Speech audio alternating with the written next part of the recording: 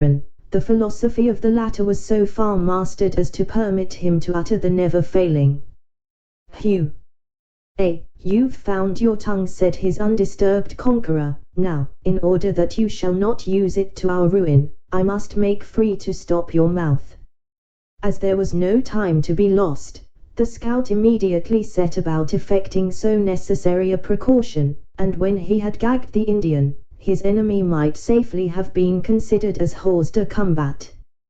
"By what place did the imp enter?" asked the industrious scout, when his work was ended.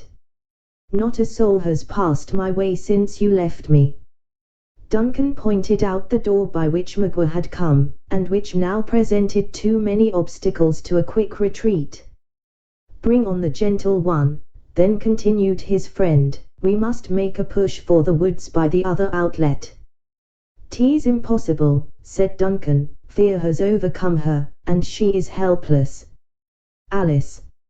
My sweet, my own Alice, arouse yourself, now is the moment to fly." "'Tis in vain. She hears, but is unable to follow.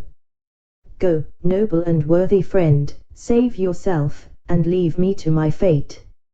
Every trail has its end, and every calamity brings its lesson," returned the scout. "There, wrap her in the Indian cloths. Conceal all of her little form. Nay, that foot has no fellow in the wilderness, it will betray her. All, every part.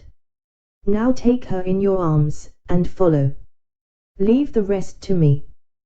Duncan, as may be gathered from the words of his companion, was eagerly obeying, and, as the other finished speaking, he took the light person of Alice in his arms, and followed in the footsteps of the scout. They found the sick woman as they had left her, still alone, and passed swiftly on, by the natural gallery, to the place of entrance. As they approached the little door of bark, a murmur of voices without announced that the friends and relatives of the invalid were gathered about the place, patiently awaiting a summons to re-enter. "If I open my lips to speak," Hawke whispered, "my English, which is the genuine tongue of a white skin, will tell the varlets that an enemy is among them. You must give them your jargon, Major, and say that we have shut the evil spirit in the cave, and are taking the woman to the woods in order to find strengthening roots. Practice all your cunning, for it is a lawful undertaking." The door opened a little, as if one without was listening to the proceedings within, and compelled the scout to cease his directions. A fierce growl repelled the eavesdropper, and then the scout boldly threw open the covering of bark, and left the place, enacting the character of a bear as he proceeded. Duncan kept close at his heels, and soon found himself in the center of a cluster of 20 anxious relatives and friends. The crowd fell back a little, and permitted the father, and one who appeared to be the husband of the woman, to approach. "Has my brother driven away the evil spirit?" demanded the former. "What has he in his arms?" "Thy child," returned Duncan, gravely. "The disease has gone out of her, it is shut up in the rocks. I take the woman to a distance, where I will strengthen her against any further attacks. She will be in the wigwam of the young man when the sun comes again." When the father had translated the meaning of the stranger's words into the Huron language, a suppressed murmur announced the satisfaction with which this intelligence was received. The chief himself waved his hand for Duncan to proceed, saying aloud, in a firm voice, and with a lofty manner, "Go, I am a man, and I will enter the rock and fight the wicked one." Hayward had gladly obeyed, and was already past the little group, when these startling words arrested him. "Is my brother mad?" he exclaimed. "Is he cruel? He will meet the disease, and it will enter him, or he will drive out the disease, and it will chase his daughter into the woods. No, let my children wait without, and if the spirit appears, beat him down with clubs. He is cunning, and will bury himself in the mountain, when he sees how many are ready to fight him." This singular warning had the desired effect. Instead of entering the cavern, the father and husband drew their tomahawks, and posted themselves in readiness to deal their vengeance on the imaginary tormentor of their sick relative, while the women and children broke branches from the bushes, or seized fragments of the rock, with a similar intention. At this favorable moment the counterfeit conjurers disappeared. Hawkeye, at the same time that he had presumed so far on the nature of the Indian superstitions, was not ignorant that they were rather tolerated than relied on by the wisest of the chiefs. He well knew the value of time in the present emergency. Whatever might be the extent of the self-delusion of his enemies, and however it had tended to assist his schemes, the slightest cause of suspicion, acting on the subtle nature of an Indian, would be likely to prove fatal. Taking the path, therefore, that was most likely to avoid observation, he rather skirted than entered the village. The warriors were still to be seen in the distance, by the fading light of the fires, stalking from lodge to lodge. But the children had abandoned their sports for their beds of skins, and the quiet of night was already beginning to prevail over the turbulence and excitement of so busy and important an evening. Alice revived under the renovating influence of the open air, and, as her physical rather than her mental powers had been the subject of weakness, she stood in no need of any explanation of that which had occurred. "Now let me make an effort to walk," she said, when they had entered the forest, blushing, though unseen, that she had not been sooner able to quit the arms of Duncan. "I am indeed restored." "Nay, Alice, you are yet too weak." The maiden struggled gently to release herself, and Hayward was compelled to part with his precious burden. The representative of the bear had certainly been an entire stranger to the delicious emotions of the lover while his arms encircled his mistress, and he was, perhaps, a stranger also to the nature of that feeling of ingenuous shame that oppressed the trembling Alice. But when he found himself at a suitable distance from the lodges he made a halt, and spoke on a subject of which he was thoroughly the master. "This path will lead you to the brook," he said. "Follow its northern bank until you come to a fall, mount the hill on your right, and you will see the fires of the other people. There you must go and demand protection. If they are true Delawares you will be safe. A distant flight with that gentle one, just now, is impossible. The Hurons would follow up our trail, and master our scalps before we had got a dozen miles. Go, and Providence be with you." "And you?" demanded Hayward, in surprise. "Surely we part not here." "The Hurons hold the pride of the Delawares. The last of the high blood of the Mohicans is in their power," returned the scout. "I go to see what can be done in his favor. Had they mastered your scalp, Major, a knave should have fallen for every hair it held, as I promised. But if the young Sagamore is to be led to the stake, the Indians shall see also how a man without a cross can die." Not in the least offended with the decided preference that the sturdy woodsman gave to one who might, in some degree, be called the child of his adoption, Duncan still continued to urge such reasons against so desperate an effort as presented themselves. He was aided by Alice, who mingled her entreaties with those of Hayward that he would abandon a resolution that promised so much danger, with so little hope of success. Their eloquence and ingenuity were expended in vain. The scout heard them attentively, but impatiently, and finally closed the discussion, by answering, in a tone that instantly silenced Alice, while it told Hayward how fruitless any further remonstrances would be. "I have heard," he said, "that there is a feeling in youth which binds man to woman closer than the father is tied to the son. It may be so. I have seldom been where women of my color dwell, but such may be the gifts of nature in the settlements.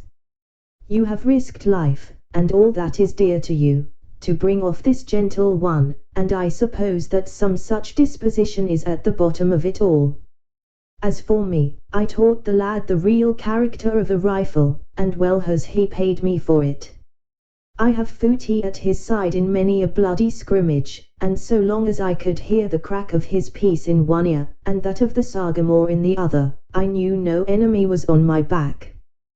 Winters and summer, nights and days, have we roved the wilderness in company, eating of the same dish, one sleeping while the other watched, and afore it shall be said that Uncas was taken to the torment, and I at hand, there is but a single ruler of us all, whatever may the color of the skin, and him I call to witness, that before the Mohican boy shall perish for the want of a friend, good faith shall depart the earth, and Killdeer become as harmless as the tooting whip-on of the singer.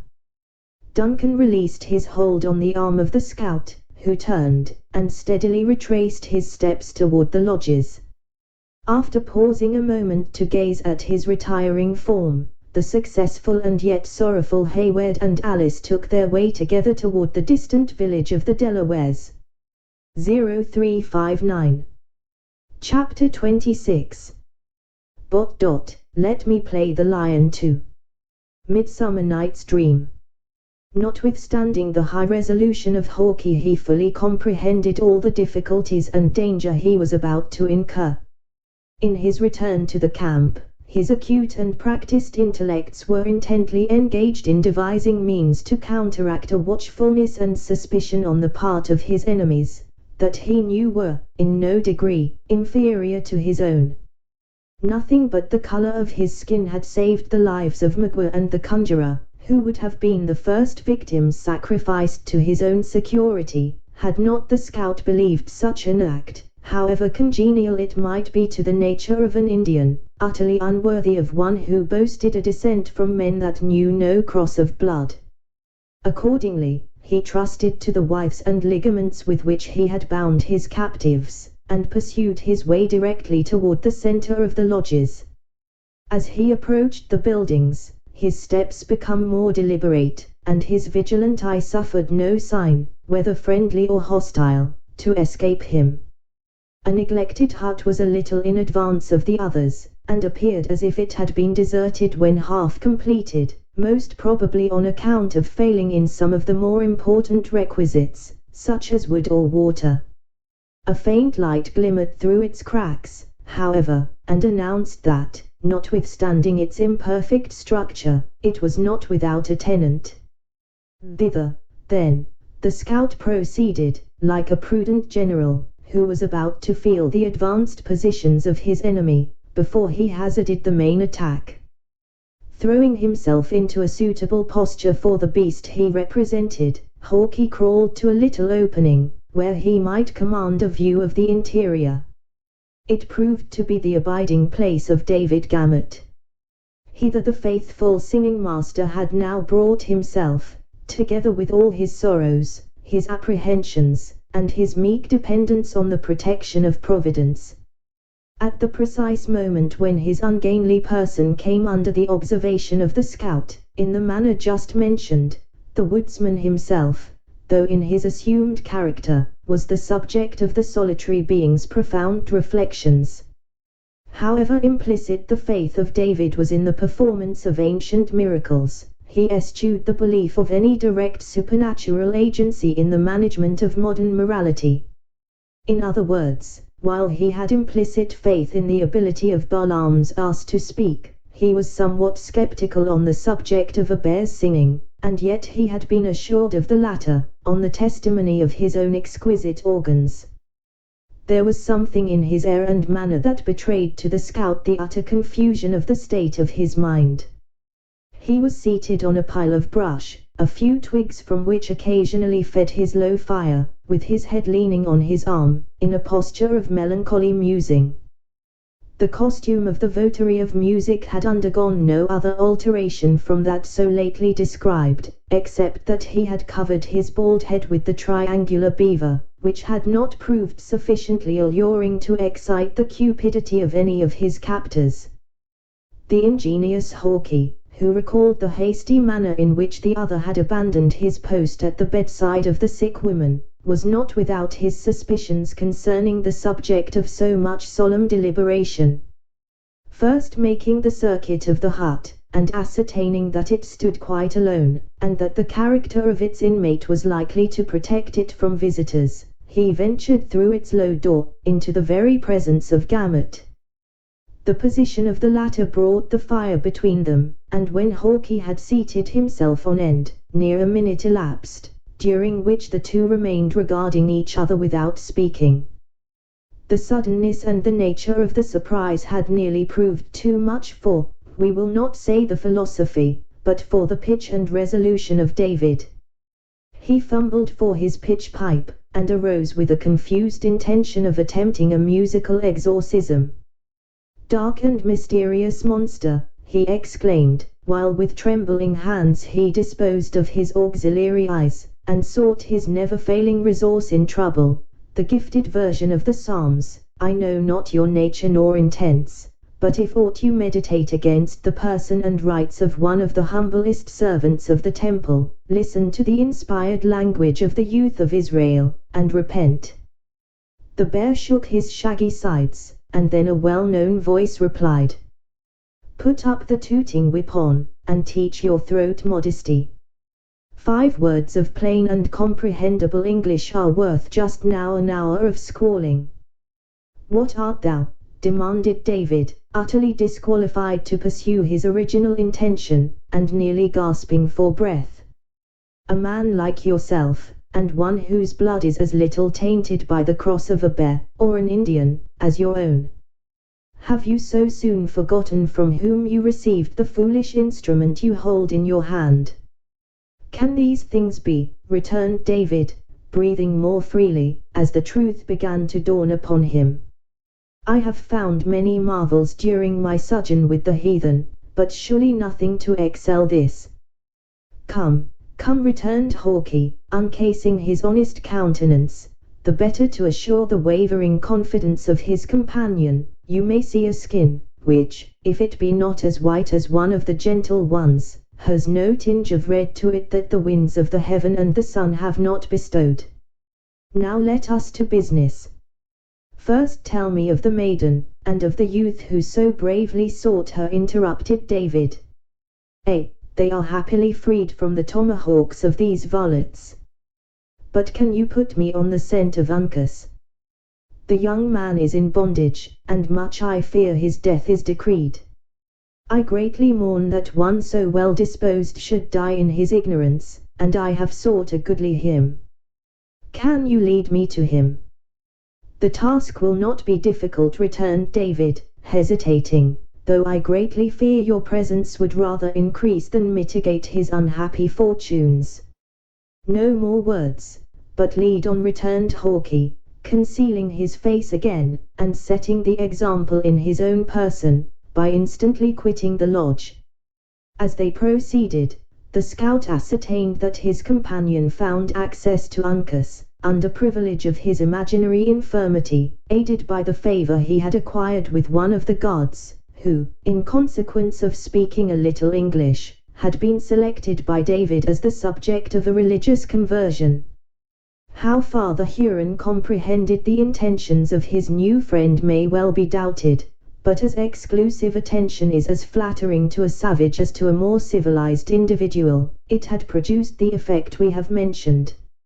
It is unnecessary to repeat the shrewd manner with which the scout extracted these particulars from the simple David, neither shall we dwell in this place on the nature of the instruction he delivered, when completely master of all the necessary facts, as the whole will be sufficiently explained to the reader in the course of the narrative.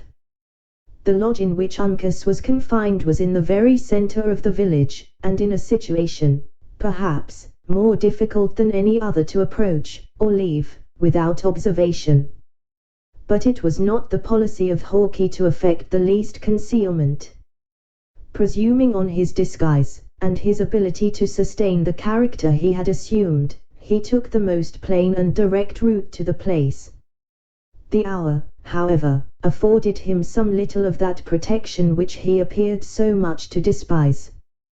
The boys were already buried in sleep, and all the women, and most of the warriors, had retired to their lodges for the night.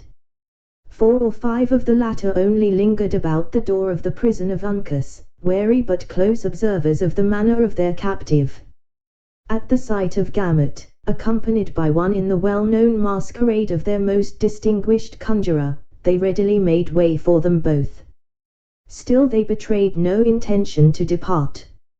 On the other hand, they were evidently disposed to remain bound to the place by an additional interest in the mysterious mummeries that they of course expected from such a visit. From the total inability of the scout to address the Hurons in their own language, he was compelled to trust the conversation entirely to David. Notwithstanding the simplicity of the latter, he did ample justice to the instructions he had received, more than fulfilling the strongest hopes of his teacher. "The Delawares are women," he exclaimed, addressing himself to the savage who had a slight understanding of the language in which he spoke. "The Yanges, my foolish countrymen, have told them to take up the tomahawk, and strike their fathers in the Canadas, and they have forgotten their sex. Does my brother wish to hear Le Cerf Agile ask for his petticoats, and see him weep before the Hurons, at the stake?" The exclamation Hugh, delivered in a strong tone of assent, announced the gratification the savage would receive in witnessing such an exhibition of weakness in an enemy so long hated and so much feared. "Then let him step aside, and the cunning man will blow upon the dog. Tell it to my brothers." The Huron explained the meaning of David to his fellows, who, in their turn, listened to the project with that sort of satisfaction that their untamed spirits might be expected to find in such a refinement in cruelty.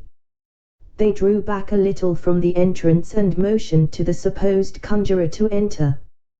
But the bear, instead of obeying, maintained the seat it had taken, and growled.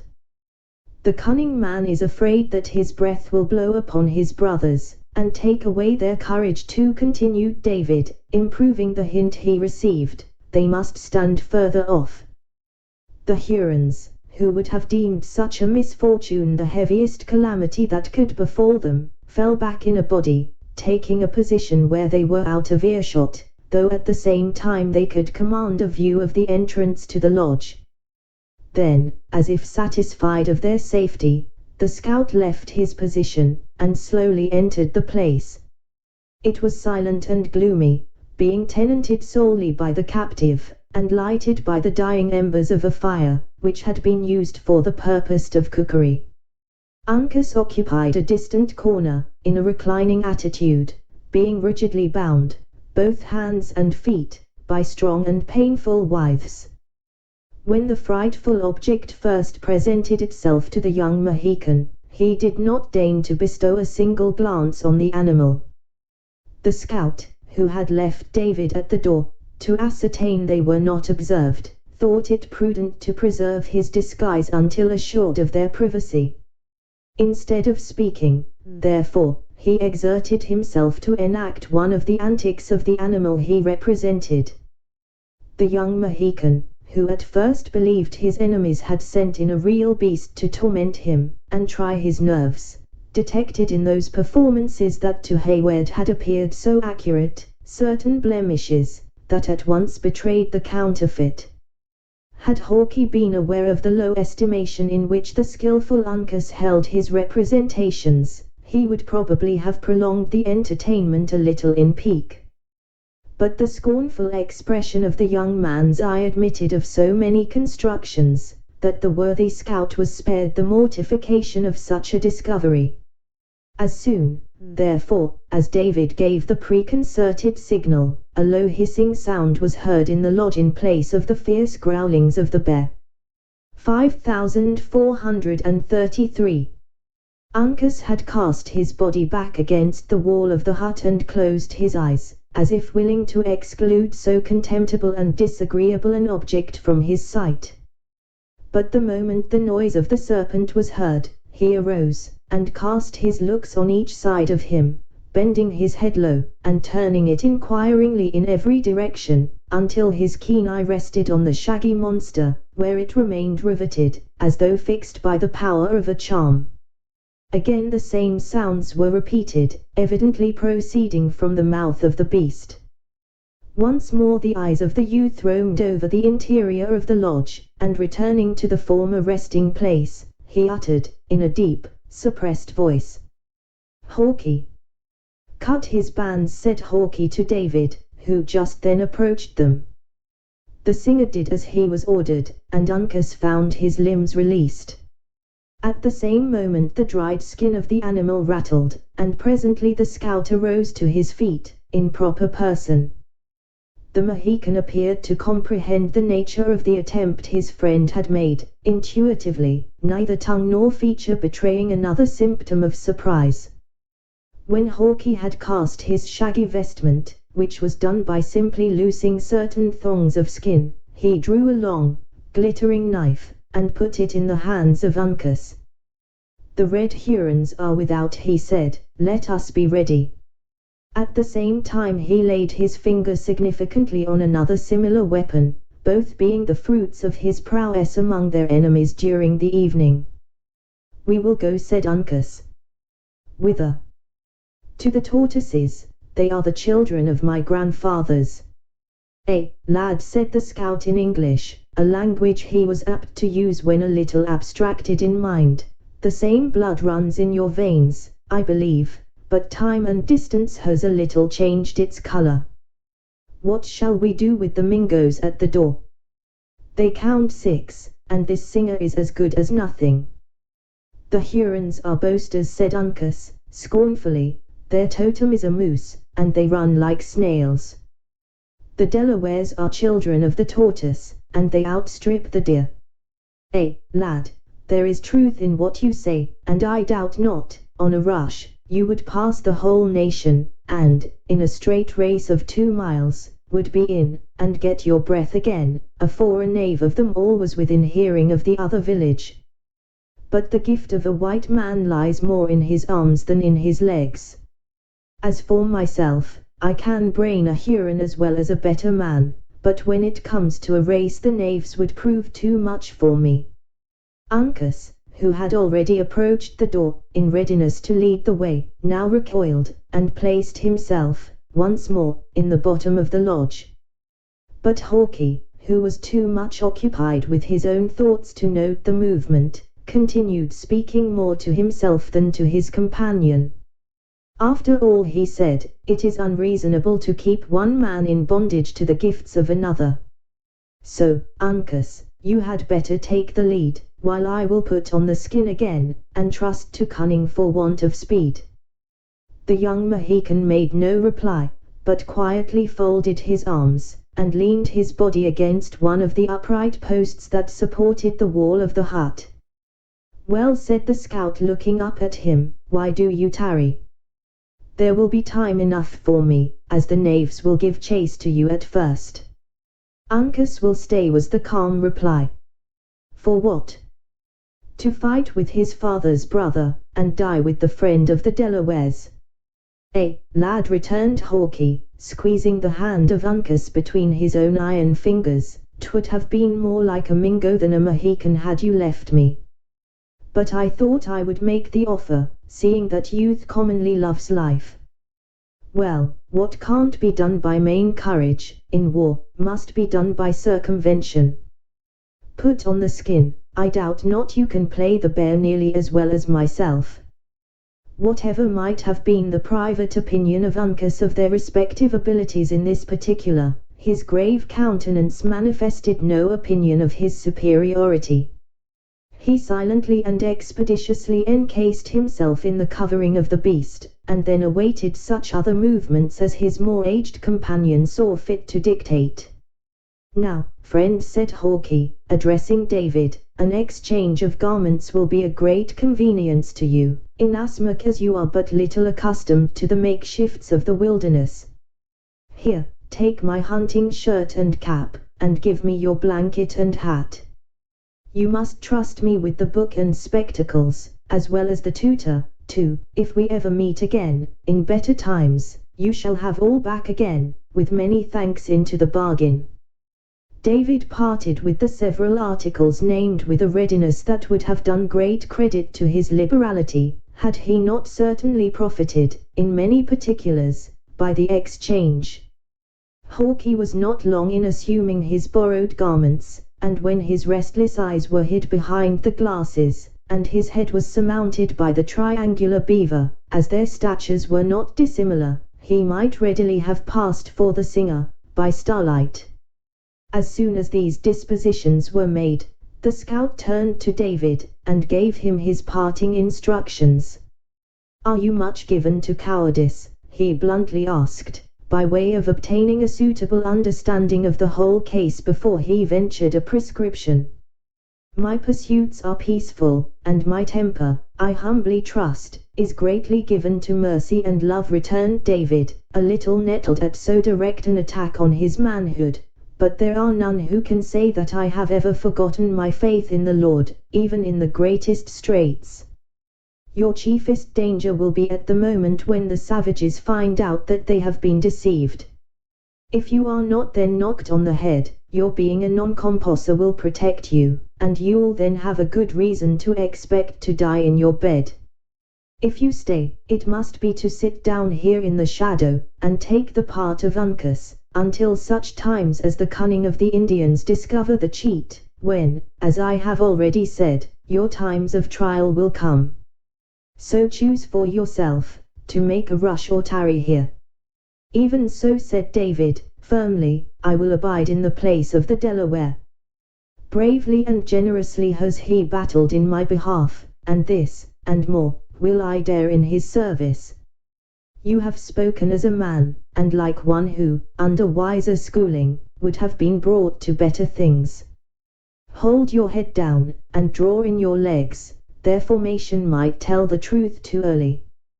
Keep silent as long as may be, and it would be wise, when you do speak, to break out suddenly in one of your shoutings, which will serve to remind the Indians that you are not altogether as responsible as men should be. If, however, they take your scalp, as I trust and believe they will not, depend on it, Uncas and I will not forget the deed, but revenge it as becomes true warriors and trusty friends." "Hold," said David, perceiving that with this assurance they were about to leave him. "I am an unworthy and humble follower of one who taught not the damnable principle of revenge. Should I fall, therefore, seek no victims to my manes, but rather forgive my destroyers, and if you remember them at all, let it be in prayers for the enlightening of their minds, and for their eternal welfare." The scout hesitated, and appeared to muse. "There is a principle in that," he said, "different from the law of the woods, and yet it is fair and noble to reflect upon." Then heaving a heavy sigh, probably among the last he ever drew in pining for a condition he had so long abandoned, he added, "It is what I would wish to practice myself, as one without a cross of blood, though it is not always easy to deal with an Indian as you would with a fellow Christian. God bless you, friend. I do believe your scent is not greatly wrong, when the matter is duly considered, and keeping eternity before the eyes, though much depends on the natural gifts, and the force of temptation." So saying, the scout returned and shook David cordially by the hand, after which act of friendship he immediately left the lodge, attended by the new representative of the beast. The instant Hawkeye found himself under the observation of the Hurons, he drew up his tall form in the rigid manner of David, threw out his arm in the act of keeping time, and commenced what he intended for an imitation of his psalmody. Happily for the success of this delicate adventure, he had to deal with ears but little practiced in the concord of sweet sounds, or the miserable effort would infallibly have been detected. It was necessary to pass within a dangerous proximity of the dark group of the savages, and the voice of the scout grew louder as they drew nigher. When at the nearest point the Huron who spoke the English thrust out an arm, and stopped the supposed singing master. "The Delaware dog," he said, leaning forward, and peering through the dim light to catch the expression of the other's features, "is he afraid? Will the Hurons hear his groans?" A growl, so exceedingly fierce and natural, proceeded from the beast, that the young Indian released his hold and started aside, as if to assure himself that it was not a veritable bear, and no counterfeit, that was rolling before him. Hawkie, who feared his voice would betray him to his subtle enemies, gladly profited by the interruption, to break out anew in such a burst of musical expression as would, probably, in a more refined state of society have been termed a grand crash. Among his actual auditors, however, it merely gave him an additional claim to that respect which they never withhold from such as are believed to be the subjects of mental alienation. The little knot of Indians drew back in a body, and suffered, as they thought, the conjurer and his inspired assistant to proceed. It required no common exercise of fortitude in Uncas and the scout to continue the dignified and deliberate pace they had assumed in passing the lodge, especially as they immediately perceived that curiosity had so far mastered fear, as to induce the watchers to approach the hut, in order to witness the effect of the incantations. The least injudicious or impatient movement on the part of David might betray them, and time was absolutely necessary to ensure the safety of the scout. The loud noise the latter conceived it politic to continue, drew many curious gazers to the doors of the different huts as they passed, and once or twice a dark-looking warrior stepped across their path, led to the act by superstition and watchfulness. They were not, however, interrupted, the darkness of the hour, and the boldness of the attempt, proving their principal friends. The adventurers had got clear of the village, and were now swiftly approaching the shelter of the woods, when a loud and long cry arose from the lodge where Uncas had been confined. The Mohican started on his feet, and shook his shaggy covering, as though the animal he counterfeited was about to make some desperate effort. "Hold," said the scout, grasping his friend by the shoulder, "let them yell again." 'Twas nothing but wonderment. He had no occasion to delay, for at the next instant a burst of cries filled the outer air, and ran along the whole extent of the village. Uncas cast his skin, and stepped forth in his own beautiful proportions. Hawkie tapped him lightly on the shoulder, and glided ahead. "Now let the devils strike our scent," said the scout, tearing two rifles, with all their attendant accoutrements, from beneath a bush, and flourishing killdeer as he handed Uncas his weapon. "Two, at least, will find it to their deaths." Then, throwing their pieces to a low trail, like sportsmen in readiness for their game, they dashed forward, and were soon buried in the sombre darkness of the forest. Chapter 27. And I shall remember, when Csar says, "Do this," it is performed. Julius Caesar. The impatience of the savages who lingered about the prison of Uncas, as has been seen, had overcome their dread of the conjurer's breath. They stole cautiously, and with beating hearts, to a crevice, through which the faint light of the fire was glimmering. For several minutes they mistook the form of David for that of the prisoner, but the very accident which Hawkie had foreseen occurred. Tired of keeping the extremities of his long person so near together, the singer gradually suffered the lower limbs to extend themselves, until one of his misshapen feet actually came in contact with and shoved aside the embers of the fire. At first the Hurons believed the Delaware had been thus deformed by witchcraft. But when David, unconscious of being observed, turned his head, and exposed his simple, mild countenance, in place of the haughty lineaments of their prisoner, it would have exceeded the credulity of even a native to have doubted any longer. They rushed together into the lodge, and, laying their hands, with but little ceremony, on their captive, immediately detected the imposition. Then arose the cry first heard by the fugitives. It was succeeded by the most frantic and angry demonstrations of vengeance. David, however, firm in his determination to cover the retreat of his friends, was compelled to believe that his own final hour had come. Deprived of his book and his pipe, he was fain to trust to a memory that rarely failed him on such subjects, and breaking forth in a loud and impassioned strain, he endeavored to smooth his passage into the other world by singing the opening verse of a funeral anthem. The Indians were seasonably reminded of his infirmity, and, rushing into the open air, they aroused the village in the manner described. A native warrior fights as he sleeps, without the protection of anything defensive. The sounds of the alarm were, therefore, hardly uttered before 200 men were afoot, and ready for the battle or the chase, as either might be required. The escape was soon known, and the whole tribe crowded, in a body, around the council lodge, impatiently awaiting the instruction of their chiefs. In such a sudden demand on their wisdom, the presence of the cunning Magua could scarcely fail of being needed. His name was mentioned, and all looked round in wonder that he did not appear. Messengers were then dispatched to his lodge requiring his presence. In the meantime, some of the swiftest and most discreet of the young men were ordered to make the circuit of the clearing, under cover of the woods, in order to ascertain that their suspected neighbors, the Delawares, designed no mischief. Women and children ran to and fro, and, in short, the whole encampment exhibited another scene of wild and savage confusion.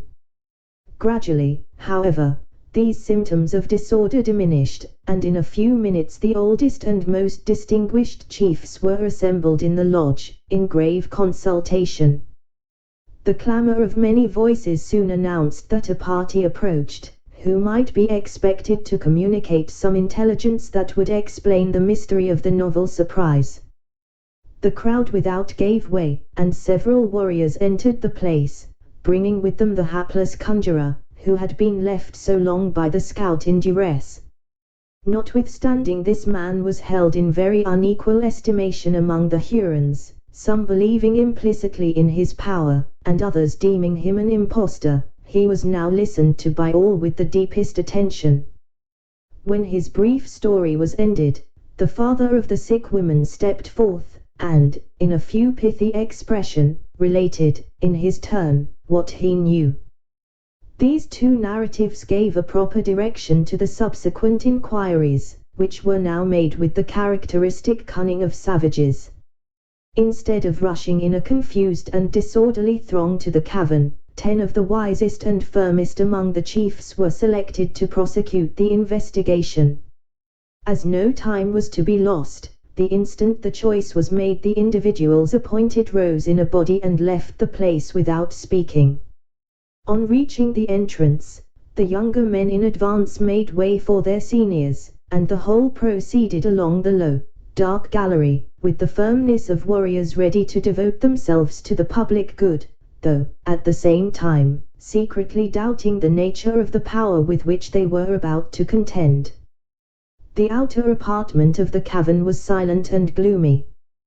The woman lay in her usual place and posture, though there were those present who affirmed they had seen her borne to the woods by the supposed medicine of the white men. Such a direct and palpable contradiction of the tale related by the father caused all eyes to be turned on him. Chafed by the silent imputation, and inwardly troubled by so unaccountable a circumstance, the chief advanced to the side of the bed, and, stooping, cast an incredulous look at the features, as if distrusting their reality. His daughter was dead. The unerring feeling of nature for a moment prevailed, and the old warrior hid his eyes in sorrow. Then, recovering his self-possession, he faced his companions, and, pointing toward the corpse, he said, in the language of his people, "The wife of my young man has left us. The Great Spirit is angry with his children." The mournful intelligence was received in solemn silence. After a short pause, one of the elder Indians was about to speak, when a dark-looking object was seen rolling out of an adjoining apartment, into the very center of the room where they stood. Ignorant of the nature of the beings they had to deal with, the whole party drew back a little, and, rising on end, exhibited the distorted but still fierce and sullen features of Magua. The discovery was succeeded by a general exclamation of amazement. As soon, however, as the true situation of the chief was understood, several knives appeared, and his limbs and tongue were quickly released. The Huron arose, and shook himself like a lion quitting his lair. Not a word escaped him, though his hand played convulsively with the handle of his knife, while his lowering eyes scanned the whole party, as if they sought an object suited to the first burst of his vengeance.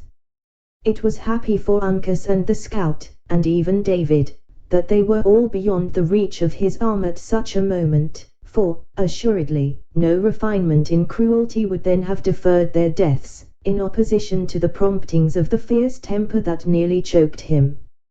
Meeting everywhere faces that he knew as friends, the savage grated his teeth together like rasps of iron, and swallowed his passion for want of a victim on whom to vent it.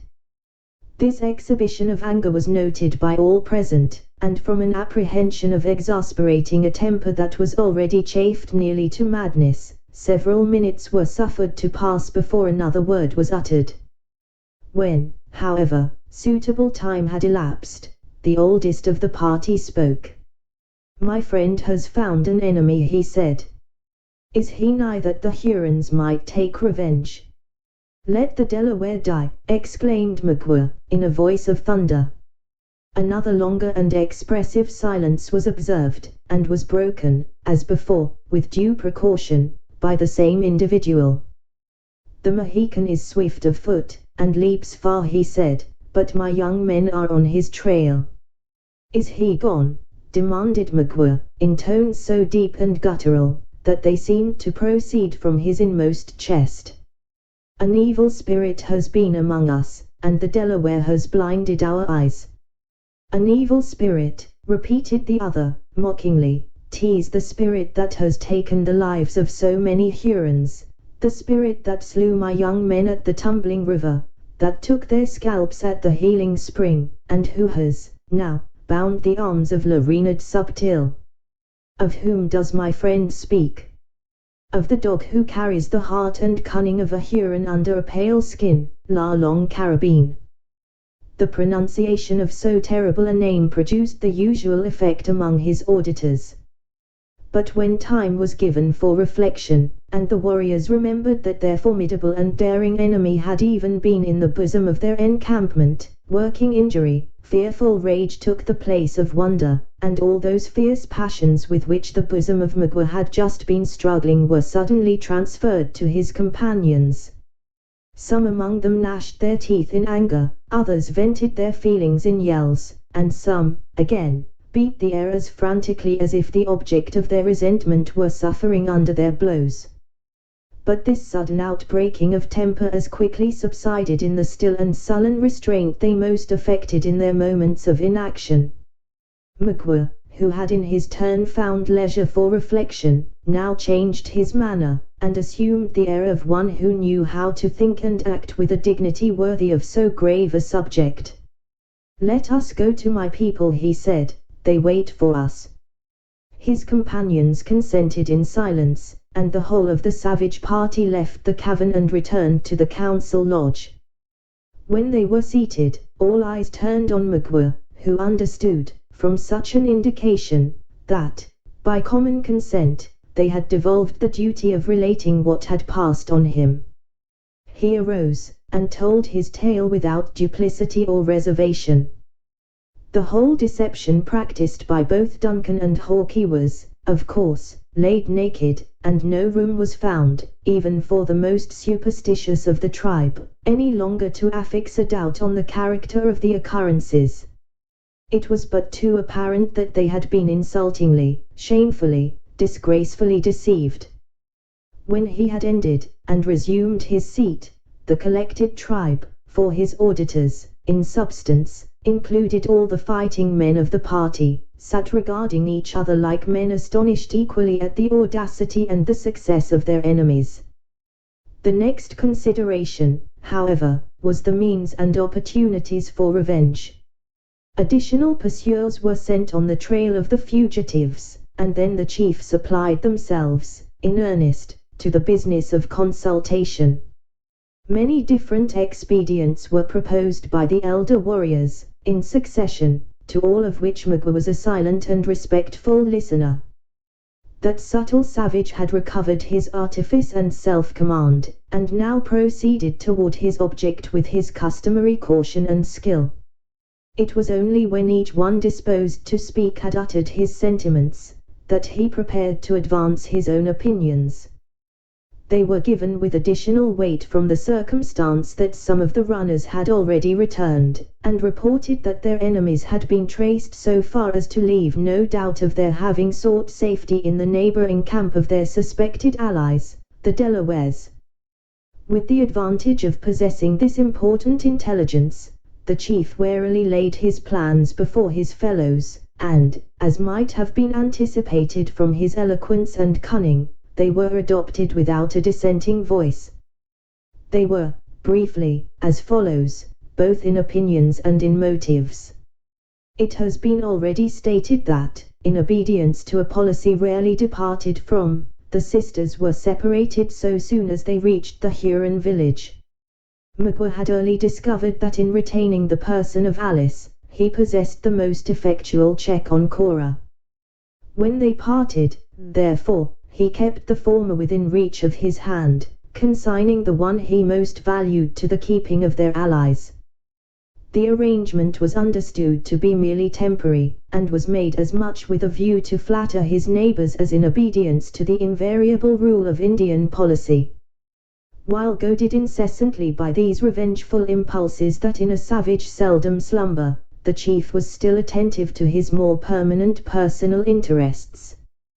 The follies and disloyalty committed in his youth were to be expiated by a long and painful penance, ere he could be restored to the full enjoyment of the confidence of his ancient people, and without confidence there could be no authority in an Indian tribe. In this delicate and arduous situation, the crafty native had neglected no means of increasing his influence, and one of the happiest of his expedients had been the success with which he had cultivated the favor of their powerful and dangerous neighbors. The result of his experiment had answered all the expectations of his policy, for the Hurons were in no degree exempt from that governing principle of nature, which induces man to value his gifts precisely in the degree that they are appreciated by others. But, while he was making this ostensible sacrifice to general considerations, Magua never lost sight of his individual motives. The latter had been frustrated by the unlooked-for events which had placed all his prisoners beyond his control, and he now found himself reduced to the necessity of suing for favors to those whom it had so lately been his policy to oblige. Several of the chiefs had proposed deep and treacherous schemes to surprise the Delawares and, by gaining possession of their camp, to recover their prisoners by the same blow, for all agreed that their honor, their interests, and the peace and happiness of their dead countrymen, imperiously required them speedily to immolate some victims to their revenge. But plans so dangerous to attempt, and of such doubtful issue, Magua found little difficulty in defeating. He exposed their risk and fallacy with his usual skill, and it was only after he had removed every impediment, in the shape of opposing advice, that he ventured to propose his own projects. He commenced by flattering the self-love of his auditors, a never-failing method of commanding attention. When he had enumerated the many different occasions on which the Hurons had exhibited their courage and prowess, in the punishment of insults, he digressed in a high encomium on the virtue of wisdom. He painted the quality as forming the great point of difference between the beaver and other brutes, between the brutes and men, and, finally, between the Hurons, in particular, and the rest of the human race. After he had sufficiently extolled the property of discretion, he undertook to exhibit in what manner its use was applicable to the present situation of their tribe. On the one hand, he said, was their great pale father, the governor of the Canadas, who had looked upon his children with a hard eye since their tomahawks had been so red; on the other, a people as numerous as themselves, who spoke a different language, possessed different interests, and loved them not, and who would be glad of any pretense to bring them in disgrace with the great white chief. Then he spoke of their necessities, of the gifts they had a right to expect for their past services, of their distance from their proper hunting grounds and native villages, and of the necessity of consulting prudence more, and inclination less, in so critical circumstances. When he perceived that, while the old men applauded his moderation, many of the fiercest and most distinguished of the warriors listened to these politic plans with lowering looks, he cunningly led them back to the subject which they most loved. He spoke openly of the fruits of their wisdom, which he boldly pronounced would be a complete and final triumph over their enemies. He even darkly hinted that their success might be extended, with proper caution, in such a manner as to include the destruction of all whom they had reason to hate. In short, he so blended the warlike with the artful, the obvious with the obscure, as to flatter the propensities of both parties, and to leave to each subject of hope, while neither could say it clearly comprehended his intentions. The orator, or the politician, who can produce such a state of things, is commonly popular with his contemporaries, however he may be treated by posterity. All perceived that more was meant than was uttered, and each one believed that the hidden meaning was precisely such as his own faculties enabled him to understand, or his own wishes led him to anticipate. In this happy state of things, it is not surprising that the management of Mugwa prevailed.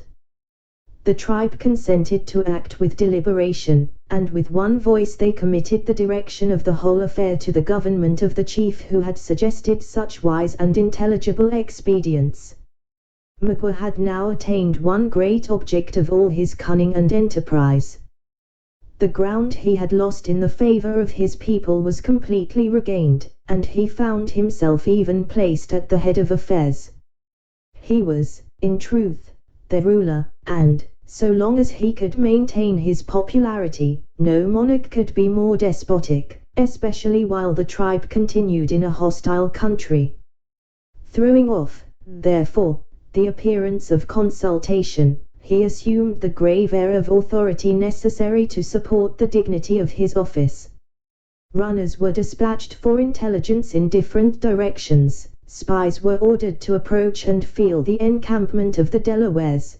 The warriors were dismissed to their lodges, with an intimation that their services would soon be needed, and the women and children were ordered to retire, with a warning that it was their province to be silent. When these several arrangements were made, Mugwa passed through the village, stopping here and there to pay a visit where he thought his presence might be flattering to the individual. He confirmed his friends in their confidence, fixed the wavering, and gratified all.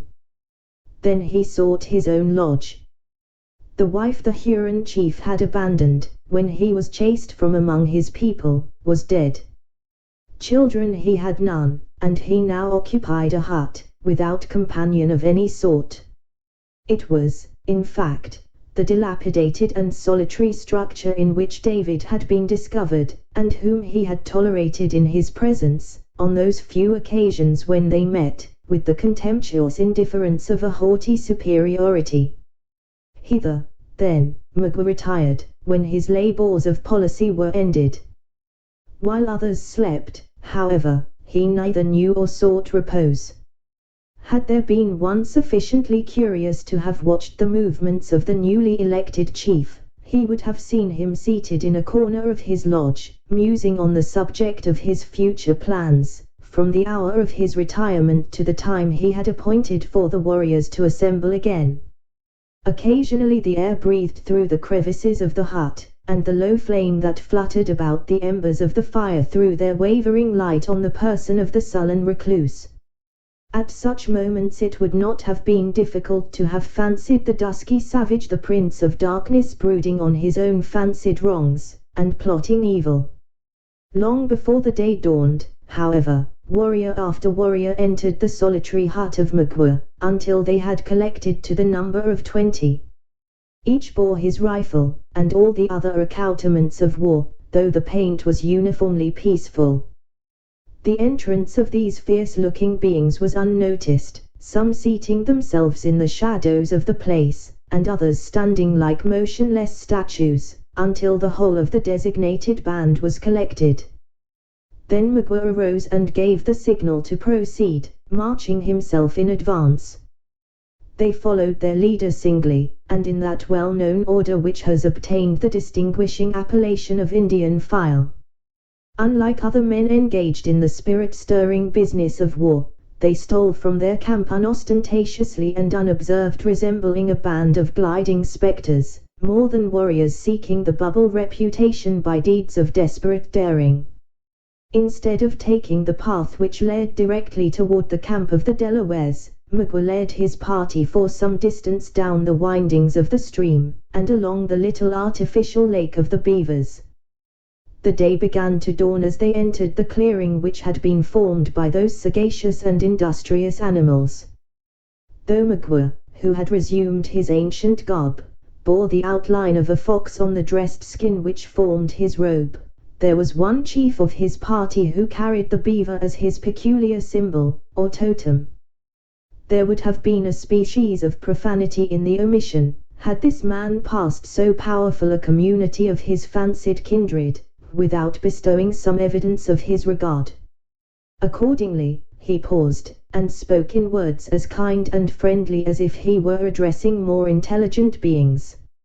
He called the animals his cousins, and reminded them that his protecting influence was the reason they remained unharmed, while many avaricious traders were prompting the Indians to take their lives.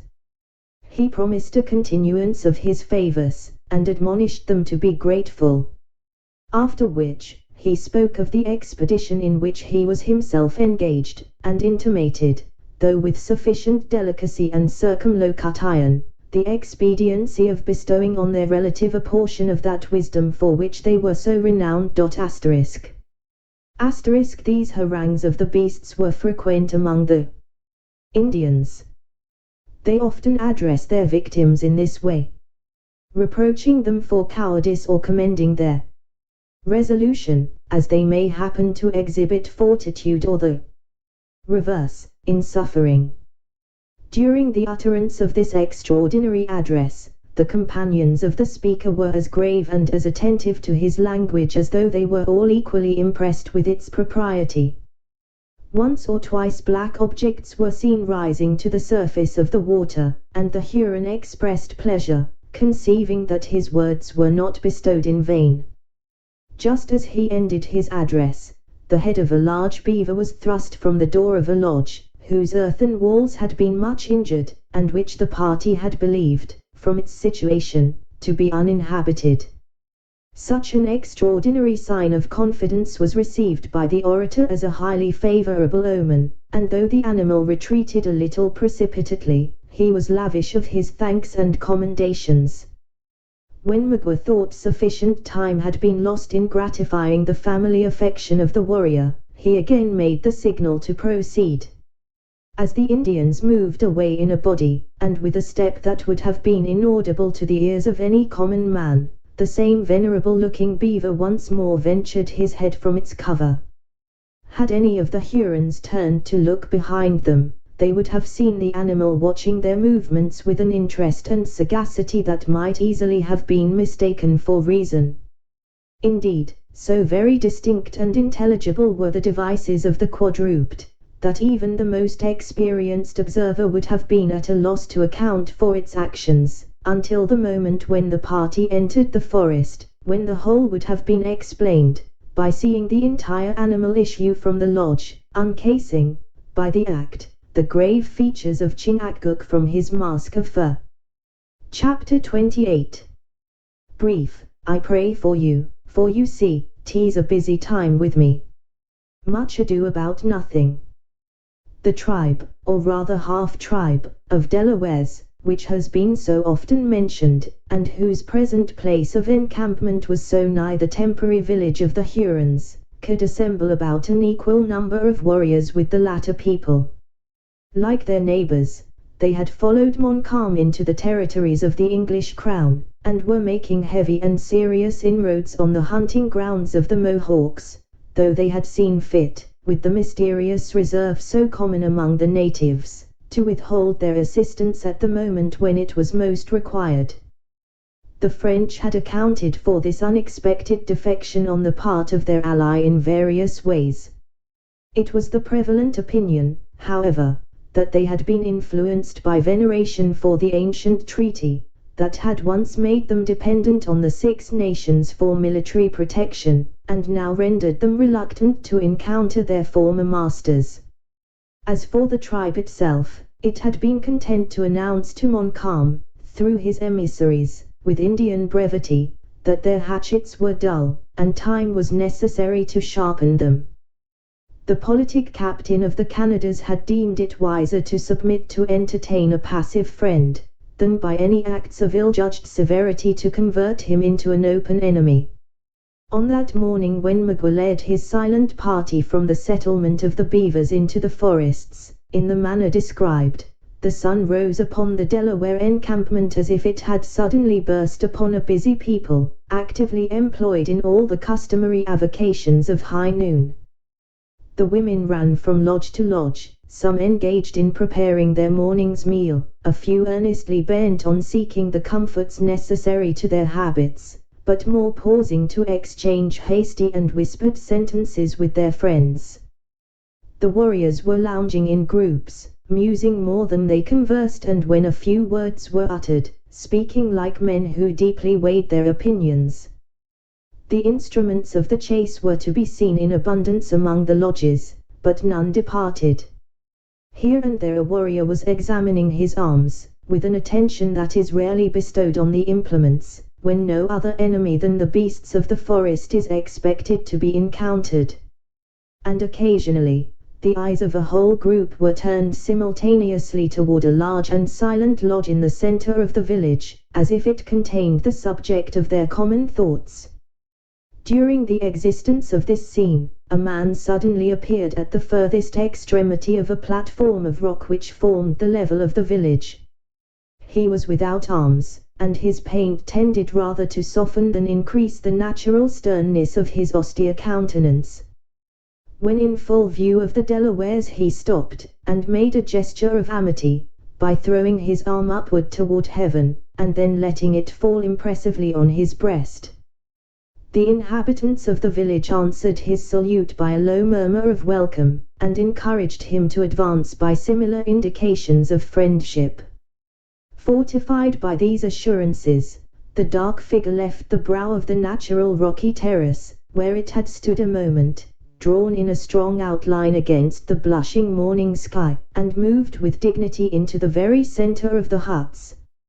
As he approached, nothing was audible but the rattling of the light silver ornaments that loaded his arms and neck, and the tinkling of the little bells that fringed his deerskin moccasins. He made, as he advanced, many courteous signs of greeting to the men he passed, neglecting to notice the women, however, like one who deemed their favor, in the present enterprise, of no importance. When he had reached the group in which it was evident, by the haughtiness of their common mien, that the principal chiefs were collected, the stranger paused, and then the Delawares saw that the active and erect form that stood before them was that of the well-known Huron chief, Le Renard Subtil. His reception was grave, silent, and wary. The warriors in front stepped aside, opening the way to their most approved orator by the action, one who spoke all those languages that were cultivated among the northern aborigines. "The wise Huron is welcome," said the Delaware, in the language of the Marquas. "He is come to eat his succotash *, with his brothers of the lakes." *, a dish composed of cracked corn and beans. It is much used also by the whites. By corn is meant maize. "He is come," repeated Magua, bending his head with the dignity of an Eastern prince. The chief extended his arm, and taking the other by the wrist, they once more exchanged friendly salutations. Then the Delaware invited his guest to enter his own lodge, and share his morning meal. The invitation was accepted, and the two warriors, attended by 3 or 4 of the old men, walked calmly away, leaving the rest of the tribe devoured by a desire to understand the reasons of so unusual a visit, and yet not betraying the least impatience by sign or word. During the short and frugal repast that followed, the conversation was extremely circumspect, and related entirely to the events of the hunt, in which Magua had so lately been engaged. It would have been impossible for the most finished breeding to wear more of the appearance of considering the visit as a thing of course, than did his hosts, notwithstanding every individual present was perfectly aware that it must be connected with some secret object and that probably of importance to themselves. When the appetites of the whole were appeased, the squaws removed the trenchers and gourds, and the two parties began to prepare themselves for a subtle trial of their wits. Is the face of my great Canada father turned again toward his Huron children? Demanded the orator of the Delawares. When was it ever otherwise? Returned Magua. He calls my people most beloved. The Delaware gravely bowed his acquiescence to what he knew to be false, and continued. The tomahawks of your young men have been very red. It is so, but they are now bright and dull, for the Yanges are dead, and the Delawares are our neighbors. The other acknowledged the pacific compliment by a gesture of the hand, and remained silent. Then Magua, as if recalled to such a recollection, by the allusion to the massacre, demanded, Does my prisoner give trouble to my brothers? She is welcome. The path between the Hurons and the Delawares is short and it is open. Let her be sent to my squaws, if she gives trouble to my brother. She is welcome, returned the chief of the latter nation, still more emphatically.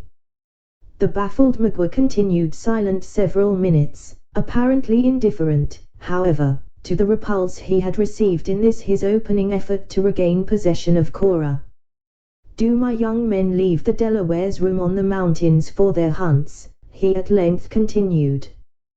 The Lenape are rulers of their own hills, returned the other a little haughtily.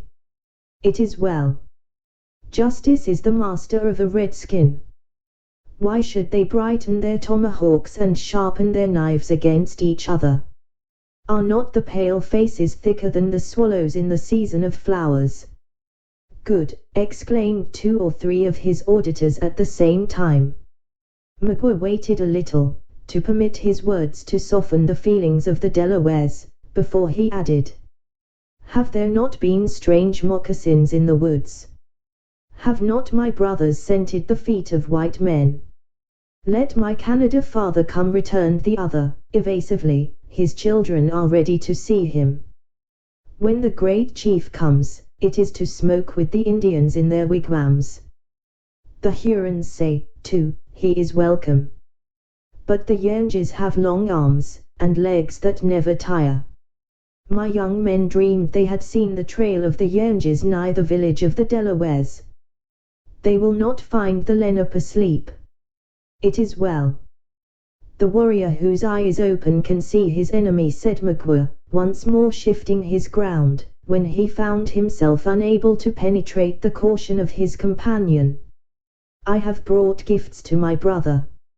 His nation would not go on the war path, because they did not think it well, but their friends have remembered where they lived.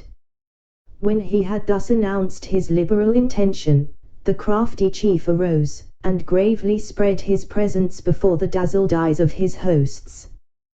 They consisted principally of trinkets of little value, plundered from the slaughtered females of William Henry.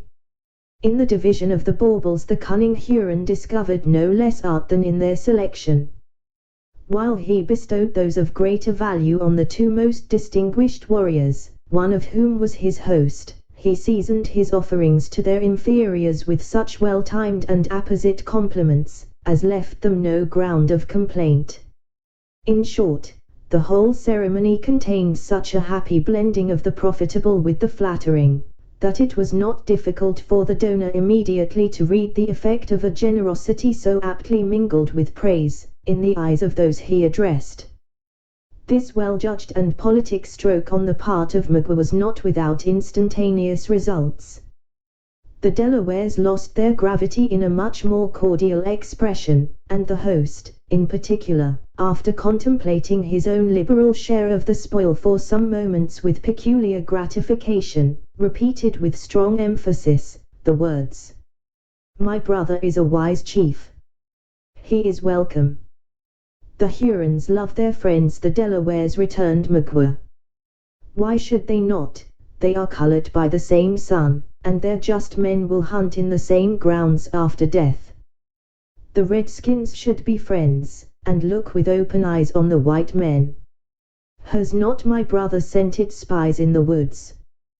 The Delaware, whose name in English signified hard heart, an appellation that the French had translated into Le Coureur, forgot that obduracy of purpose, which had probably obtained him so significant a title. His countenance grew very sensibly less stern, and he now deigned to answer more directly. "There have been strange moccasins about my camp. They have been tracked into my lodges." "Did my brother beat out the dogs?" asked Magua, without adverting in any manner to the former equivocation of the chief. "It would not do. The stranger is always welcome to the children of the Lenape." "The stranger, but not the spy. Would the Yanges send their women as spies?" "Did not the Huron chief say he took women in the battle?" "He told no lie. The Yanges have sent out their scouts. They have been in my wigwams, but they found there no one to say welcome. Then they fled to the Delawares, for, say they, the Delawares are our friends. Their minds are turned from their Canada father." This insinuation was a home thrust, and one that in a more advanced state of society would have entitled Magua to the reputation of a skillful diplomatist. The recent defection of the tribe had, as they well knew themselves, subjected the Delawares to much reproach among their French allies, and they were now made to feel that their future actions were to be regarded with jealousy and distrust. There was no deep insight into causes and effects necessary to foresee that such a situation of things was likely to prove highly prejudicial to their future movements. Their distant villages, their hunting grounds, and hundreds of their women and children, together with a material part of their physical force, were actually within the limits of the French territory. Accordingly, this alarming annunciation was received, as Magua intended, with manifest disapprobation, if not with alarm. "Let my father look in my face," said Le Coureur, "he will see no change. It is true, my young men did not go out on the war path, they had dreams for not doing so. But they love and venerate the great white chief. Will he think so when he hears that his greatest enemy is fed in the camp of his children? When he is told a bloody Yankee smokes at your fire? That the pale face who has slain so many of his friends goes in and out among the Delawares? Go. My great Canada father is not a fool." "Where is the Yankee that the Delawares fear?" returned the other, "who has slain my young men? Who is the mortal enemy of my great father?" "La Longue Carabine." The Delaware warriors started at the well-known name, betraying by their amazement that they now learned, for the first time, one so famous among the Indian allies of France was within their power. "What does my brother mean?" demanded Le Coureur, in a tone that, by its wonder, far exceeded the usual apathy of his race. "A Huron never lies," returned Magua, coldly, leaning his head against the side of the lodge, and drawing his slight robe across his tawny breast. "Let the Delawares count their prisoners, they will find one whose skin is neither red nor pale." A long and musing pause succeeded. The chief consulted apart with his companions, and messengers dispatched to collect certain others of the most distinguished men of the tribe. As warrior after warrior dropped in, they were each made acquainted, in turn, with the important intelligence that Magua had just communicated. The air of surprise, and the usual low, deep, guttural exclamation, were common to them all. The news spread from mouth to mouth, until the whole encampment became powerfully agitated. The women suspended their labors, to catch such syllables as unguardedly fell from the lips of the consulting warriors. The boys deserted their sports, and walking fearlessly among their fathers, looked up in curious admiration, as they heard the brief exclamations of wonder they so freely expressed the temerity of their hated foe. In short, every occupation was abandoned for the time, and all other pursuits seemed discarded in order that the tribe might freely indulge, after their own peculiar manner, in an open expression of feeling.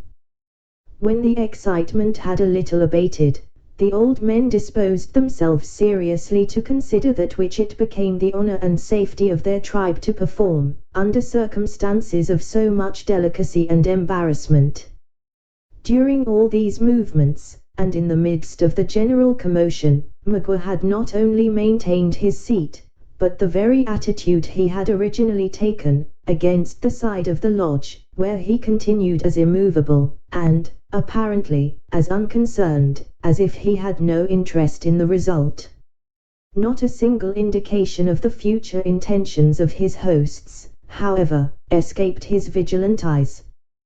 With his consummate knowledge of the nature of the people with whom he had to deal, he anticipated every measure on which they decided, and it might almost be said, that, in many instances, he knew their intentions, even before they became known to themselves. The council of the Delawares was short. When it was ended, a general bustle announced that it was to be immediately succeeded by a solemn and formal assemblage of the nation. As such meetings were rare, and only called on occasions of the last importance, the subtle Huron, who still sat apart, a wily and dark observer of the proceedings, now knew that all his projects must be brought to their final issue. He, therefore, left the lodge and walked silently forth to the place, in front of the encampment, whither the warriors were already beginning to collect. It might have been half an hour before each individual, including even the women and children, was in his place. The delay had been created by the grave preparations that were deemed necessary to so solemn and unusual a conference. But when the sun was seen climbing above the tops of that mountain, against whose bosom the Delawares had constructed their encampment, most were seated, and as his bright rays darted from behind the outline of trees that fringed the eminence, they fell upon as grave, as attentive, and as deeply interested a multitude, as was probably ever before lighted by his morning beams. Its number somewhat exceeded 1,000 souls. In a collection of so serious savages, there is never to be found any impatient aspirant after premature distinction, standing ready to move his auditors to some hasty, and, perhaps, injudicious discussion, in order that his own reputation may be the gainer. An act of so much precipitancy and presumption would seal the downfall of precocious intellect forever. It rested solely with the oldest and most experienced of the men to lay the subject of the conference before the people. Until such a one chose to make some movement, no deeds in arms, no natural gifts, nor any renown as an orator, would have justified the slightest interruption. On the present occasion, the aged warrior whose privilege it was to speak, was silent, seemingly oppressed with the magnitude of his subject. The delay had already continued long beyond the usual deliberative pause that always preceded a conference, but no sign of impatience or surprise escaped even the youngest boy. Occasionally an eye was raised from the earth, where the looks of most were riveted, and strayed toward a particular lodge, that was, however, in no manner distinguished from those around it, except in the peculiar care that had been taken to protect it against the assaults of the weather. At length one of those low murmurs, that are so apt to disturb a multitude, was heard, and the whole nation arose to their feet by a common impulse. At that instant the door of the lodge in question opened, and 3 men, issuing from it, slowly approached the place of consultation. They were all aged, even beyond that period to which the oldest present had reached, but one in the center, who leaned on his companions for support, had numbered an amount of years to which the human race is seldom permitted to attain. His frame, which had once been tall and erect, like the cedar, was now bending under the pressure of more than a century. The elastic, light step of an Indian was gone, and in its place he was compelled to toil his tardy way over the ground, inch by inch. His dark, wrinkled countenance was in singular and wild contrast with the long white locks which floated on his shoulders, in such thickness, as to announce that generations had probably passed away since they had last been shorn. The dress of this patriarch, for such, considering his vast age, in conjunction with his affinity and influence with his people, he might very properly be termed, was rich and imposing, though strictly after the simple fashions of the tribe. His robe was of the finest skins, which had been deprived of their fur, in order to admit of a hieroglyphical representation of various deeds in arms, done in former ages. His bosom was loaded with medals, some in massive silver, and one or two even in gold, the gifts of various Christian potentates during the long period of his life. He also wore armlets, and cinctures above the ankles, of the latter precious metal. His head, on the whole of which the hair had been permitted to grow, the pursuits of war having so long been abandoned, was encircled by a sort of plated diadem, which, in its turn, bore lesser and more glittering ornaments, that sparkled amid the glossy hues of 3 drooping ostrich feathers, dyed a deep black, in touching contrast to the color of his snow-white locks. His tomahawk was nearly hid in silver, and the handle of his knife shone like a horn of solid gold.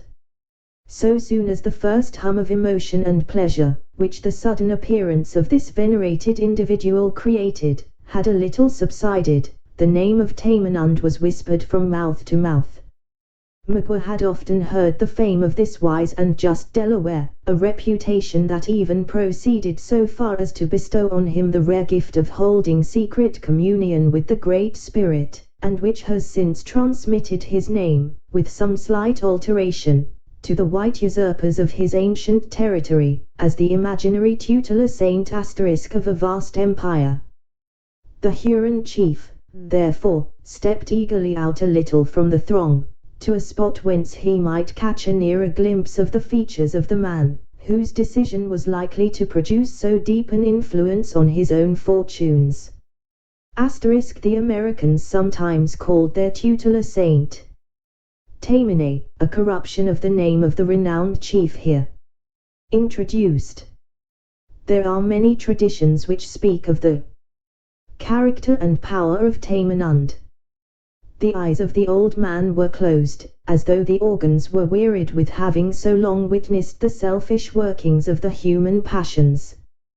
The color of his skin differed from that of most around him, being richer and darker, the latter having been produced by certain delicate and mazy lines of complicated and yet beautiful figures, which had been traced over most of his person by the operation of tattooing.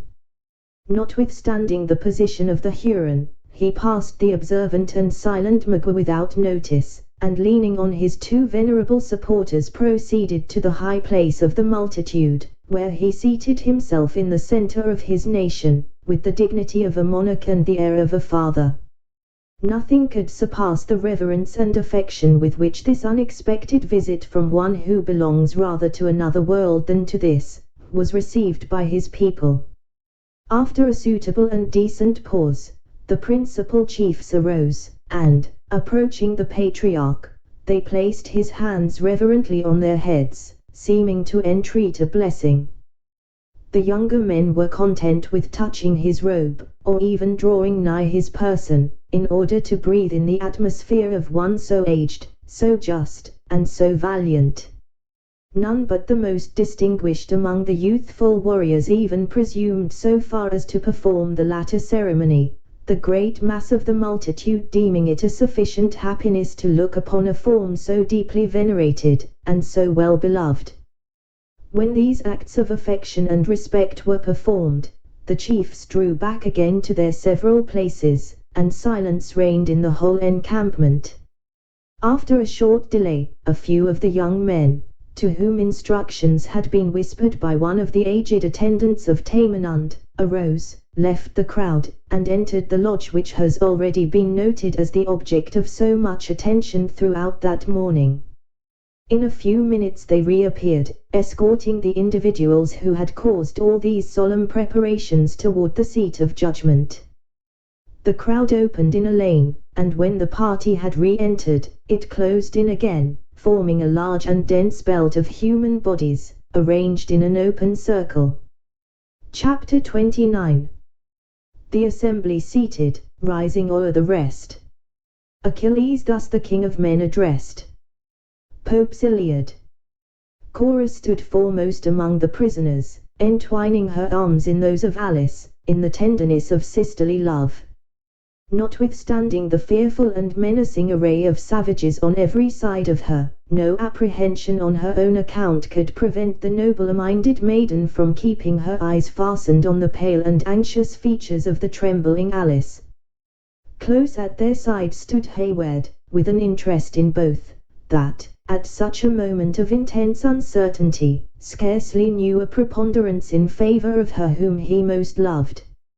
Hawke had placed himself a little in the rear, with a deference to the superior rank of his companions, that no similarity in the state of their present fortunes could induce him to forget. Uncas was not there. When perfect silence was again restored, and after the usual long, impressive pause, one of the two aged chiefs who sat at the side of the patriarch arose, and demanded aloud, in very intelligible English, "Which of my prisoners is La Longue Carabine?" Neither Duncan nor the scout answered. The former, however, glanced his eyes around the dark and silent assembly, and recoiled a pace, when they fell on the malignant visage of Magua. He saw, at once, that this wily savage had some secret agency in their present arraignment before the nation, and determined to throw every possible impediment in the way of the execution of his sinister plans. He had witnessed one instance of the summary punishments of the Indians, and now dreaded that his companion was to be selected for a second. In this dilemma, with little or no time for reflection, he suddenly determined to cloak his invaluable friend, at any or every hazard to himself. Before he had time, however, to speak, the question was repeated in a louder voice, and with a clearer utterance. "Give us arms," the young man haughtily replied, "and place us in yonder woods. Our deeds shall speak for us." "This is the warrior whose name has filled our ears," returned the chief, regarding Hayward with that sort of curious interest which seems inseparable from man, when first beholding one of his fellows to whom merit or accident, virtue or crime, has given notoriety. "What has brought the white man into the camp of the Delawares?" "My necessities. I come for food, shelter, and friends." "It cannot be. The woods are full of game. The head of a warrior needs no other shelter than a sky without clouds, and the Delawares are the enemies, and not the friends of the Yanges. Go, the mouth has spoken, while the heart said nothing." Duncan, a little at a loss in what manner to proceed, remained silent, but the scout, who had listened attentively to all that passed, now advanced steadily to the front. "That I did not answer to the call for La Longue Carabine, was not owing either to shame or fear," he said, "for neither one nor the other is the gift of an honest man. But I do not admit the right of the Mingoes to bestow a name on one whose friends have been mindful of his gifts, in this particular, especially as their title is a lie, killdeer being a grooved barrel and no carabine. I am the man, however, that got the name of Nathaniel from my kin, the complement of Hawke from the Delawares, who live on their own river, and whom the Iroquois have presumed to style the Long Rifle, without any warranty from him who is most concerned in the matter." The eyes of all present, which had hitherto been gravely scanning the person of Duncan, were now turned, on the instant, toward the upright iron frame of this new pretender to the distinguished appellation. It was in no degree remarkable that there should be found two who were willing to claim so great an honor, for impostors, the rare, were not unknown among the natives, but it was altogether material to the just and severe intentions of the Delawares, that there should be no mistake in the matter. Some of their old men consulted together in private, and then, as it would seem, they determined to interrogate their visitor on the subject. "My brother has said that a snake crept into my camp," said the chief to Magua. "Which is he?" The Huron pointed to the scout. "Will a wise Delaware believe the barking of a wolf?" exclaimed Duncan, still more confirmed in the evil intentions of his ancient enemy. "A dog never lies, but when was a wolf known to speak the truth?" The eyes of Magua flashed fire, but suddenly recollecting the necessity of maintaining his presence of mind, he turned away in silent disdain, well assured that the sagacity of the Indians would not fail to extract the real merits of the point in controversy. He was not deceived, for, after another short consultation, the wary Delaware turned to him again, and expressed the determination of the chiefs, though in the most considerate language. "My brother has been called a liar," he said, "and his friends are angry. They will show that he has spoken the truth. Give my prisoners guns, and let them prove which is the man." Magua affected to consider the expedient, which he well knew proceeded from distrust of himself, as a compliment, and made a gesture of acquiescence, well content that his veracity should be supported by so skillful a marksman as the scout. The weapons were instantly placed in the hands of the friendly opponents, and they were bid to fire, over the heads of the seated multitude, at an earthen vessel, which lay, by accident, on a stump, some 50 yards from the place where they stood. Hayward smiled to himself at the idea of a competition with the scout, though he determined to persevere in the deception, until apprised of the real designs of Magua. Raising his rifle with the utmost care, and renewing his aim 3 several times, he fired. The bullet cut the wood within a few inches of the vessel, and a general exclamation of satisfaction announced that the shot was considered a proof of great skill in the use of a weapon. Even Hawkeye nodded his head, as if he would say, it was better than he expected. But, instead of manifesting an intention to contend with the successful marksman, he stood leaning on his rifle for more than a minute, like a man who was completely buried in thought. From this reverie, he was, however, awakened by one of the young Indians who had furnished the arms, and who now touched his shoulder, saying in exceedingly broken English, "Can the pale face beat it?" "Yes, Huron," exclaimed the scout, raising the short rifle in his right hand, and shaking it at Magua, with as much apparent ease as if it were a reed. "Yes, Huron, I could strike you now, and no power on earth could prevent the deed. The soaring hawk is not more certain of the dove than I am this moment of you, did I choose to send a bullet to your heart. Why should I not? Why, because the gifts of my color forbid it, and I might draw down evil on tender and innocent heads. If you know such a being as God, thank him, therefore, in your inward soul, for you have reason." The flushed countenance, angry eye and swelling figure of the scout, produced a sensation of secret awe in all that heard him. The Delawares held their breath in expectation, but Magua himself, even while he distrusted the forbearance of his enemy, remained immovable and calm, where he stood wedged in by the crowd, as one who grew to the spot. "Beat it," repeated the young Delaware at the elbow of the scout. "Beat what, fool, what?" exclaimed Hawkeye, still flourishing the weapon angrily above his head, though his eye no longer sought the person of Magua. "If the white man is the warrior he pretends," said the aged chief, "let him strike nigher to the mark." The scout laughed aloud, a noise that produced the startling effect of an unnatural sound on Hayward, then dropping the piece, heavily, into his extended left hand, it was discharged, apparently by the shock, driving the fragments of the vessel into the air, and scattering them on every side.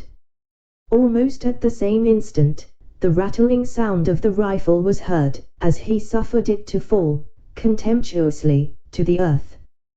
The first impression of so strange a scene was engrossing admiration. Then a low, but increasing murmur, ran through the multitude, and finally swelled into sounds that denoted a lively opposition in the sentiments of the spectators. While some openly testified their satisfaction at so unexampled dexterity, by far the larger portion of the tribe were inclined to believe the success of the shot was the result of accident. Hayward was not slow to confirm an opinion that was so favorable to his own pretensions. "It was chance," he exclaimed, "none can shoot without an aim." "Chance," echoed the excited woodsman, who was now stubbornly bent on maintaining his identity at every hazard, and on whom the secret hints of Hayward to acquiesce in the deception were entirely lost. "Does yonder lying Huron, too, think it chance? Give him another gun, and place us face to face, without cover or dodge, and let Providence, and our own eyes, decide the matter atween us. I do not make the offer to you, Major, for our blood is of a color, and we serve the same master." "That the Huron is a liar, is very evident," returned Hayward, coolly. "You have yourself heard him assert you to be La Longue Carabine." It were impossible to say what violent assertion the stubborn Hawkeye would have next made, in his headlong wish to vindicate his identity, had not the aged Delaware once more interposed. "The hawk which comes from the clouds can return when he will," he said. "Give them the guns." This time the scout seized the rifle with avidity, nor had McWhirr, though he watched the movements of the marksman with jealous eyes, any further cause for apprehension. "Now let it be proved, in the face of this tribe of Delawares, which is the better man," cried the scout, tapping the butt of his piece with that finger which had pulled so many fatal triggers. "You see that gourd hanging against yonder tree, Major. If you are a marksman fit for the borders, let me see you break its shell." Duncan noted the object, and prepared himself to renew the trial. The gourd was one of the usual little vessels used by the Indians, and it was suspended from a dead branch of a small pine, by a thong of deerskin, at the full distance of 100 yards. So strangely compounded is the feeling of self-love, that the young soldier, while he knew the utter worthlessness of the suffrages of his savage umpires, forgot the sudden motives of the contest in a wish to excel. It had been seen, already, that his skill was far from being contemptible, and he now resolved to put forth its nicest qualities. Had his life depended on the issue, the aim of Duncan could not have been more deliberate or guarded. He fired, and 3 or 4 young Indians, who sprang forward at the report, announced with a shout, that the ball was in the tree, a very little on one side of the proper object. The warriors uttered a common ejaculation of pleasure, and then turned their eyes, inquiringly, on the movements of his rival.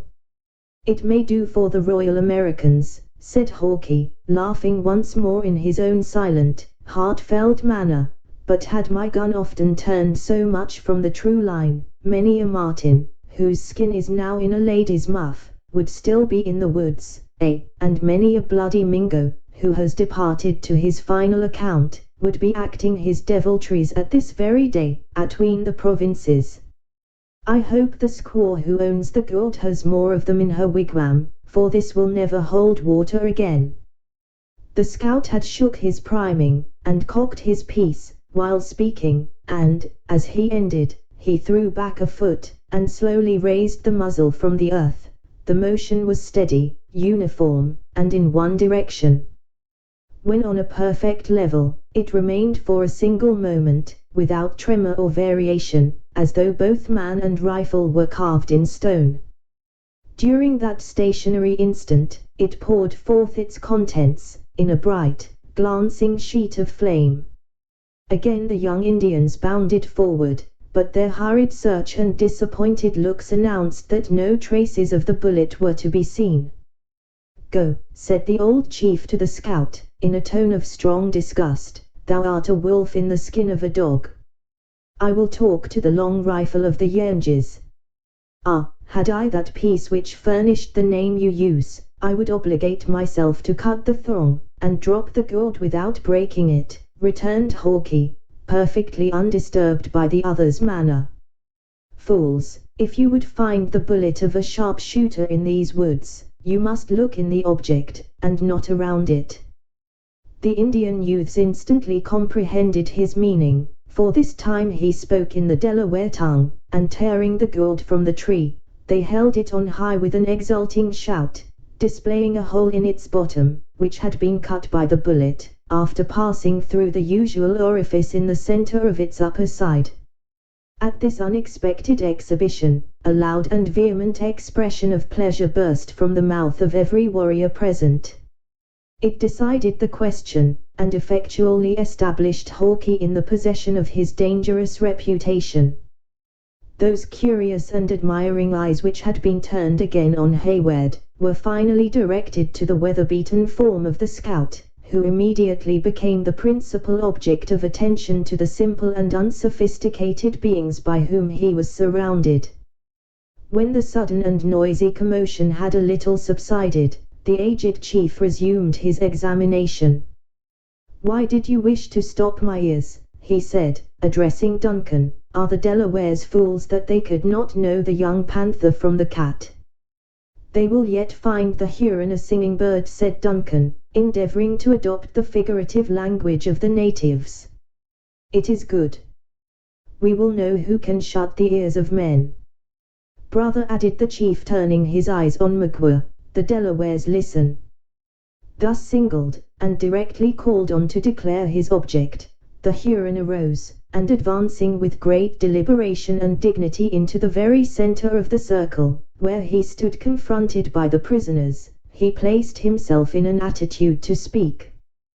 Before opening his mouth, however, he bent his eyes slowly along the whole living boundary of earnest faces, as if to temper his expressions to the capacities of his audience. On Hawkeye he cast a glance of respectful enmity, on Duncan, a look of inextinguishable hatred, the shrinking figure of Alice he scarcely deigned to notice, but when his glance met the firm, commanding, and yet lovely form of Cora, his eye lingered a moment, with an expression that it might have been difficult to define. Then, filled with his own dark intentions, he spoke in the language of the Canadas, a tongue that he well knew was comprehended by most of his auditors. "The spirit that made men colored them differently," commenced the subtle Huron. "Some are blacker than the sluggish bear. These, he said, should be slaves, and he ordered them to work forever, like the beaver. You may hear them groan, when the south wind blows, louder than the lowing buffaloes, along the shores of the Great Salt Lake, where the big canoes come and go with them in droves. Some he made with faces paler than the ermine of the forests, and these he ordered to be traders, dogs to their women, and wolves to their slaves. He gave this people the nature of the pigeon, wings that never tire, young, more plentiful than the leaves on the trees, and appetites to devour the earth. He gave them tongues like the false call of the wildcat, hearts like rabbits, the cunning of the hog, but none of the fox, and arms longer than the legs of the moose. With his tongue he stops the ears of the Indians, his heart teaches him to pay warriors to fight his battles, his cunning tells him how to get together the goods of the earth, and his arms enclose the land from the shores of the salt water to the islands of the Great Lake. His gluttony makes him sick. God gave him enough, and yet he wants all. Such are the pale faces. Some the Great Spirit made with skins brighter and redder than yonder sun," continued Magua, pointing impressively upward to the lurid luminary, which was struggling through the misty atmosphere of the horizon, "and these did he fashion to his own mind. He gave them this island as he had made it, covered with trees, and filled with game. The wind made their clearings, the sun and rain ripened their fruits, and the snows came to tell them to be thankful. What need had they of roads to journey by? They saw through the hills. When the beavers worked, they lay in the shade, and looked on. The winds cooled them in summer, in winter, skins kept them warm. If they fought among themselves, it was to prove that they were men. They were brave, they were just, they were happy. Here the speaker paused, and again looked around him to discover if his legend had touched the sympathies of his listeners.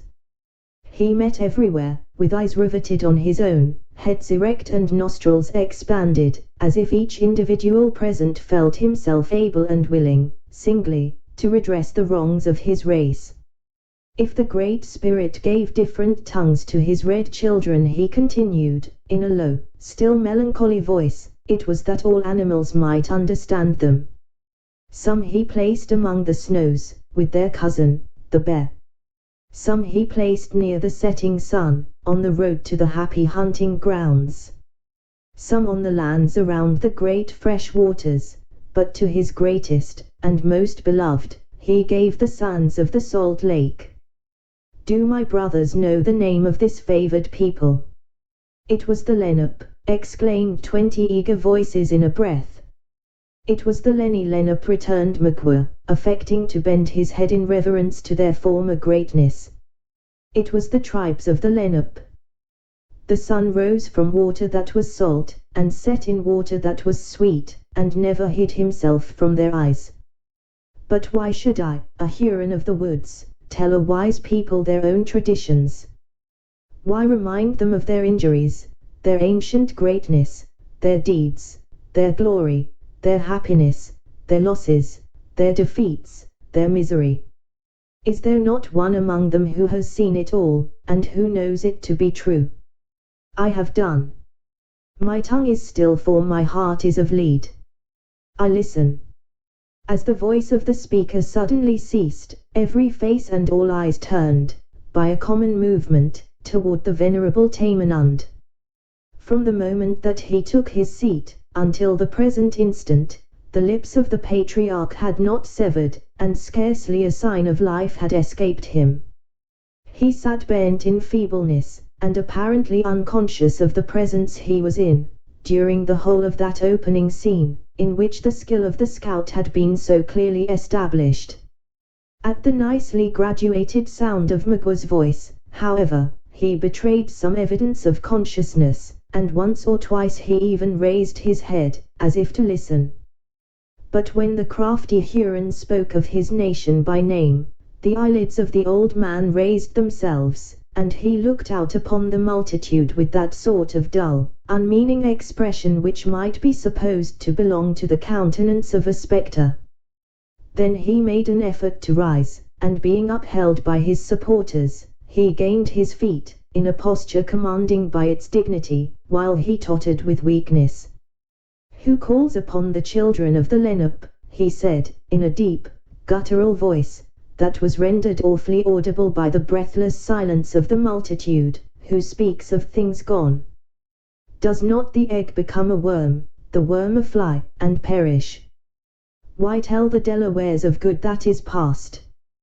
Better thank the Manitou for that which remains. It is a Wyandot, said Magua, stepping nigher to the rude platform on which the other stood, a friend of Tamenund. A friend, repeated the sage, on whose brow a dark frown settled, imparting a portion of that severity which had rendered his eye so terrible in middle age. Are the Mingos rulers of the earth? What brings a Huron in here? Justice. His prisoners are with his brothers, and he comes for his own. Tamenund turned his head toward one of his supporters, and listened to the short explanation the man gave. Then, facing the applicant, he regarded him a moment with deep attention, after which he said, in a low and reluctant voice, "Justice is the law of the great Manitou. My children, give the stranger food. Then, Huron, take thine own and depart." On the delivery of this solemn judgment, the patriarch seated himself, and closed his eyes again, as if better pleased with the images of his own ripened experience than with the visible objects of the world. Against such a decree there was no Delaware sufficiently hardy to murmur, much less oppose himself. The words were barely uttered when 4 or 5 of the younger warriors, stepping behind Hayward and the scout, passed thongs so dexterously and rapidly around their arms, as to hold them both in instant bondage. The former was too much engrossed with his precious and nearly insensible burden, to be aware of their intentions before they were executed, and the latter, who considered even the hostile tribes of the Delawares a superior race of beings, submitted without resistance. Perhaps, however, the manner of the scout would not have been so passive, had he fully comprehended the language in which the preceding dialogue had been conducted. Magua cast a look of triumph around the whole assembly before he proceeded to the execution of his purpose. Perceiving that the men were unable to offer any resistance, he turned his looks on her he valued most. Cora met his gaze with an eye so calm and firm, that his resolution wavered. Then, recollecting his former artifice, he raised Alice from the arms of the warrior against whom she leaned, and beckoning Hayward to follow, he motioned for the encircling crowd to open. But Cora, instead of obeying the impulse he had expected, rushed to the feet of the patriarch, and, raising her voice, exclaimed aloud, "Just and venerable Delaware, on thy wisdom and power we lean for mercy. Be deaf to yonder artful and remorseless monster, who poisons thy ears with falsehoods to feed his thirst for blood. Thou that hast lived long, and that hast seen the evil of the world, should know how to temper its calamities to the miserable." 0407. The eyes of the old man opened heavily, and he once more looked upward at the multitude. As the piercing tones of the suppliant swelled on his ears, they moved slowly in the direction of her person, and finally settled there in a steady gaze. Cora had cast herself to her knees, and, with hands clenched in each other and pressed upon her bosom, she remained like a beauteous and breathing model of her sex, looking up in his faded but majestic countenance, with a species of holy reverence. Gradually the expression of Tamenund's features changed, and losing their vacancy in admiration, they lighted with a portion of that intelligence which a century before had been wont to communicate his youthful fire to the extensive bands of the Delawares. Rising without assistance, and seemingly without an effort, he demanded, in a voice that startled its auditors by its firmness, "What art thou?" "A woman. One of a hated race, if thou wilt, a Yanji. But one who has never harmed thee, and who cannot harm thy people, if she would, who asks for succor. Tell me, my children," continued the patriarch, hoarsely, motioning to those around him, though his eyes still dwelt upon the kneeling form of Cora, "where have the Delawares camped?" "In the mountains of the Iroquois, beyond the clear springs of the Hurricane. Many parching summers are come and gone," continued the sage, "since I drank of the water of my own rivers. The children of Minquin * are the justest white men, but they were thirsty and they took it to themselves. Do they follow us so far?" William Penn was termed Minquin by the Delawares, and, as he never used violence or injustice in his dealings with them, his reputation for probity passed into a proverb. The American is justly proud of the origin of his nation, which is perhaps unequaled in the history of the world, but the Pennsylvanian and Jerseyman have more reason to value themselves in their ancestors than the natives of any other state, since no wrong was done the original owners of the soil. "We follow none, we covet nothing," answered Cora. "Captives against our wills, have we been brought amongst you, and we ask but permission to depart to our own in peace. Art thou not Tamenund, the father, the judge, I had almost said, the prophet, of this people?" "I am Tamenund of many days." 'Tis now some 7 years that one of thy people was at the mercy of a white chief on the borders of this province. He claimed to be of the blood of the good and just Tamenund. Go, said the white man, for thy parents' sake thou art free. Dost thou remember the name of that English warrior? I remember, that when a laughing boy returned the patriarch, with the peculiar recollection of vast age, I stood upon the sands of the seashore, and saw a big canoe, with wings whiter than the swans, and wider than many eagles, come from the rising sun. Nay, nay, I speak not of a time so very distant, but of favour shown to thy kindred by one of mine, within the memory of thy youngest warrior. Was it when the Yernges and the Dutchman fought for the hunting grounds of the Delawares? Then Tamenund was a chief, and first laid aside the bow for the lightning of the pale faces. Not yet then, interrupted Cora, by many ages, I speak of a thing of yesterday. Surely, surely, you forget it not. It was but yesterday, rejoined the aged man, with touching pathos, that the children of the Lenape were masters of the world. The fishes of the salt lake, the birds, the beasts, and the mengi of the woods, owned them for sagamores.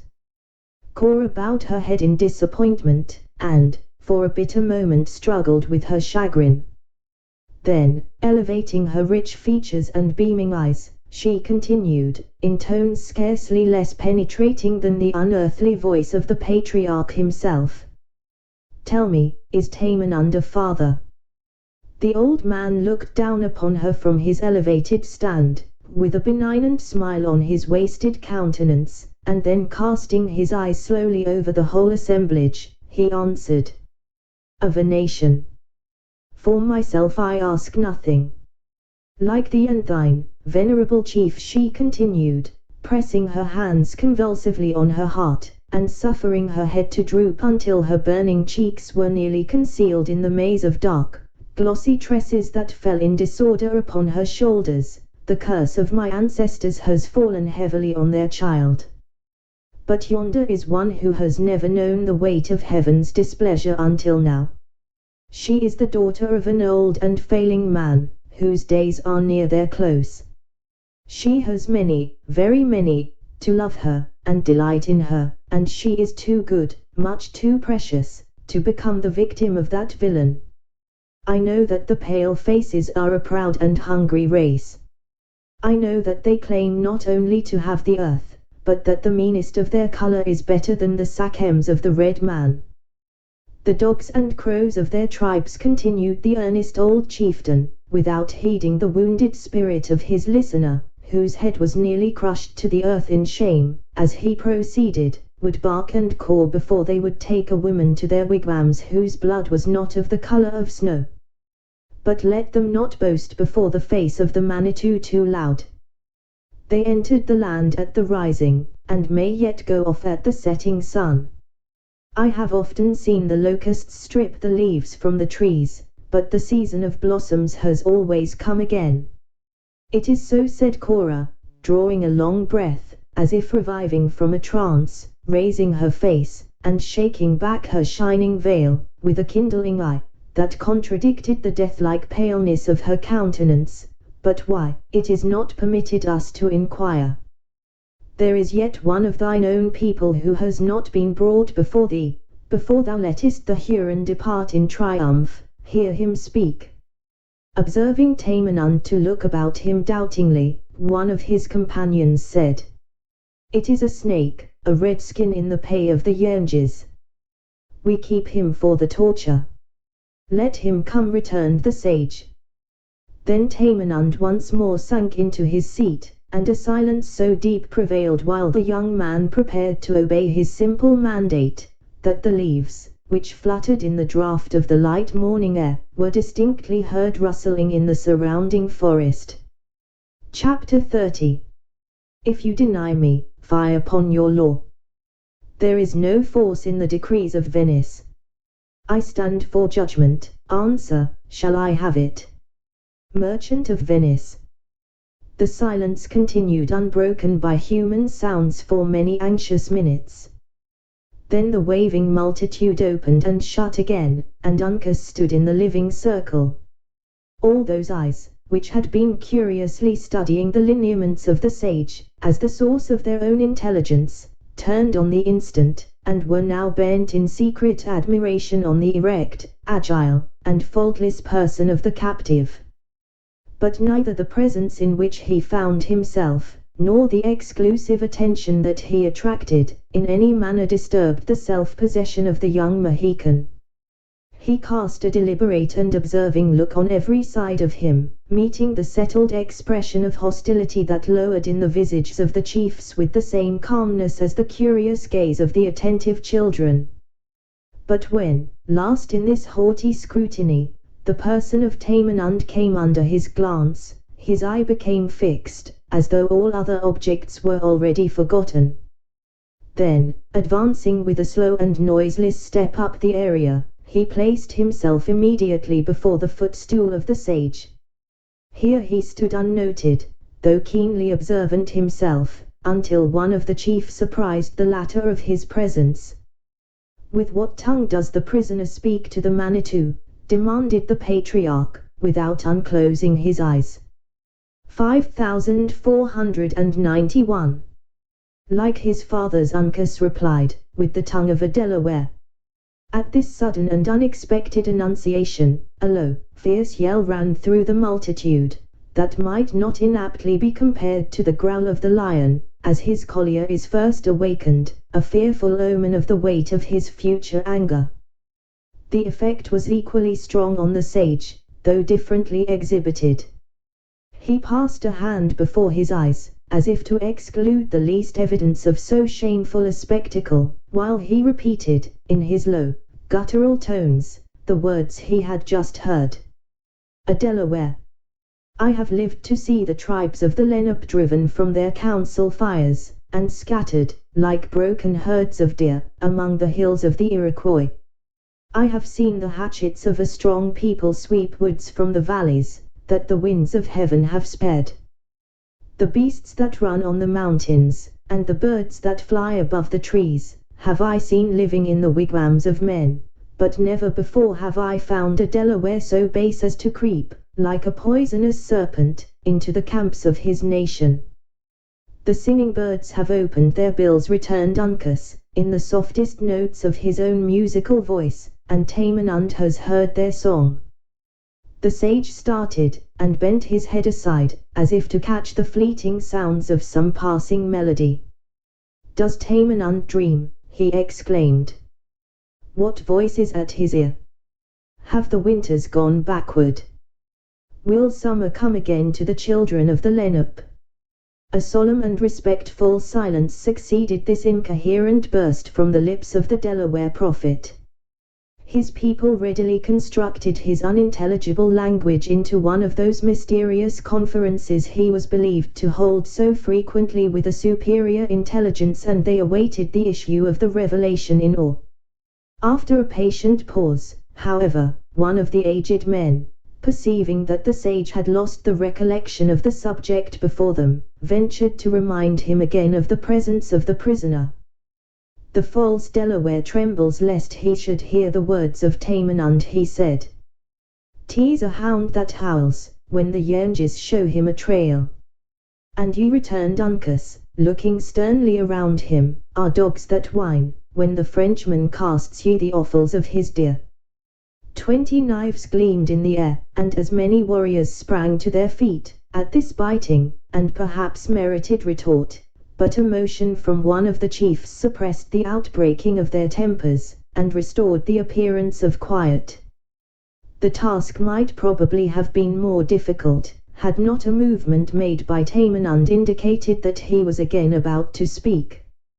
"Delaware," resumed the sage, "little art thou worthy of thy name. My people have not seen a bright sun in many winters, and the warrior who deserts his tribe when hid in clouds is doubly a traitor. The law of the Manitou is just.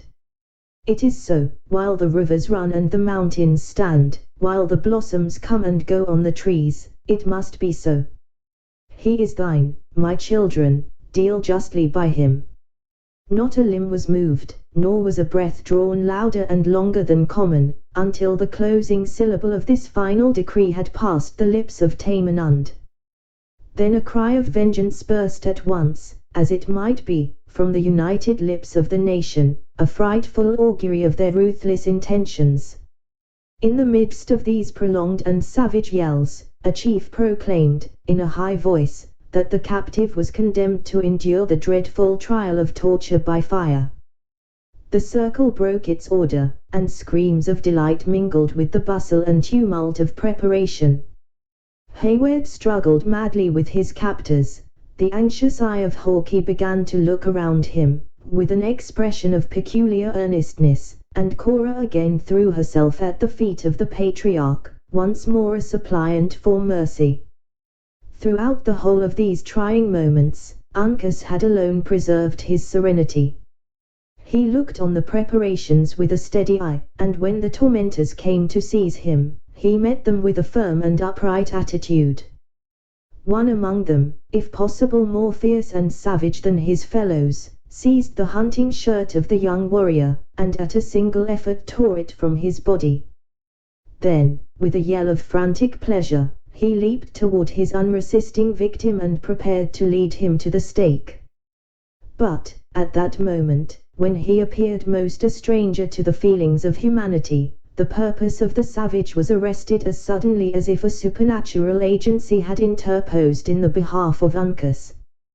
The eyeballs of the Delaware seemed to start from their sockets, his mouth opened and his whole form became frozen in an attitude of amazement. Raising his hand with a slow and regulated motion, he pointed with a finger to the bosom of the captive. His companions crowded about him in wonder, and every eye was like his own, fastened intently on the figure of a small tortoise, beautifully tattooed on the breast of the prisoner, in a bright blue tint. For a single instant Uncas enjoyed his triumph, smiling calmly on the scene. Then motioning the crowd away with a high and haughty sweep of his arm, he advanced in front of the nation with the air of a king, and spoke in a voice louder than the murmur of admiration that ran through the multitude. "Men of the Lenni Lenape," he said, "my race upholds the earth. Your feeble tribe stands on my shell. What fire that a Delaware can light would burn the child of my fathers," he added, pointing proudly to the simple blazonry on his skin. "The blood that came from such a stock would smother your flames. My race is the grandfather of nations." "Who art thou?" demanded Tamenund, rising at the startling tones he heard, more than at any meaning conveyed by the language of the prisoner.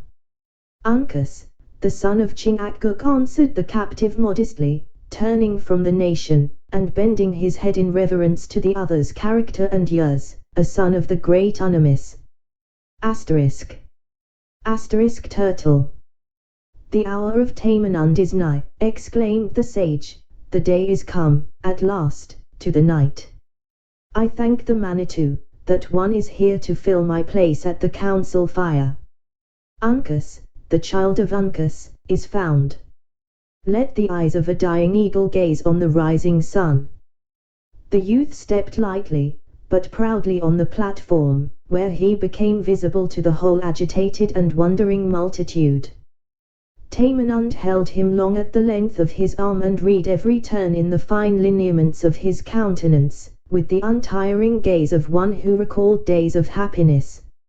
"Is Tamenund a boy?" at length the bewildered prophet exclaimed.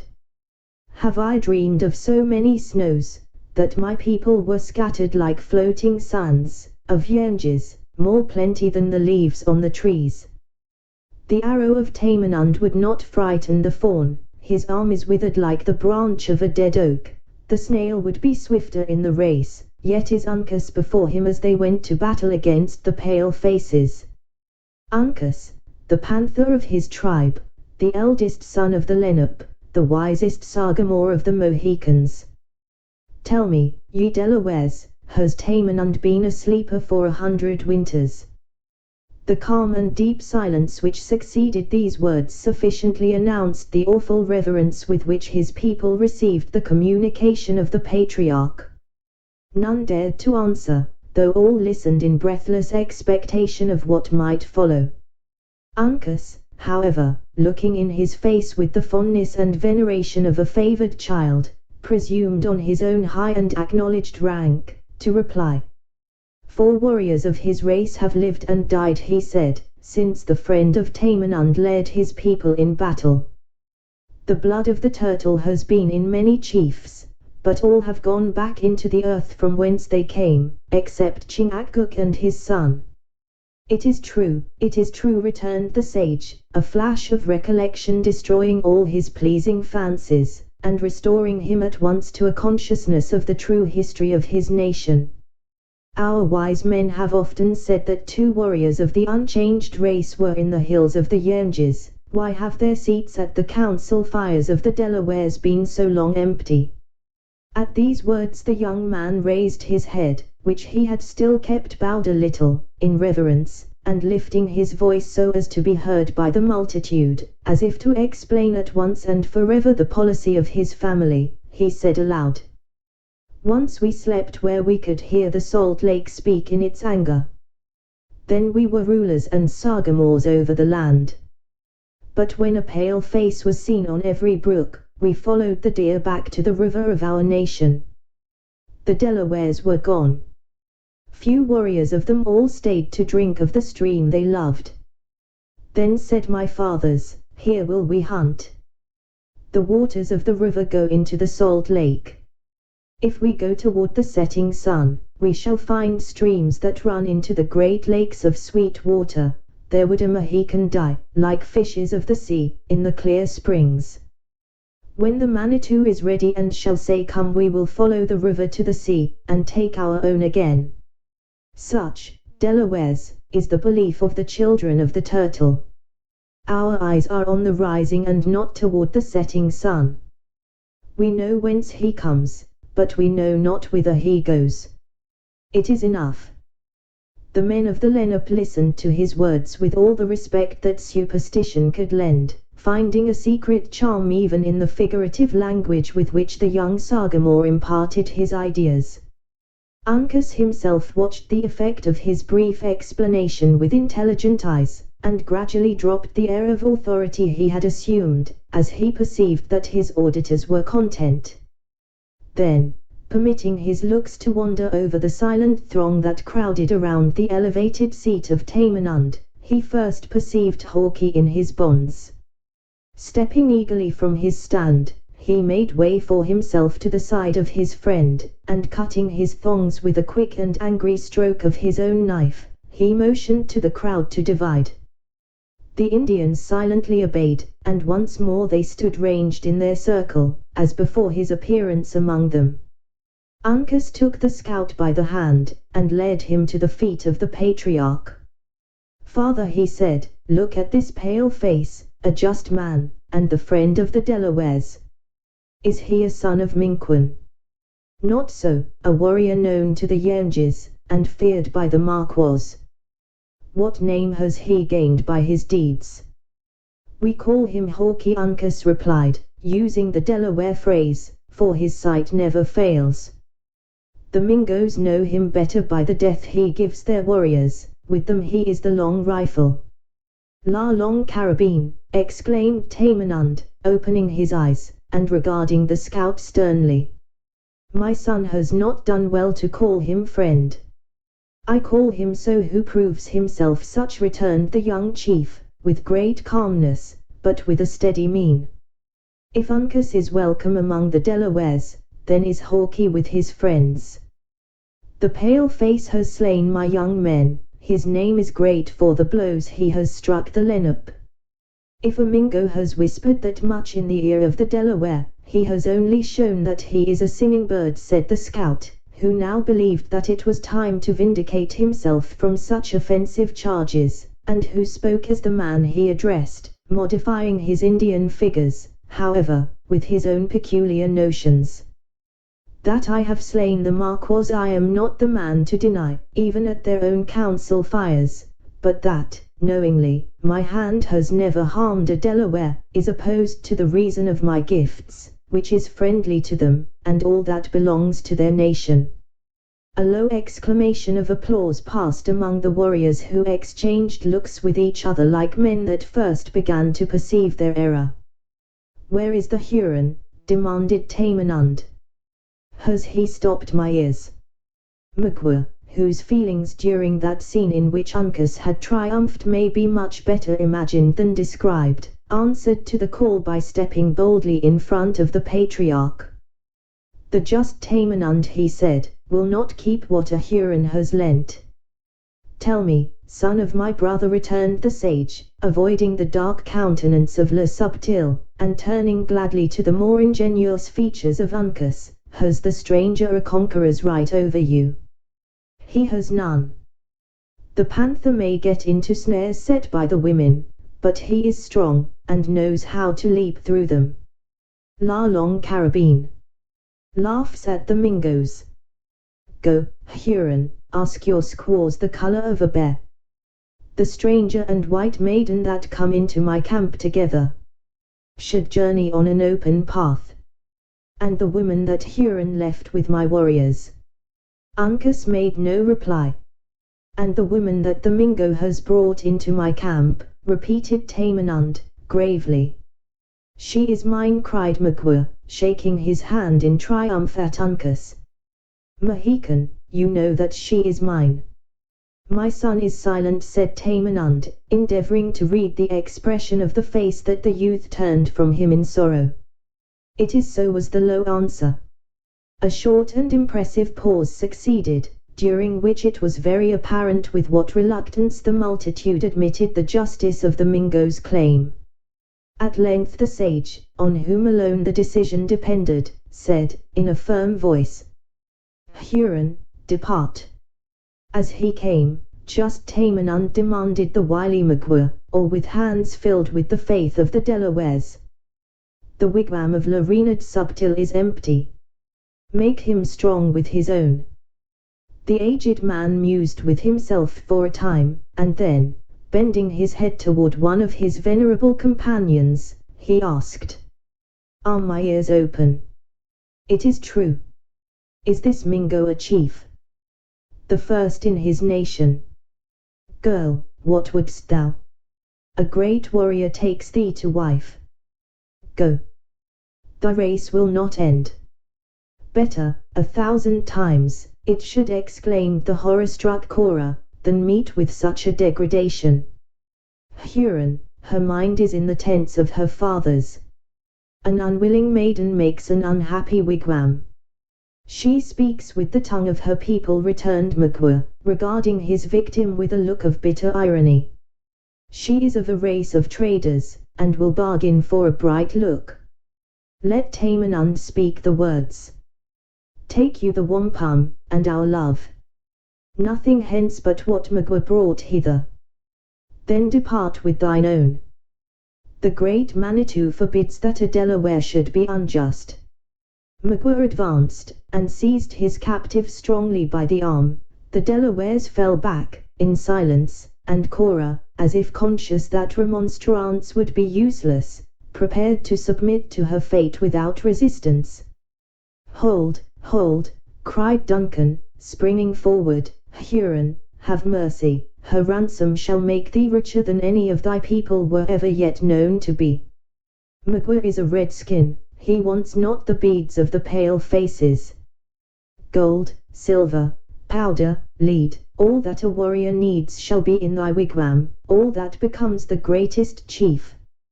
"Le Subtil is very strong," cried Magua, violently shaking the hand which grasped the unresisting arm of Cora. "He has his revenge."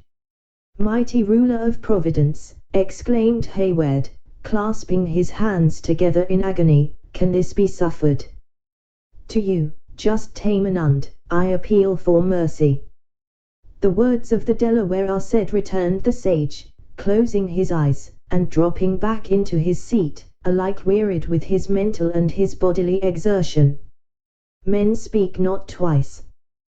That a chief should not misspend his time in unsaying what has once been spoken is wise and reasonable," said Hawkeye, motioning to Duncan to be silent, but it is also prudent in every warrior to consider well before he strikes his tomahawk into the head of his prisoner.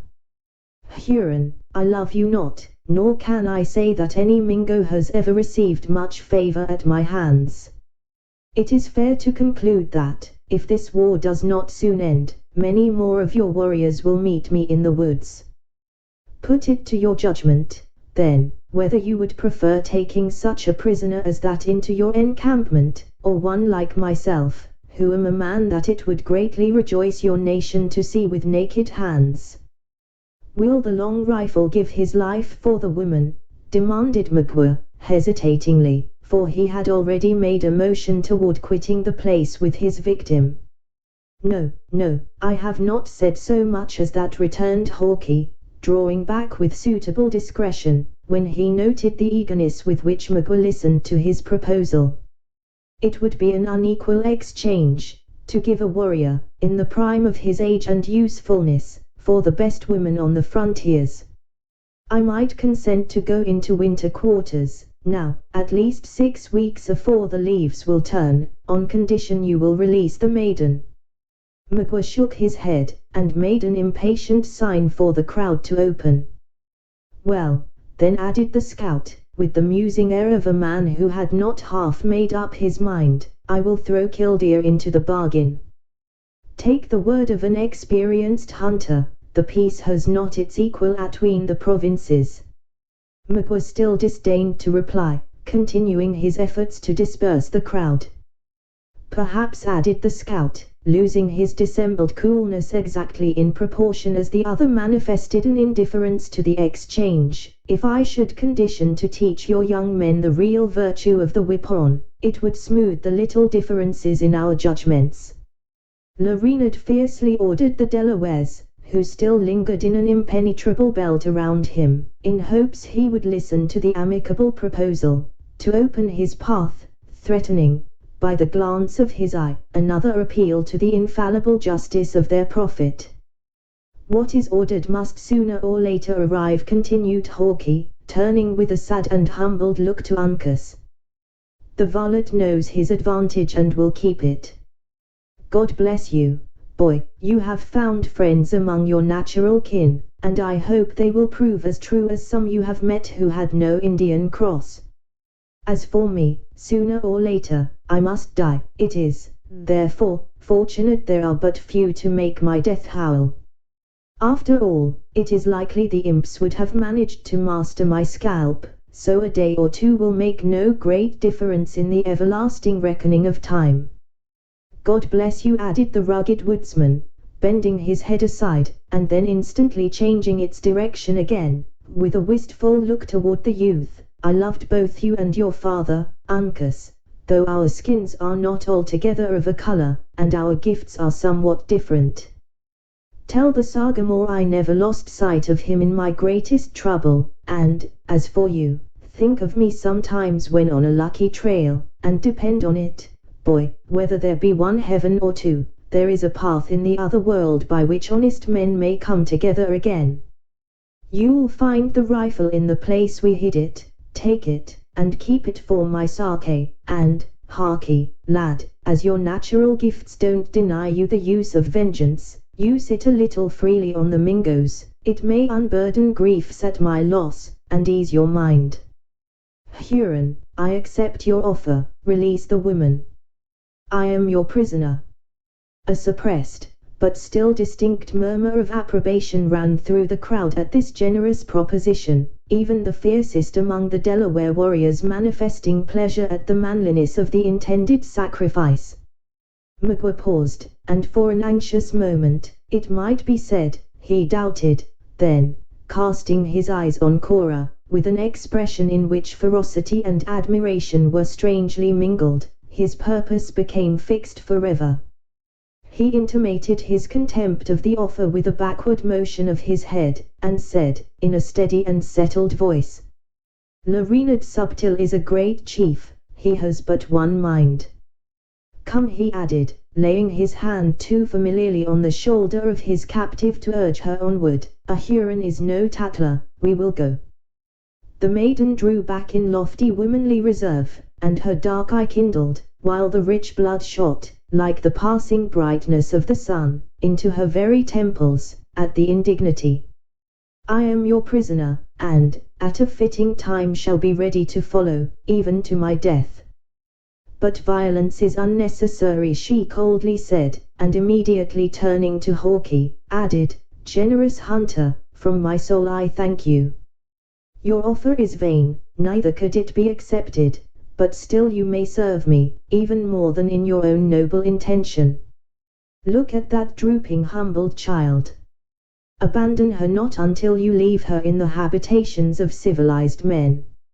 I will not say, wringing the hard hand of the scout, that her father will reward you, for such as you are above the rewards of men, but he will thank you and bless you. And, believe me, the blessing of a just and aged man has virtue in the sight of heaven. Would to God I could hear one word from his lips at this awful moment. Her voice became choked, and, for an instant, she was silent.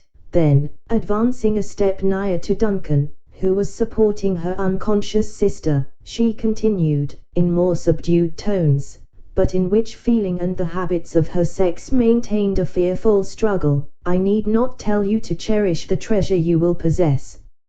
You love her, Hayward, that would conceal 1,000 faults, though she had them. She is kind, gentle, sweet, good, as mortal may be. There is not a blemish in mind or person at which the proudest of you all would sicken. She is fair, oh, how surpassingly fair, laying her own beautiful, but less brilliant, hand in melancholy affection on the alabaster forehead of Alice, and parting the golden hair which clustered about her brows, and yet her soul is pure and spotless as her skin. I could say much more, perhaps, than cooler reason would approve, but I will spare you and myself. Her voice became inaudible, and her face was bent over the form of her sister.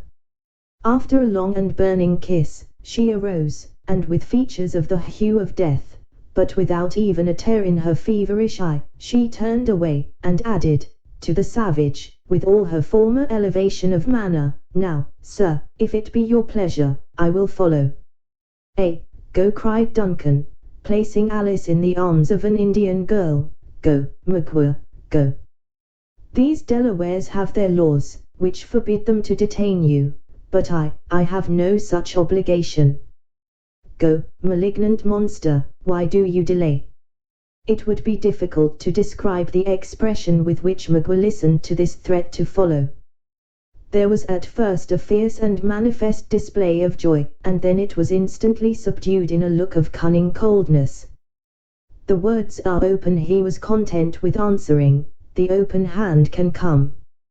Hold, cried Hawke, seizing Duncan by the arm, and detaining him by violence, you know not the craft of the imp. He would lead you to an ambushment, and your death.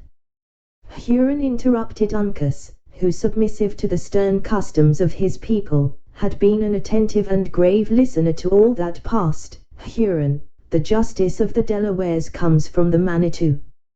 Look at the sun. He is now in the upper branches of the hemlock. Your path is short and open. When he is seen above the trees, there will be men on your trail. I hear a crow, exclaimed Magua, with a taunting laugh. Go, he added, shaking his hand at the crowd, which had slowly opened to admit his passage. Where are the petticoats of the Delawares? Let them send their arrows and their guns to the Wyandots. They shall have venison to eat, and corn to hoe. Dogs, rabbits, thieves, I spit on you. His parting jibes were listened to in a dead, boding silence, and, with these biting words in his mouth, the triumphant Magua passed unmolested into the forest, followed by his passive captive, and protected by the inviolable laws of Indian hospitality. Chapter 31. Flew. Kill the Powys and the luggage. Tease expressly. Against the law of arms, tease as arrant a piece of knavery. Mark you now, as can be offered in the old King Henry the Fifth. So long as their enemy and his victim continued in sight, the multitude remained motionless as beings charmed to the place by some power that was friendly to the Huron, but, the instant he disappeared, it became tossed and agitated by fierce and powerful passion.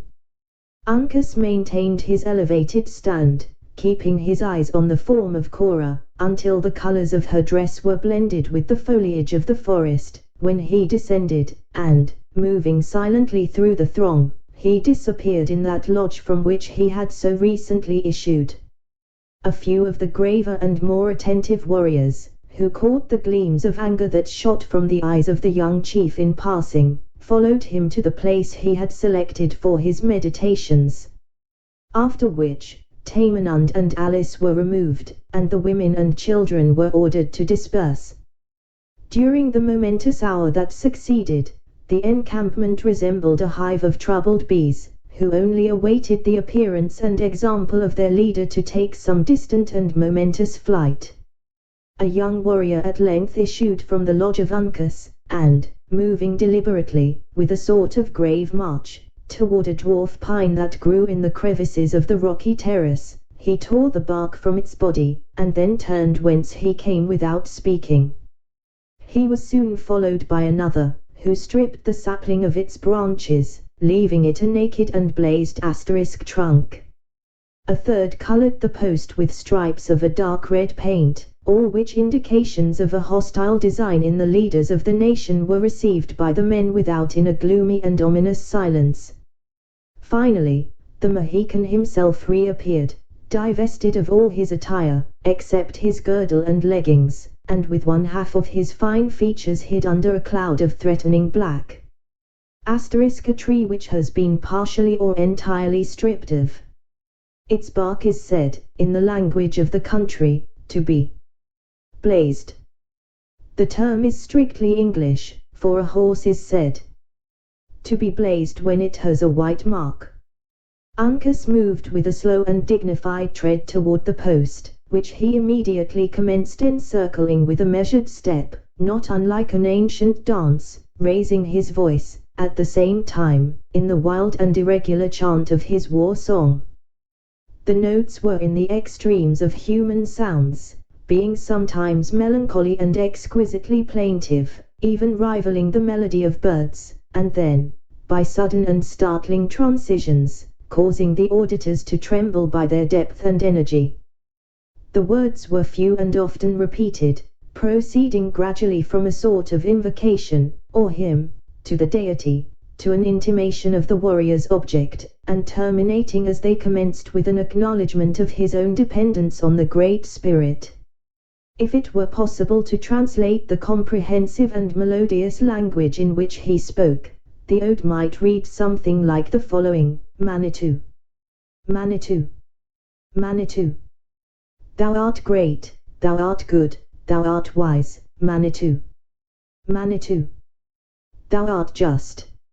In the heavens, in the clouds, oh, I see many spots, many dark, many red, in the heavens, oh, I see many clouds.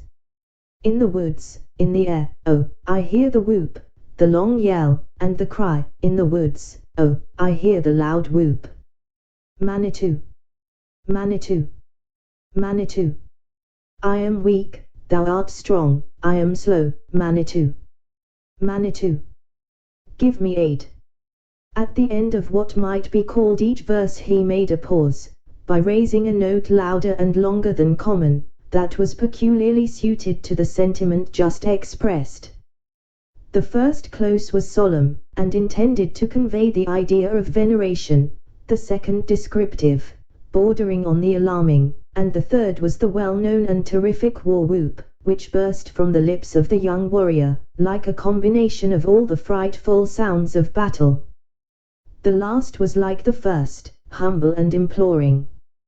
3 times did he repeat this song, and as often did he encircle the post in his dance. At the close of the first turn, a grave and highly esteemed chief of the Lenape followed his example, singing words of his own, however, to music of a similar character. Warrior after warrior enlisted in the dance, until all of any renown and authority were numbered in its mazes. The spectacle now became wildly terrific, the fierce-looking and menacing visages of the chiefs receiving additional power from the appalling strains in which they mingled their guttural tones. Just then Uncas struck his tomahawk deep into the post, and raised his voice in a shout, which might be termed his own battle cry. The act announced that he had assumed the chief authority in the intended expedition. It was a signal that awakened all the slumbering passions of the nation. 100 youths, who had hitherto been restrained by the diffidence of their years, rushed in a frantic body on the fancied emblem of their enemy, and severed it asunder, splinter by splinter, until nothing remained of the trunk but its roots in the earth. During this moment of tumult, the most ruthless deeds of war were performed on the fragments of the tree, with as much apparent ferocity as if they were the living victims of their cruelty. Some were scalped, some received the keen and trembling axe, and others suffered by thrusts from the fatal knife. In short, the manifestations of zeal and fierce delight were so great and unequivocal, that the expedition was declared to be a war of the nation. The instant Uncas had struck the blow, he moved out of the circle, and cast his eyes up to the sun, which was just gaining the point, when the truce with Magua was to end. The fact was soon announced by a significant gesture, accompanied by a corresponding cry, and the whole of the excited multitude abandoned their mimic warfare, with shrill yells of pleasure, to prepare for the more hazardous experiment of the reality. The whole face of the encampment was instantly changed. The warriors, who were already armed and painted, became as still as if they were incapable of any uncommon burst of emotion. On the other hand, the women broke out of the lodges, with the songs of joy and those of lamentation so strangely mixed that it might have been difficult to have said which passion preponderated. None, however, was idle. Some bore their choicest articles, others their young, and some their aged and infirm, into the forest, which spread itself like a verdant carpet of bright green against the side of the mountain. Thither Tamenund also retired, with calm composure, after a short and touching interview with Uncas, from whom the sage separated with the reluctance that a parent would quit a long-lost and just recovered child. In the meantime, Duncan saw Alice to a place of safety, and then sought the scout, with a countenance that denoted how eagerly he also panted for the approaching contest. But Hawkeye was too much accustomed to the war song and the enlistments of the natives, to betray any interest in the passing scene. He merely cast an occasional look at the number and quality of the warriors, who, from time to time, signified their readiness to accompany Uncas to the field. In this particular he was soon satisfied, for, as has been already seen, the power of the young chief quickly embraced every fighting man in the nation. After this material point was so satisfactorily decided, he dispatched an Indian boy in quest of killdeer and the rifle of Uncas, to the place where they had deposited their weapons on approaching the camp of the Delawares, a measure of double policy, inasmuch as it protected the arms from their own fate, if detained as prisoners, and gave them the advantage of appearing among the strangers rather as sufferers than as men provided with means of defense and subsistence. In selecting another to perform the office of reclaiming his highly prized rifle, the scout had lost sight of none of his habitual caution. He knew that Magua had not come unattended, and he also knew that Huron spies watched the movements of their new enemies, along the whole boundary of the woods. It would, therefore, have been fatal to himself to have attempted the experiment. A warrior would have fared no better, but the danger of a boy would not be likely to commence until after his object was discovered. When Hayward joined him, the scout was coolly awaiting the result of this experiment. The boy, who had been well instructed, and was sufficiently crafty, proceeded, with a bosom that was swelling with the pride of such a confidence, and all the hopes of young ambition, carelessly across the clearing to the wood, which he entered at a point at some little distance from the place where the guns were secreted. The instant, however, he was concealed by the foliage of the bushes, his dusky form was to be seen gliding, like that of a serpent, toward the desired treasure. He was successful, and in another moment he appeared flying across the narrow opening that skirted the base of the terrace on which the village stood, with the velocity of an arrow, and bearing a prize in each hand. He had actually gained the crags, and was leaping up their sides with incredible activity, when a shot from the woods showed how accurate had been the judgment of the scout.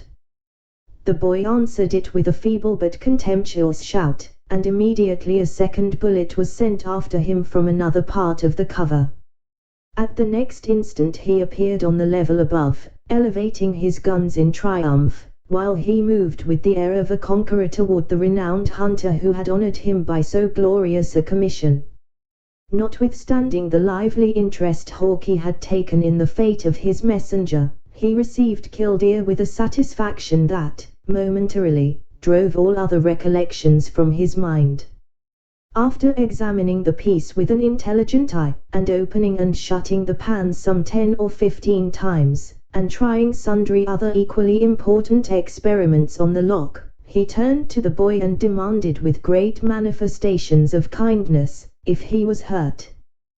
The urchin looked proudly up in his face, but made no reply.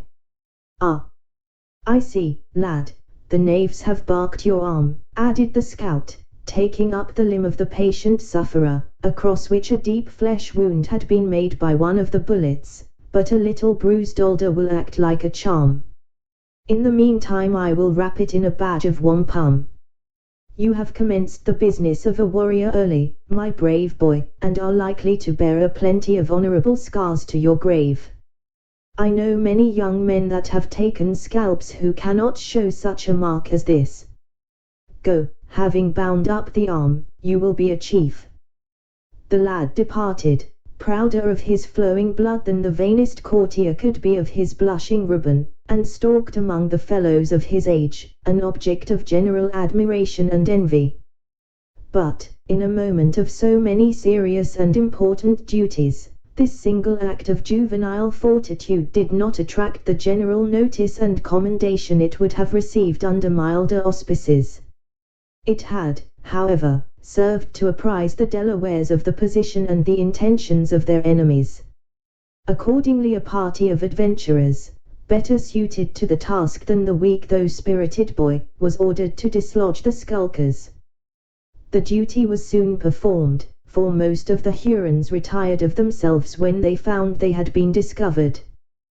The Delawares followed to a sufficient distance from their own encampment, and then halted for orders, apprehensive of being led into an ambush. As both parties secreted themselves, the woods were again as still and quiet as a mild summer morning and deep solitude could render them. The calm but still impatient Uncas now collected his chiefs, and divided his power. He presented Hawkeye as a warrior, often tried, and always found deserving of confidence. When he found his friend met with a favorable reception, he bestowed on him the command of 20 men, like himself, active, skillful and resolute. He gave the Delawares to understand the rank of Hayward among the troops of the Yankees, and then tendered to him a trust of equal authority. But Duncan declined the charge, professing his readiness to serve as a volunteer by the side of the scout. After this disposition, the young Mohican appointed various native chiefs to fill the different situations of responsibility, and, the time pressing, he gave forth the word to march. He was cheerfully, but silently obeyed by more than 200 men. Their entrance into the forest was perfectly unmolested, nor did they encounter any living objects that could either give the alarm, or furnish the intelligence they needed, until they came upon the lairs of their own scouts. Here a halt was ordered, and the chiefs were assembled to hold a whispering council. At this meeting divers plans of operation were suggested, though none of a character to meet the wishes of their ardent leader. Had Uncas followed the promptings of his own inclinations, he would have led his followers to the charge without a moment's delay, and put the conflict to the hazard of an instant issue, but such a course would have been in opposition to all the received practices and opinions of his countrymen. He was, therefore, fain to adopt a caution that in the present temper of his mind he execrated, and to listen to advice at which his fiery spirit chafed, under the vivid recollection of Cora's danger and Magua's insolence. After an unsatisfactory conference of many minutes, a solitary individual was seen advancing from the side of the enemy, with such apparent haste, as to induce the belief he might be a messenger charged with pacific overtures. When within 100 yards, however, of the cover behind which the Delaware council had assembled, the stranger hesitated, appeared uncertain what course to take, and finally halted. All eyes were turned now on Uncas, as if seeking directions how to proceed. "Hawkeye," said the young chief, in a low voice, "he must never speak to the Hurons again." "His time has come," said the laconic scout, thrusting the long barrel of his rifle through the leaves, and taking his deliberate and fatal aim. But, instead of pulling the trigger, he lowered the muzzle again, and indulged himself in a fit of his peculiar mirth. "I took the imp for a Mingo, as I'm a miserable sinner," he said, "but when my eye ranged along his ribs for a place to get the bullet in, would you think it, Uncas, I saw the musician as blower, and so, after all, it is the man they call Gamut, whose death can profit no one, and whose life, if this tongue can do anything but sing, may be made serviceable to our own ends. If sounds have not lost their virtue, I'll soon have a discourse with the honest fellow, and that in a voice he'll find more agreeable than the speech of Killdeer." So saying, Hawkeye laid aside his rifle, and, crawling through the bushes until within hearing of David, he attempted to repeat the musical effort, which had conducted himself, with so much safety and eclat, through the Huron encampment. The exquisite organs of Gamut could not readily be deceived, and, to say the truth, it would have been difficult for any other than Hawkeye to produce a similar noise, and, consequently, having once before heard the sounds, he now knew whence they proceeded. The poor fellow appeared relieved from a state of great embarrassment, for, pursuing the direction of the voice, a task that to him was not much less arduous than it would have been to have gone up in the face of a battery, he soon discovered the hidden songster. "I wonder what the Hurons will think of that," said the scout, laughing, as he took his companion by the arm, and urged him toward the rear. "If the knaves lie within earshot, they will say there are two non-compossers instead of one. But here we are safe," he added, pointing to Uncas and his associates. "Now give us the history of the Mingo inventions in natural English, and without any ups and downs of voice." David gazed about him, at the fierce and wild-looking chiefs, in mute wonder, but assured by the presence of faces that he knew, he soon rallied his faculties so far as to make an intelligent reply. "The heathen are abroad in goodly numbers," said David, "and, I fear, with evil intent. There has been much howling and ungodly revelry, together with such sounds as it is profanity to utter, in their habitations within the past hour, so much so, in truth, that I have fled to the Delawares in search of peace. Your ears might not have profited much by the exchange, had you been quicker of foot," returned the scout a little dryly. "But let that be as it may, where are the Hurons?" "They lie hid in the forest, between this spot and their village in such force, that prudence would teach you instantly to return." Uncas cast a glance along the range of trees which concealed his own band and mentioned the name of Magua. "Is among them. He brought in the maiden that had sojourned with the Delawares, and, leaving her in the cave, has put himself, like a raging wolf, at the head of his savages. I know not what has troubled his spirit so greatly." "He has left her, you say, in the cave," interrupted Hayward. "'Tis well that we know its situation. May not something be done for her instant relief?" Uncas looked earnestly at the scout, before he asked, "What says Hawkeye?" "Give me 20 rifles, and I will turn to the right, along the stream, and, passing by the huts of the beaver, will join the Sagamore and the colonel. You shall then hear the whoop from that quarter. With this wind one may easily send it a mile. Then, Uncas, do you drive in the front. When they come within range of our pieces, we will give them a blow that, I pledge the good name of an old frontiersman, shall make their line bend like an ashen bow. After which, we will carry the village, and take the woman from the cave, when the affair may be finished with the tribe, according to a white man's battle, by a blow and a victory, or, in the Indian fashion, with dodge and cover. There may be no great learning, Major, in this plan, but with courage and patience it can all be done." "I like it very much," cried Duncan, who saw that the release of Cora was the primary object in the mind of the scout. "I like it much. Let it be instantly attempted." After a short conference, the plan was matured, and rendered more intelligible to the several parties. The different signals were appointed, and the chiefs separated, each to his allotted station. Chapter 32. But plagues shall spread, and funeral fires increase, till the great king, without a ransom paid, to her own Chrysa sent the black-eyed maid. Pope.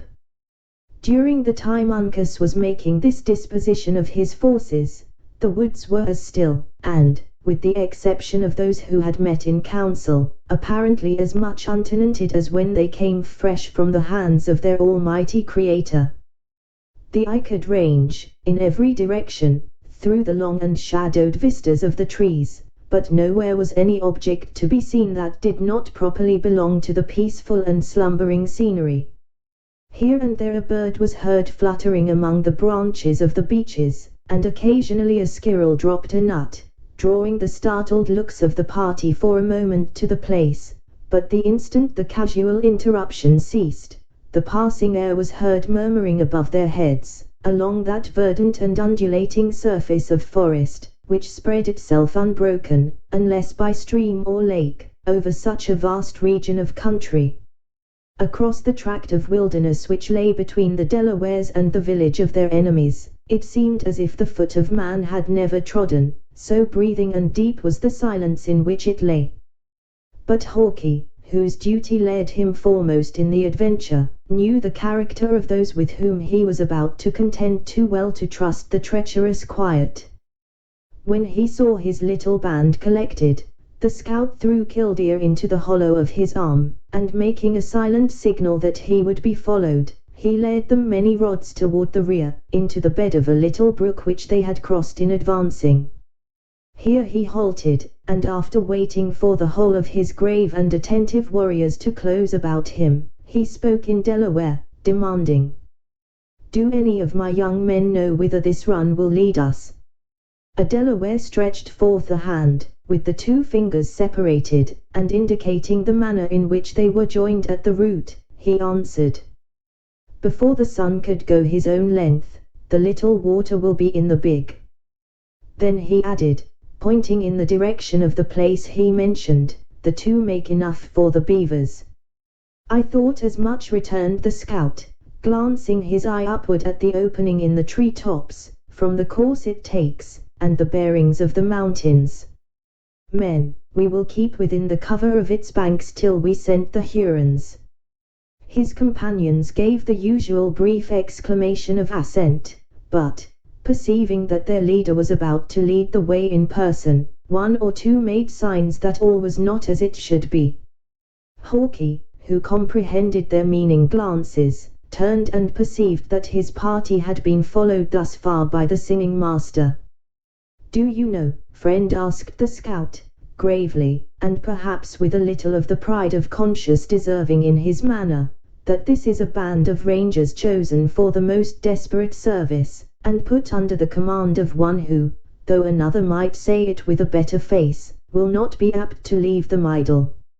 It may not be 5, it cannot be 30 minutes, before we tread on the body of a Huron, living or dead.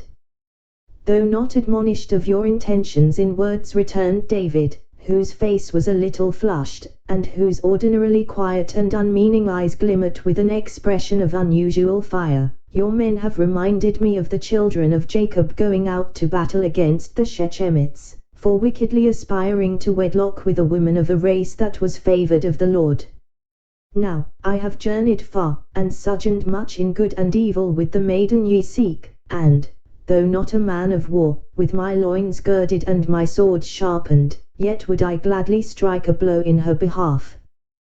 The scout hesitated, as if weighing the chances of such a strange enlistment in his mind before he answered. You know not the use of any weapon. You carry no rifle, and believe me, what the Mingoes take they will freely give again. Though not a vaunting and bloodily disposed Goliath, returned David, drawing a sling from beneath his parti-colored and uncouth attire, I have not forgotten the example of the Jewish boy. With this ancient instrument of war have I practiced much in my youth, and peradventure the skill has not entirely departed from me. Said Hawkeye, considering the deerskin thong and apron, with a cold and discouraging eye, the thing might do its work among arrows, or even knives, but these men have been furnished by the Frenchers with a good grooved barrel a man. However, it seems to be your gift to go unharmed amid fire, and as you have hitherto been favored, Major, you have left your rifle at a cock. A single shot before the time would be just 20 scalps lost to no purpose. Singer, you can follow, we may find use for you in the shoutings. I thank you, friend, returned David, supplying himself, like his royal namesake, from among the pebbles of the brook. Though not given to the desire to kill, had you sent me away my spirit would have been troubled. Remember, added the scout, tapping his own head significantly on that spot where Gamut was yet sore, we come to fight, and not to musicate. Until the general whoop is given, nothing speaks but the rifle. David nodded, as much to signify his acquiescence with the terms, and then Hawkeye, casting another observant glance over his followers, made the signal to proceed. Their route lay, for the distance of a mile, along the bed of the watercourse. Though protected from any great danger of observation by the precipitous banks, and the thick shrubbery which skirted the stream, no precaution known to an Indian attack was neglected. A warrior rather crawled than walked on each flank so as to catch occasional glimpses into the forest, and every few minutes the band came to a halt, and listened for hostile sounds, with an acuteness of organs that would be scarcely conceivable to a man in a less natural state.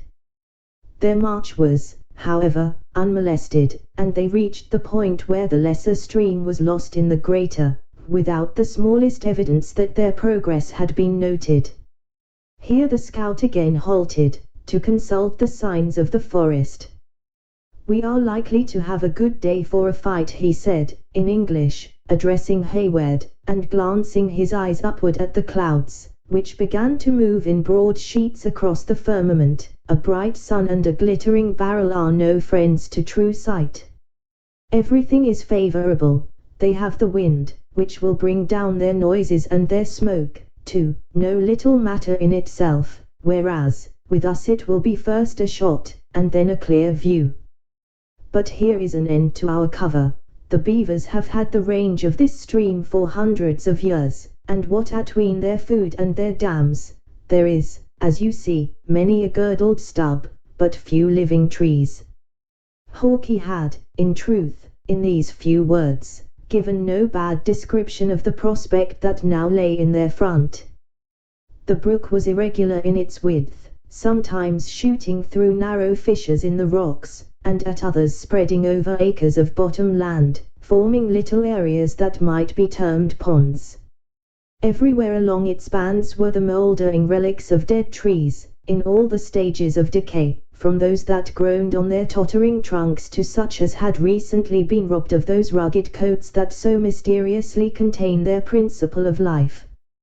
A few long, low, and moss-covered piles were scattered among them, like the memorials of a former and long-departed generation. All these minute particulars were noted by the scout, with a gravity and interest that they probably had never before attracted. He knew that the Huron encampment lay a short half-mile up the brook, and, with the characteristic anxiety of one who dreaded a hidden danger, he was greatly troubled at not finding the smallest trace of the presence of his enemy. Once or twice he felt induced to give the order for a rush, and to attempt the village by surprise, but his experience quickly admonished him of the danger of so useless an experiment. Then he listened intently, and with painful uncertainty, for the sounds of hostility in the quarter where Uncas was left, but nothing was audible except the sighing of the wind, that began to sweep over the bosom of the forest in gusts which threatened a tempest. At length, yielding rather to his unusual impatience than taking counsel from his knowledge, he determined to bring matters to an issue, by unmasking his force, and proceeding cautiously, but steadily, up the stream.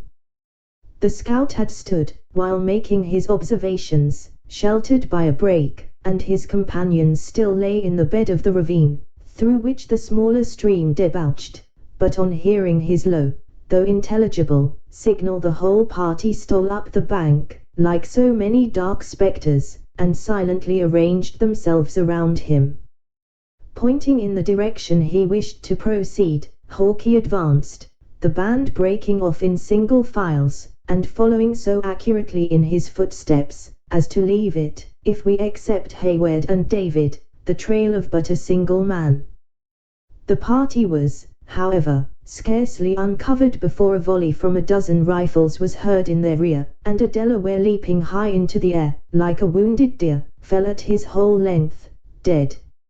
"Ah, I feared some deviltry like this," exclaimed the scout, in English, adding, with the quickness of thought, in his adopted tongue, "To cover, men, and charge." The band dispersed at the word, and before Hayward had well recovered from his surprise, he found himself standing alone with David. Luckily the Hurons had already fallen back, and he was safe from their fire. But this state of things was evidently to be of short continuance, for the scout set the example of pressing on their retreat, by discharging his rifle, and darting from tree to tree as his enemy slowly yielded ground. It would seem that the assault had been made by a very small party of the Hurons, which, however, continued to increase in numbers, as it retired on its friends, until the return fire was very nearly, if not quite, equal to that maintained by the advancing Delawares. Hayward threw himself among the combatants, and imitating the necessary caution of his companions, he made quick discharges with his own rifle. The contest now grew warm and stationary. Few were injured, as both parties kept their bodies as much protected as possible by the trees, never, indeed, exposing any part of their persons except in the act of taking aim. But the chances were gradually growing unfavorable to Hawkeye and his band. The quick-sighted scout perceived his danger without knowing how to remedy it. He saw it was more dangerous to retreat than to maintain his ground, while he found his enemy throwing out men on his flank, which rendered the task of keeping themselves covered so very difficult to the Delawares, as nearly to silence their fire. At this embarrassing moment, when they began to think the whole of the hostile tribe was gradually encircling them, they heard the yell of combatants and the rattling of arms echoing under the arches of the wood at the place where Uncas was posted, a bottom which, in a manner, lay beneath the ground on which Hawkeye and his party were contending. The effects of this attack were instantaneous, and to the scout and his friends greatly relieving.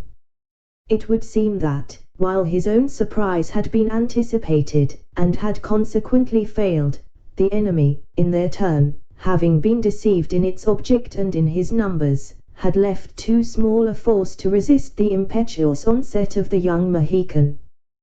This fact was doubly apparent, by the rapid manner in which the battle in the forest rolled upward toward the village, and by an instant falling off in the number of their assailants, who rushed to assist in maintaining the front, and, as it now proved to be, the principal point of defense.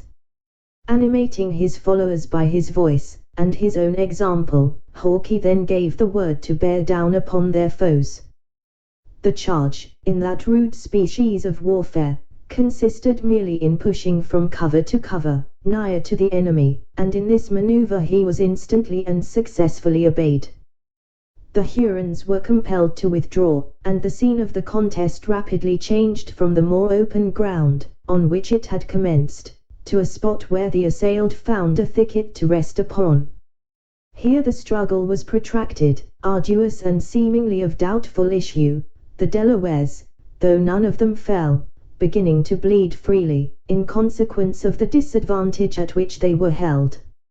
In this crisis, Hawkeye found means to get behind the same tree as that which served for a cover to Hayward, most of his own combatants being within call, a little on his right, where they maintained rapid, though fruitless, discharges on their sheltered enemies. "You are a young man, Major," said the scout, dropping the butt of killdeer to the earth, and leaning on the barrel, a little fatigued with his previous industry, "and it may be your gift to lead armies, at some future day, in these imps, the Mingoes. You may here see the philosophy of an Indian fight. It consists mainly in ready hand, a quick eye and a good cover. Now, if you had a company of the Royal Americans here, in what manner would you set them to work in this business? The bayonet would make a road. There is white reason in what you say, but a man must ask himself, in this wilderness, how many lives he can spare. No, horse *, continued the scout, shaking his head, like one who mused, horse, I am ashamed to say must sooner or later decide these scrimmages. The brutes are better than men, and to horse must we come at last. Put a shodden hoof on the moccasin of a redskin, and, if his rifle be once emptied, he will never stop to load it again. The American forest admits of the passage of horses, there being little underbrush, and few tangled brakes. The plan of Hawkeye is the one which has always proved the most successful in the battles between the whites and the Indians. Wayne, in his celebrated campaign on the Miami, received the fire of his enemies in line, and then causing his dragoons to wheel round his flanks, the Indians were driven from their covers before they had time to load. One of the most conspicuous of the chiefs who fought in the Battle of Miami assured the writer that the red men could not fight the warriors with long knives and leather stockings, meaning the dragoons with their sabers and boots. This is a subject that might better be discussed at another time, returned Hayward. Shall we charge? I see no contradiction to the gifts of any man in passing his breathing spells in useful reflections, the scout replied. As to rush, I little relish such a measure, for a scalp or two must be thrown away in the attempt.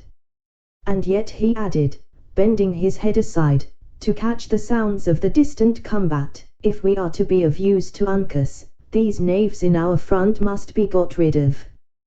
Then, turning with a prompt and decided air, he called aloud to his Indians, in their own language. His words were answered by a shout, and, at a given signal, each warrior made a swift movement around his particular tree. The sight of so many dark bodies, glancing before their eyes at the same instant, drew a hasty and consequently an ineffectual fire from the Hurons. Without stopping to breathe, the Delawares leaped in long bounds toward the wood, like so many panthers springing upon their prey. Hawkeye was in front, brandishing his terrible rifle and animating his followers by his example.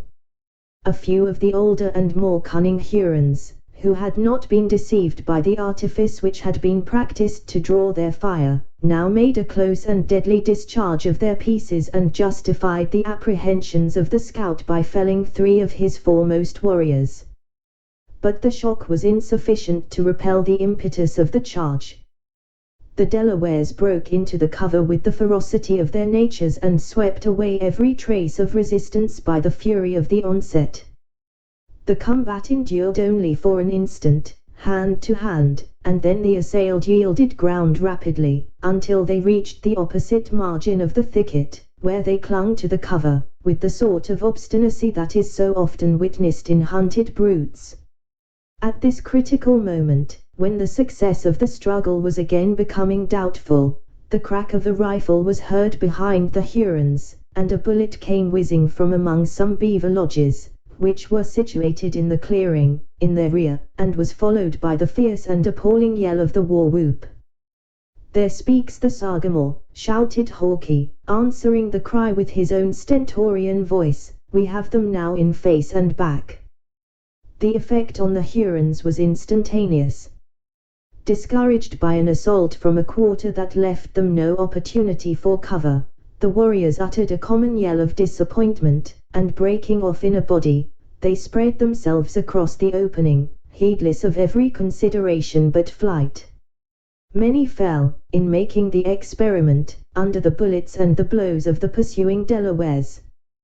We shall not pause to detail the meeting between the scout and Chingachgook, or the more touching interview that Duncan held with Munro. A few brief and hurried words served to explain the state of things to both parties, and then Hawkeye, pointing out the Sagamore to his band, resigned the chief authority into the hands of the Mohican chief. Chingachgook assumed the station to which his birth and experience gave him so distinguished a claim, with the grave dignity that always gives force to the mandates of a native warrior. Following the footsteps of the scout, he led the party back through the thicket, his men scalping the fallen Hurons and secreting the bodies of their own dead as they proceeded, until they gained a point where the former was content to make a halt. The warriors, who had breathed themselves freely in the preceding struggle, were now posted on a bit of level ground, sprinkled with trees in sufficient numbers to conceal them. The land fell away rather precipitately in front, and beneath their eyes stretched, for several miles, a narrow, dark, and wooded vale. It was through this dense and dark forest that Uncas was still contending with the main body of the Hurons. The Mohican and his friends advanced to the brow of the hill, and listened, with practiced ears, to the sounds of the combat. A few birds hovered over the leafy bosom of the valley, frightened from their secluded nests, and here and there a light vapory cloud, which seemed already blending with the atmosphere, arose above the trees, and indicated some spot where the struggle had been fierce and stationary. "The fight is coming up the ascent," said Duncan, pointing in the direction of a new explosion of firearms. "We are too much in the center of their line to be effective." "They will incline into the hollow, where the cover is thicker," said the scout, "and that will leave us well on their flank. Go, Sagamore, you will hardly be in time to give the whoop, and lead on the young men. I will fight this scrimmage with warriors of my own color. You know me, Mohican, not a Huron of them all shall cross the swell, into your rear, without the notice of Killdeer." The Indian chief paused another moment to consider the signs of the contest, which was now rolling rapidly up the ascent, a certain evidence that the Delawares triumphed, nor did he actually quit the place until admonished of the proximity of his friends, as well as enemies, by the bullets of the former, which began to patter among the dried leaves on the ground, like the bits of falling hail which precede the bursting of the tempest. Hawkeye and his 3 companions withdrew a few paces to a shelter, and awaited the issue with calmness that nothing but great practice could impart in such a scene. It was not long before the reports of the rifles began to lose the echoes of the woods, and to sound like weapons discharged in the open air. Then a warrior appeared, here and there, driven to the skirts of the forest, and rallying as he entered the clearing, as at the place where the final stand was to be made. These were soon joined by others, until a long line of swarthy figures was to be seen clinging to the cover with the obstinacy of desperation. Hayward began to grow impatient, and turned his eyes anxiously in the direction of Chingachgook.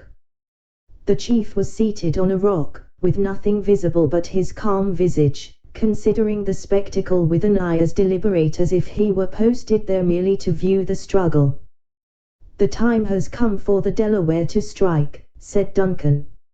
Not so," returned the scout. "When he scents his friends, he will let them know that he is here. See, the knaves are getting in that clump of pines, like bees settling after their flight. By the Lord, a squaw might put a bullet into the center of such a knot of dark skins."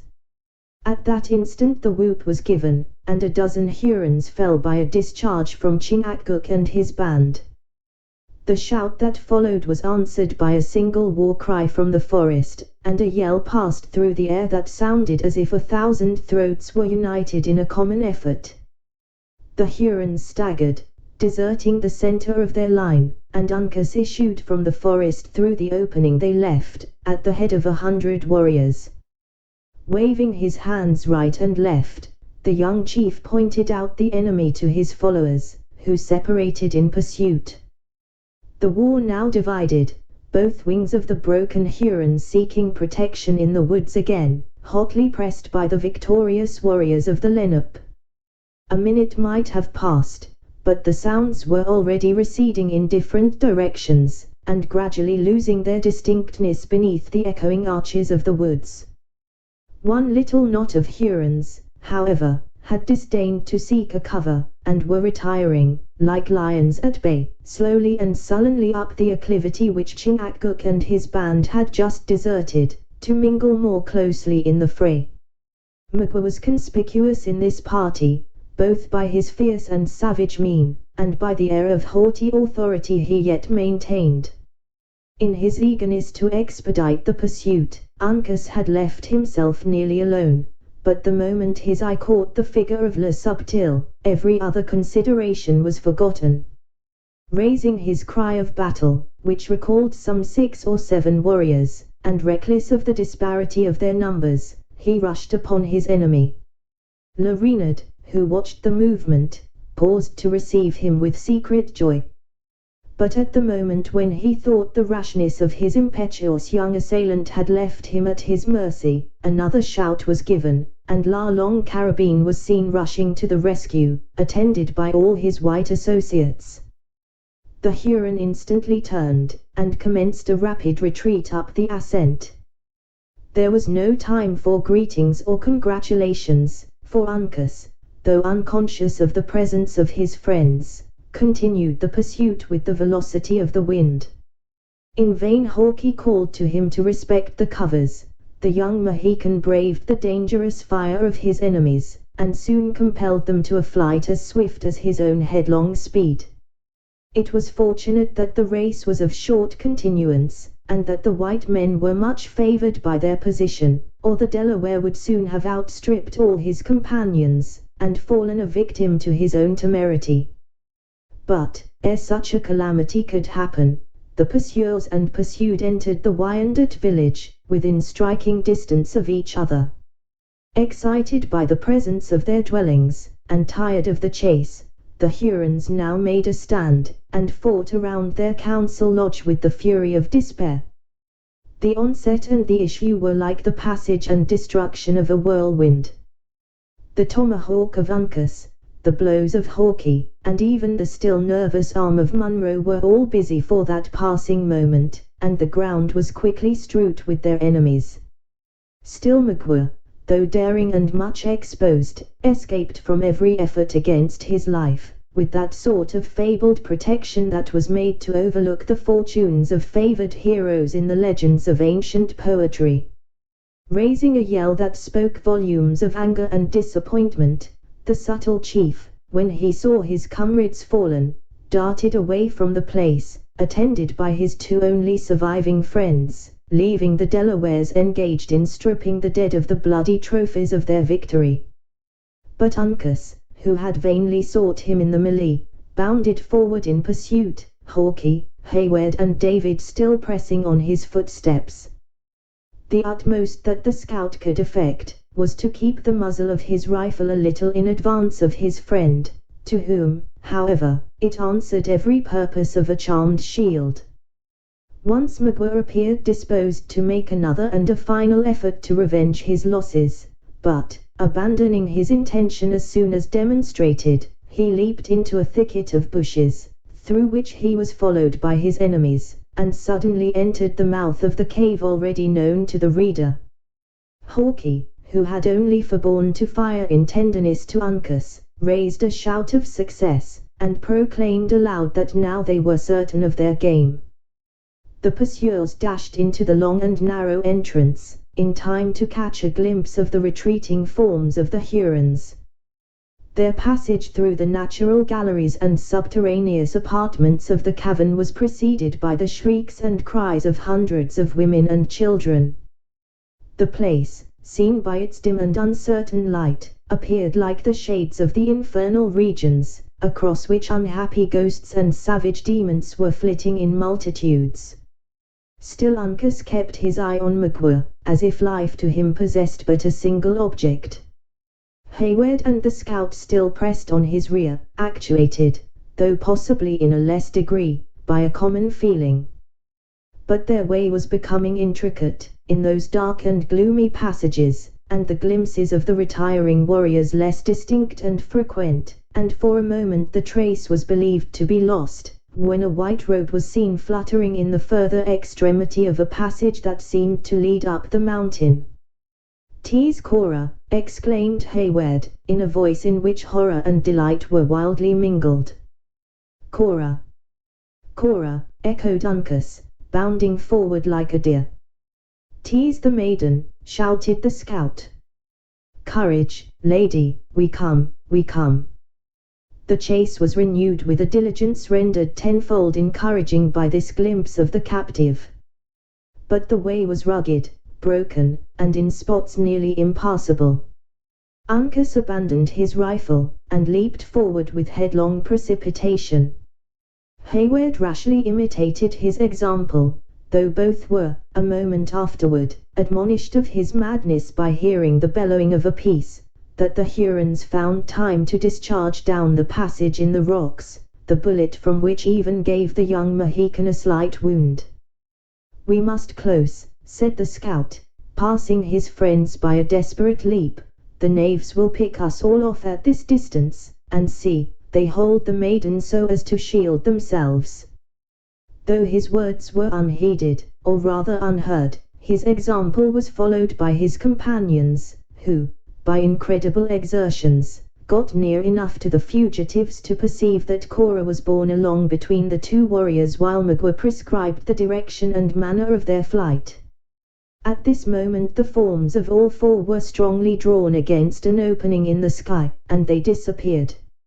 Nearly frantic with disappointment, Uncas and Heyward increased efforts that already seemed superhuman, and they issued from the cavern on the side of the mountain, in time to note the route of the pursued.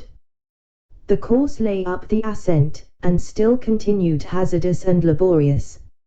Encumbered by his rifle, and, perhaps, not sustained by so deep an interest in the captive as his companions, the scout suffered the latter to precede him a little, Uncas, in his turn, taking the lead of Heyward. In this manner, rocks, precipices and difficulties were surmounted in an incredibly short space, that at another time, and under other circumstances, would have been deemed almost insuperable. But the impetuous young men were rewarded by finding that, encumbered with Cora, the Hurons were losing ground in the race. "Stay, dog of the Wyandots!" exclaimed Uncas, shaking his bright tomahawk at Magua. "A Delaware girl calls stay."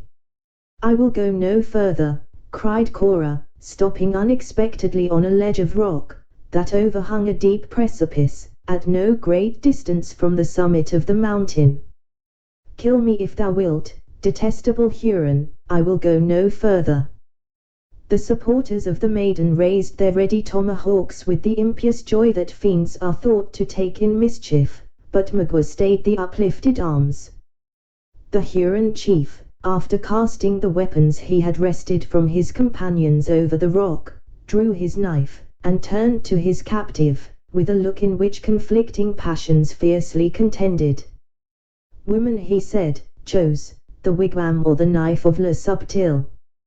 Cora regarded him not, but dropping on her knees, she raised her eyes and stretched her arms toward heaven, saying in a meek and yet confiding voice, "I am thine, do with me as thou seest best."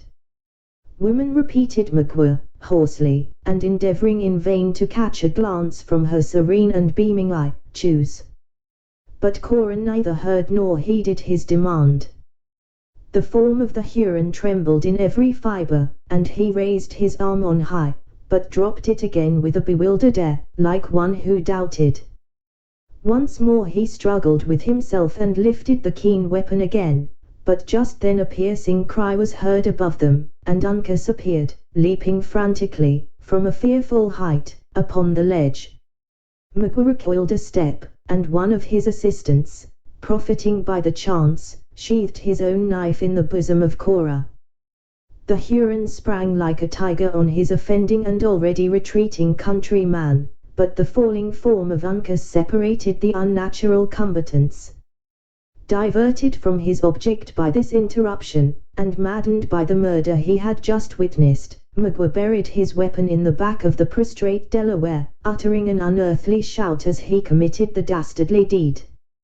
But Uncas arose from the blow, as the wounded panther turns upon his foe, and struck the murderer of Cora to his feet, by an effort in which the last of his failing strength was expended.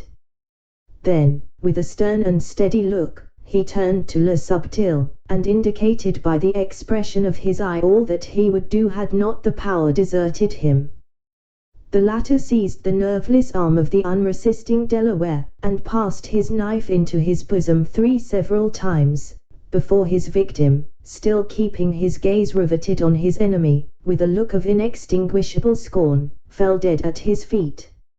"Mercy, mercy!" Huron cried Hayward, from above, in tones nearly choked by horror, "give mercy, and thou shalt receive from it."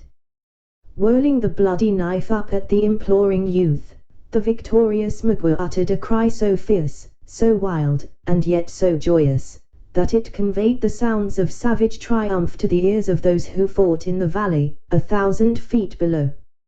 He was answered by a burst from the lips of the scout, whose tall person was just then seen moving swiftly toward him, along those dangerous crags, with steps as bold and reckless as if he possessed the power to move in air. But when the hunter reached the scene of the ruthless massacre, the ledge was tenanted only by the dead. His keen eye took a single look at the victims, and then shot its glances over the difficulties of the ascent in his front. A form stood at the brow of the mountain, on the very edge of the giddy height, with uplifted arms, in an awful attitude of menace. Without stopping to consider his person, the rifle of Hawkeye was raised, but a rock, which fell on the head of one of the fugitives below, exposed the indignant and glowing countenance of the honest Gamut. Then Magua issued from a crevice, and, stepping with calm indifference over the body of the last of his associates, he leaped a wide fissure, and ascended the rocks at a point where the arm of David could not reach him. A single bound would carry him to the brow of the precipice, and assure his safety. Before taking the leap, however, the Huron paused, and shaking his hand at the scout, he shouted, "The pale faces are dogs, the Delawares women. Magua leaves them on the rocks, for the crows." Laughing hoarsely, he made a desperate leap, and fell short of his mark, though his hands grasped a shrub on the verge of the height. The form of Hawkeye had crouched like a beast about to take its spring, and his frame trembled so violently with eagerness that the muzzle of the half-raised rifle played like a leaf fluttering in the wind.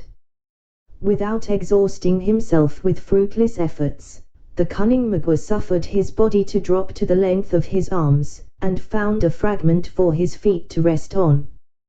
Then, summoning all his powers, he renewed the attempt, and so far succeeded as to draw his knees on the edge of the mountain.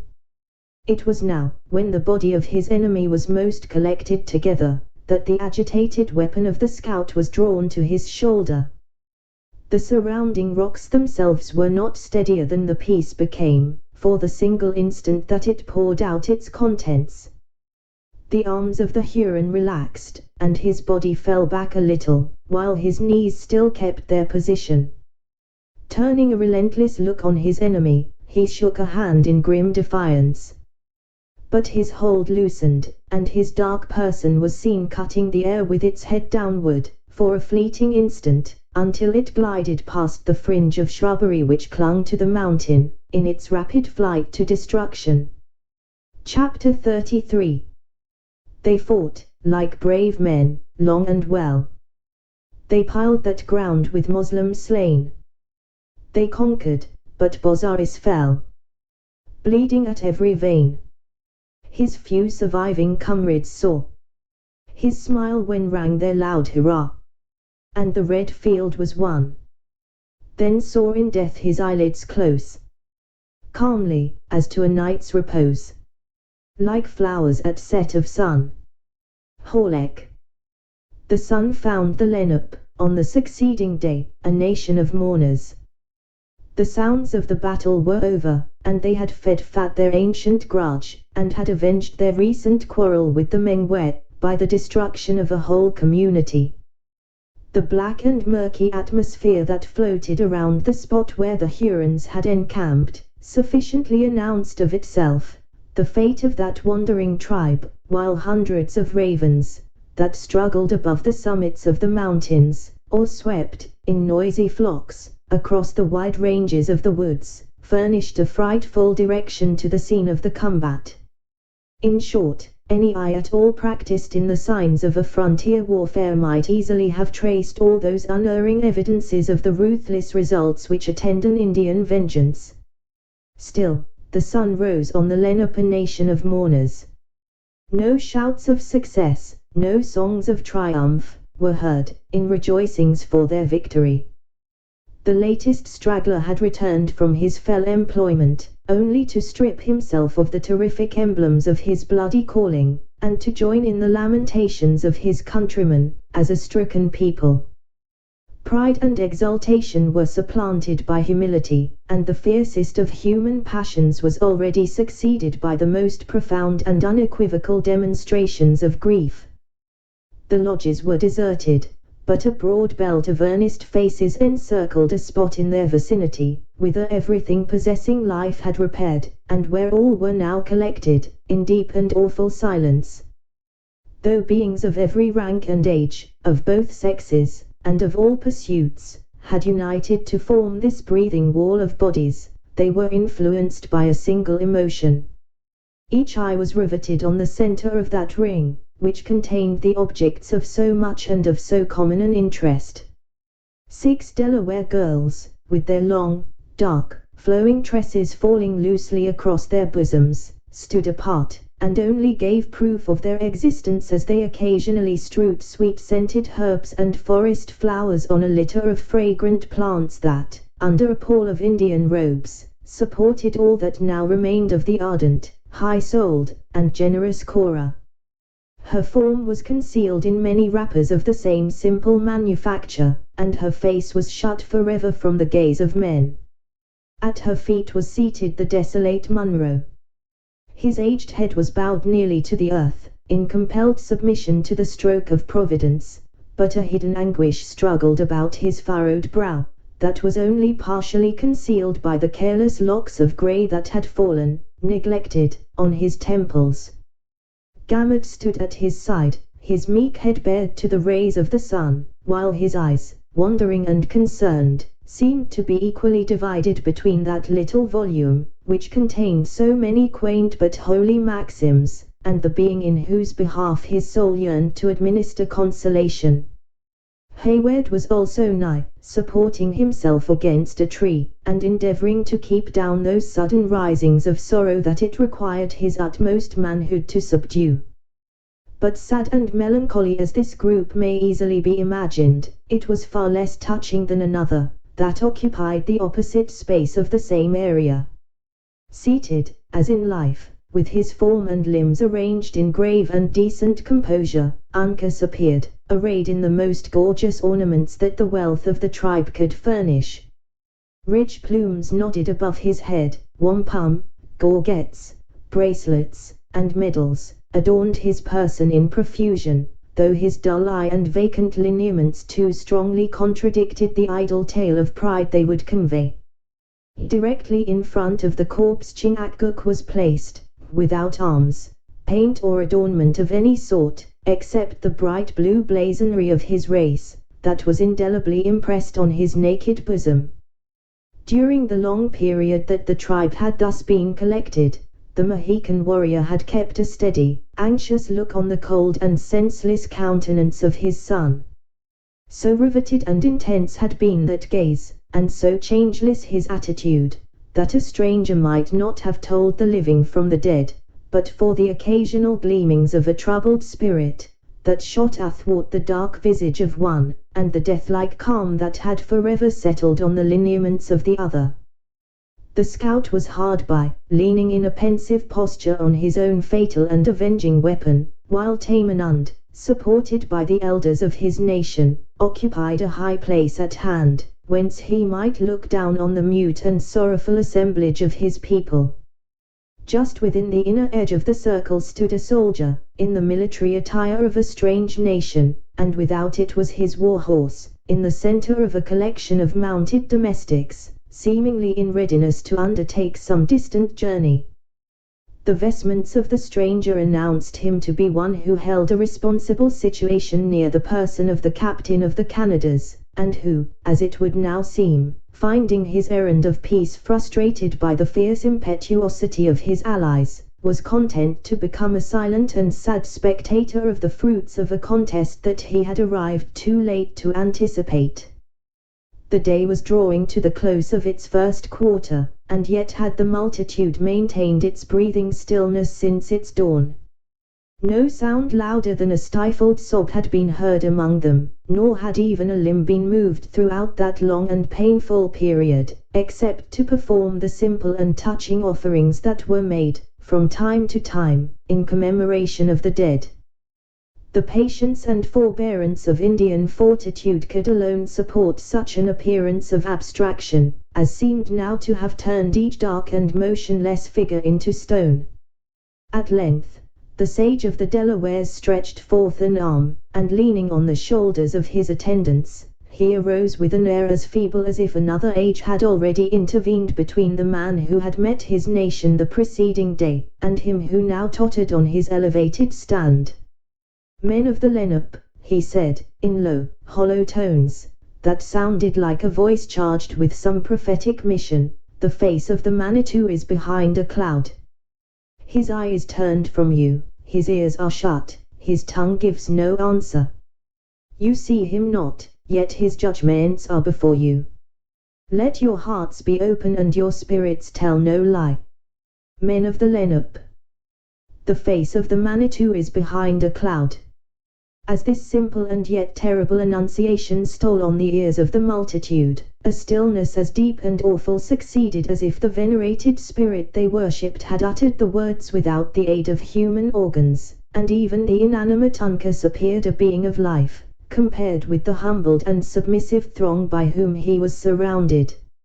As the immediate effect, however, gradually passed away, a low murmur of voices commenced a sort of chant in honor of the dead. The sounds were those of females, and were thrillingly soft and wailing. The words were connected by no regular continuation, but as one ceased another took up the eulogy, or lamentation, whichever it might be called, and gave vent to her emotions in such language as was suggested by her feelings and the occasion. At intervals the speaker was interrupted by general and loud bursts of sorrow, during which the girls around the bier of Cora plucked the plants and flowers blindly from her body, as if bewildered with grief. But, in the milder moments of their plaint, these emblems of purity and sweetness were cast back to their places, with every sign of tenderness and regret.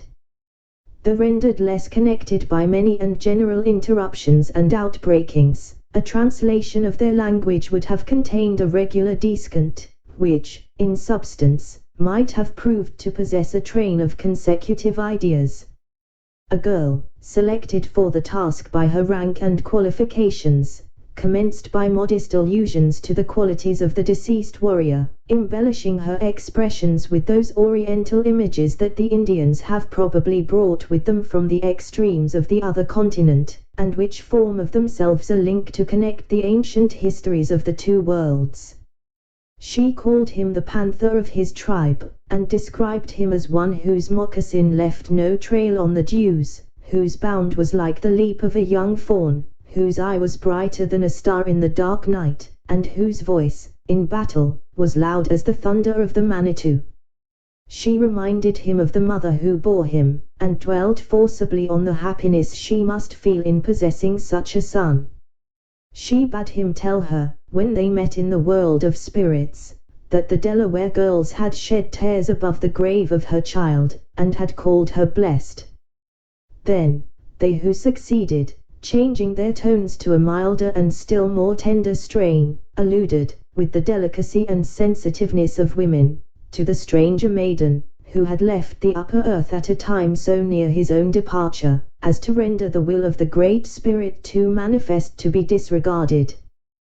They admonished him to be kind to her, and to have consideration for her ignorance of those arts which were so necessary to the comfort of a warrior like himself.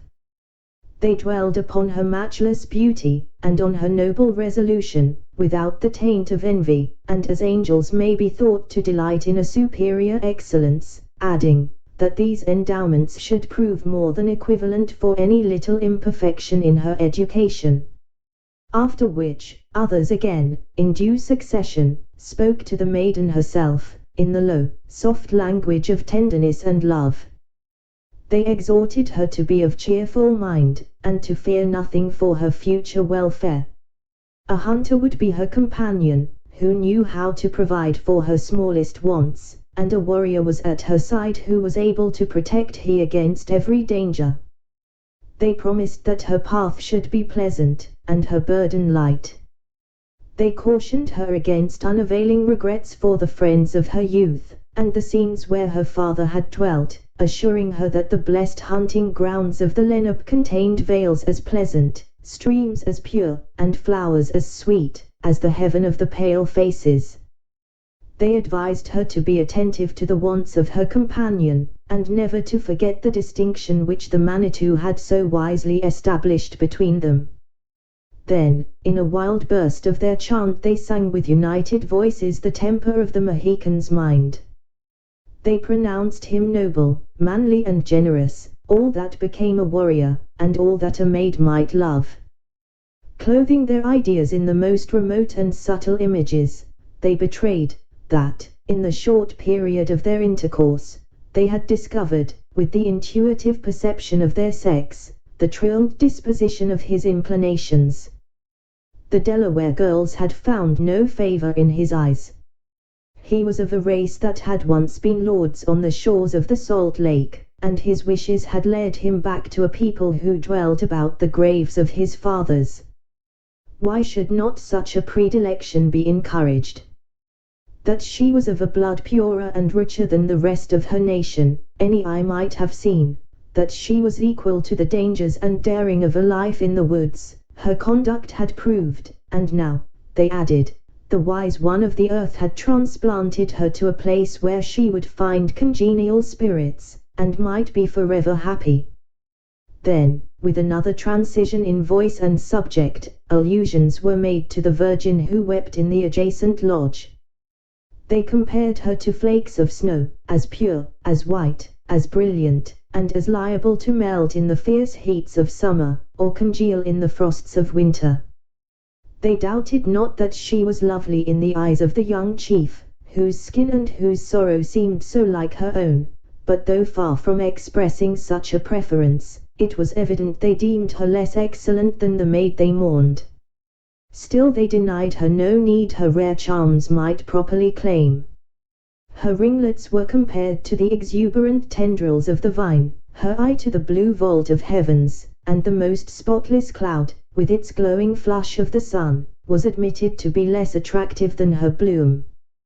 During these and similar songs nothing was audible but the murmurs of the music, relieved, as it was, or rather rendered terrible, by those occasional bursts of grief which might be called its choruses.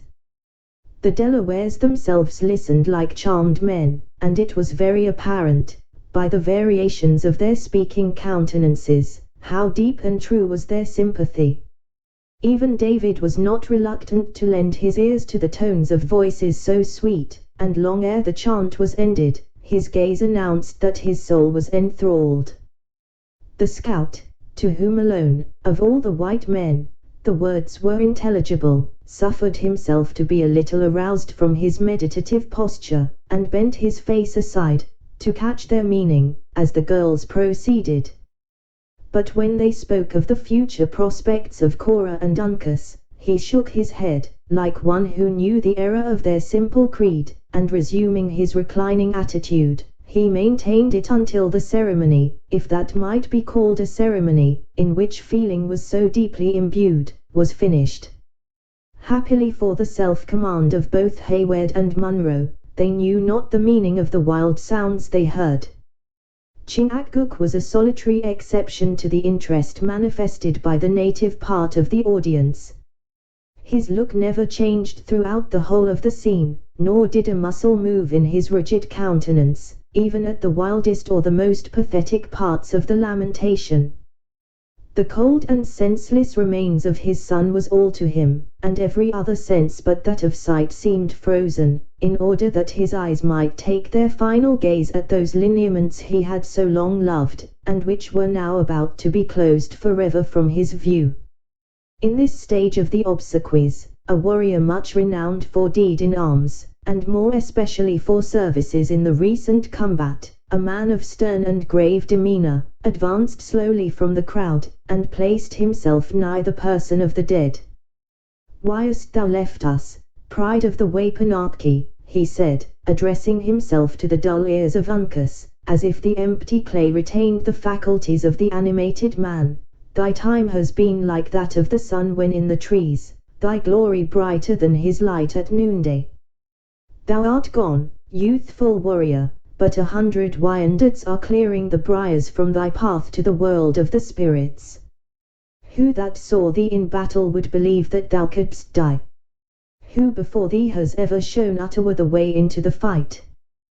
Thy feet were like the wings of eagles, thine arm heavier than falling branches from the pine, and thy voice like the Manitou when he speaks in the clouds. The tongue of Ottawa is weak," he added, looking about him with a melancholy gaze, and his heart exceeding heavy. "Pride of the Wapanaki, why hast thou left us?" He was succeeded by others, in due order, until most of the high and gifted men of the nation had sung or spoken their tribute of praise over the manes of the deceased chief. When each had ended, another deep and breathing silence reigned in all the place. Then a low, deep sound was heard, like the suppressed accompaniment of distant music, rising just high enough on the air to be audible, and yet so indistinctly, as to leave its character, and the place whence it proceeded, alike matters of conjecture. It was, however, succeeded by another and another strain, each in a higher key, until they grew on the ear, first in long-drawn and often repeated interjections, and finally in words. The lips of Chingachgook had so far parted, as to announce that it was the monody of the father. Though not an eye was turned toward him nor the smallest sign of impatience exhibited, it was apparent, by the manner in which the multitude elevated their heads to listen, that they drank in the sounds with an intenseness of attention, that none but Tamenund himself had ever before commanded. But they listened in vain. The strains rose just so loud as to become intelligible, and then grew fainter and more trembling, until they finally sank on the ear, as if borne away by a passing breath of wind. The lips of the Sagamore closed, and he remained silent in his seat, looking with his riveted eye and motionless form, like some creature that had been turned from the almighty hand with the form but without the spirit of a man. The Delawares, who knew by these symptoms that the mind of their friend was not prepared for so mighty an effort of fortitude, relaxed in their attention, and, with an innate delicacy, seemed to bestow all their thoughts on the obsequies of the stranger maiden. A signal was given, by one of the elder chiefs, to the women who crowded that part of the circle near which the body of Cora lay. Obedient to the sign, the girls raised the bier to the elevation of their heads, and advanced with slow and regulated steps, chanting, as they proceeded, another wailing song in praise of the deceased. Gamut, who had been a close observer of rites he deemed so heathenish, now bent his head over the shoulder of the unconscious father, whispering, "They move with the remains of thy child, shall we not follow, and see them interred with Christian burial?" Munro started, as if the last trumpet had sounded in his ear, and bestowing one anxious and hurried glance around him, he arose and followed in the simple train, with the mien of a soldier, but bearing the full burden of a parent's suffering. His friends pressed around him with a sorrow that was too strong to be termed sympathy, even the young Frenchman joining in the procession, with the air of a man who was sensibly touched at the early and melancholy fate of one so lovely. But when the last and humblest female of the tribe had joined in the wild and yet ordered array, the men of the Lenape contracted their circle, and formed again around the person of Uncas, as silent, as grave, and as motionless as before. The place which had been chosen for the grave of Cora was a little knoll, where a cluster of young and healthful pines had taken root, forming of themselves a melancholy and appropriate shade over the spot. On reaching it, the girls deposited their burden, and continued for many minutes waiting, with characteristic patience, and native timidity, for some evidence that they whose feelings were most concerned were content with the arrangement. At length the scout, who alone understood their habits, said, in their own language, "My daughters have done well, the white men thank them." Satisfied with this testimony in their favor, the girls proceeded to deposit the body in a shell, ingeniously, and not inelegantly, fabricated of the bark of the birch, after which they lowered it into its dark and final abode. The ceremony of covering the remains, and concealing the marks of the fresh earth, by leaves and other natural and customary objects, was conducted with the same simple and silent forms.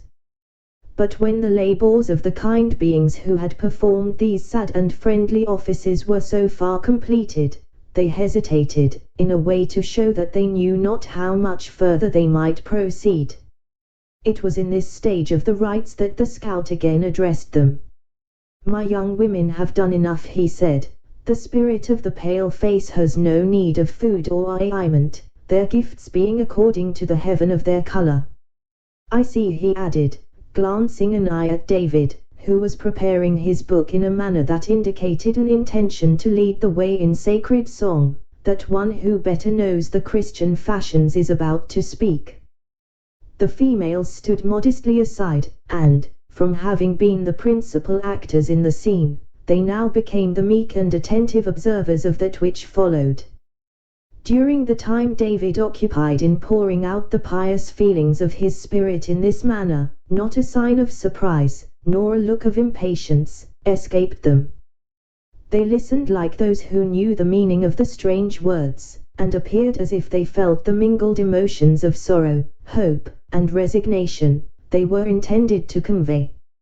Excited by the scene he had just witnessed, and perhaps influenced by his own secret emotions, the master of song exceeded his usual efforts. His full rich voice was not found to suffer by a comparison with the soft tones of the girls, and his more modulated strains possessed, at least for the ears of those to whom they were peculiarly addressed, the additional power of intelligence. He ended the anthem, as he had commenced it, in the midst of a grave and solemn stillness. When, however, the closing cadence had fallen on the ears of his auditors, the secret, timorous glances of the eyes, and the general and yet subdued movement of the assemblage, betrayed that something was expected from the father of the deceased. Munro seemed sensible that the time was come for him to exert what is, perhaps, the greatest effort of which human nature is capable. He bared his grey locks, and looked around the timid and quiet throng by which he was encircled, with a firm and collected countenance. Then, motioning with his hand for the scout to listen, he said, "Say to these kind and gentle females, that a heartbroken and failing man returns them his thanks. Tell them, that the being we all worship, under different names, will be mindful of their charity, and that the time shall not be distant when we may assemble around his throne without distinction of sex, or rank, or color." The scout listened to the tremulous voice in which the veteran delivered these words, and shook his head slowly when they were ended, as one who doubted their efficacy. "To tell them this," he said, "would be to tell them that the snows come not in the winter, or that the sun shines fiercest when the trees are stripped of their leaves." Then turning to the women, he made such a communication of the others' gratitude as he deemed most suited to the capacities of his listeners. The head of Munro had already sunk upon his chest, and he was again fast relapsing into melancholy, when the young Frenchman before named ventured to touch him lightly on the elbow. As soon as he had gained the attention of the mourning old man, he pointed toward a group of young Indians, who approached with a light but closely covered litter, and then pointed upward toward the sun. "I understand you, sir," returned Munro, with a voice of forced firmness, "I understand you. It is the will of heaven, and I submit. Cora, my child, if the prayers of a heartbroken father could avail thee now, how blessed shouldst thou be. Come, gentlemen," he added, looking about him with an air of lofty composure, though the anguish that quivered in his faded countenance was far too powerful to be concealed, "our duty here is ended, let us depart." Hayward gladly obeyed a summons that took them from a spot where, each instant, he felt his self-control was about to desert him. While his companions were mounting, however, he found time to press the hand of the scout, and to repeat the terms of an engagement they had made to meet again within the posts of the British Army. Then, gladly throwing himself into the saddle, he spurred his charger to the side of the litter, whence low and stifled sobs alone announced the presence of Alice. In this manner, the head of Munro again drooping on his bosom, with Hayward and David following in sorrowing silence, and attended by the aid of Montcalm with his guard, all the white men, with the exception of Hawkeye, passed from before the eyes of the Delawares, and were buried in the vast forests of that region. But the tie which, through their common calamity, had united the feelings of these simple dwellers in the woods with the strangers who had thus transiently visited them, was not so easily broken. Years passed away before the traditionary tale of the White Maiden, and of the young warrior of the Mohicans ceased to beguile the long nights and tedious marches, or to animate their youthful and brave with a desire for vengeance. Neither were the secondary actors in these momentous incidents forgotten. Through the medium of the scout, who served for years afterward as a link between them and civilized life, they learned, in answer to their inquiries, that the grey head was speedily gathered to his fathers, borne down, as was erroneously believed, by his military misfortunes, and that the open hand had conveyed his surviving daughter far into the settlements of the Pale Faces, where her tears had at last ceased to flow, and had been succeeded by the bright smiles which were better suited to her joyous nature. But these were events of a time later than that which concerns our tale. Deserted by all of his color, Hawkeye returned to the spot where his sympathies led him, with a force that no ideal bond of union could destroy. He was just in time to catch a parting look of the features of Uncas, whom the Delawares were already enclosing in his last vestment of skins. They paused to permit the longing and lingering gaze of the sturdy woodsman, and when it was ended, the body was enveloped, never to be unclosed again. Then came a procession like the other, and the whole nation was collected about the temporary grave of the chief, temporary, because it was proper that, at some future day, his bones should rest among those of his own people. The movement, like the feeling, had been simultaneous and general. The same grave expression of grief, the same rigid silence, and the same deference to the principal mourner, were observed around the place of interment as have been already described. The body was deposited in an attitude of repose, facing the rising sun, with the implements of war and of the chase at hand, in readiness for the final journey. An opening was left in the shell, by which it was protected from the soil, for the spirit to communicate with its earthly tenement, when necessary, and the whole was concealed from the instinct, and protected from the ravages of the beasts of prey, with an ingenuity peculiar to the natives. The manual rites then ceased and all present reverted to the more spiritual part of the ceremonies. Chingachgook became once more the object of the common attention. He had not yet spoken, and something consolatory and instructive was expected from so renowned a chief on an occasion of such interest. Conscious of the wishes of the people, the stern and self-restrained warrior raised his face, which had latterly been buried in his robe, and looked about him with a steady eye. His firmly compressed and expressive lips then severed, and for the first time during the long ceremonies his voice was distinctly audible. "Why do my brothers mourn?" he said, regarding the dark race of dejected warriors by whom he was environed. "Why do my daughters weep, that a young man has gone to the happy hunting grounds, that a chief has filled his time with honor? He was good, he was dutiful, he was brave. Who can deny it? The Manitou had need of such a warrior, and he has called him away. As for me, the son and the father of Uncas, I am a blazed pine, in a clearing of the pale faces. My race has gone from the shores of the Salt Lake and the hills of the Delawares. But who can say that the serpent of his tribe has forgotten his wisdom? I am alone." "No, no," cried Hawkeye, who had been gazing with a yearning look at the rigid features of his friend, with something like his own self-command, but whose philosophy could endure no longer. "No, Sagamore, not alone. The gifts of our colors may be different, but God has so placed us as to journey in the same path. I have no kin, and I may also say, like you, no people. He was your son, and a redskin by nature, and it may be that your blood was nearer, but, if ever I forget the lad who has so often fought at my side in war, and slept at my side in peace, may he who made us all, whatever may be our color or our gifts, forget me. The boy has left us for a time, but, Sagamore, you are not alone." 0461.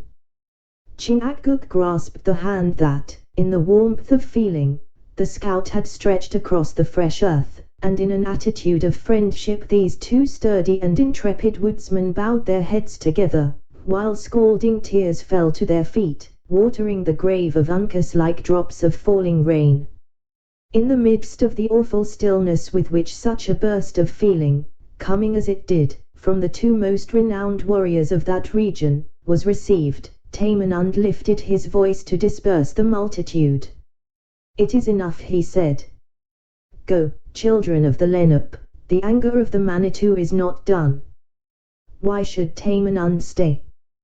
The pale faces are masters of the earth, and the time of the red men has not yet come again. My day has been too long.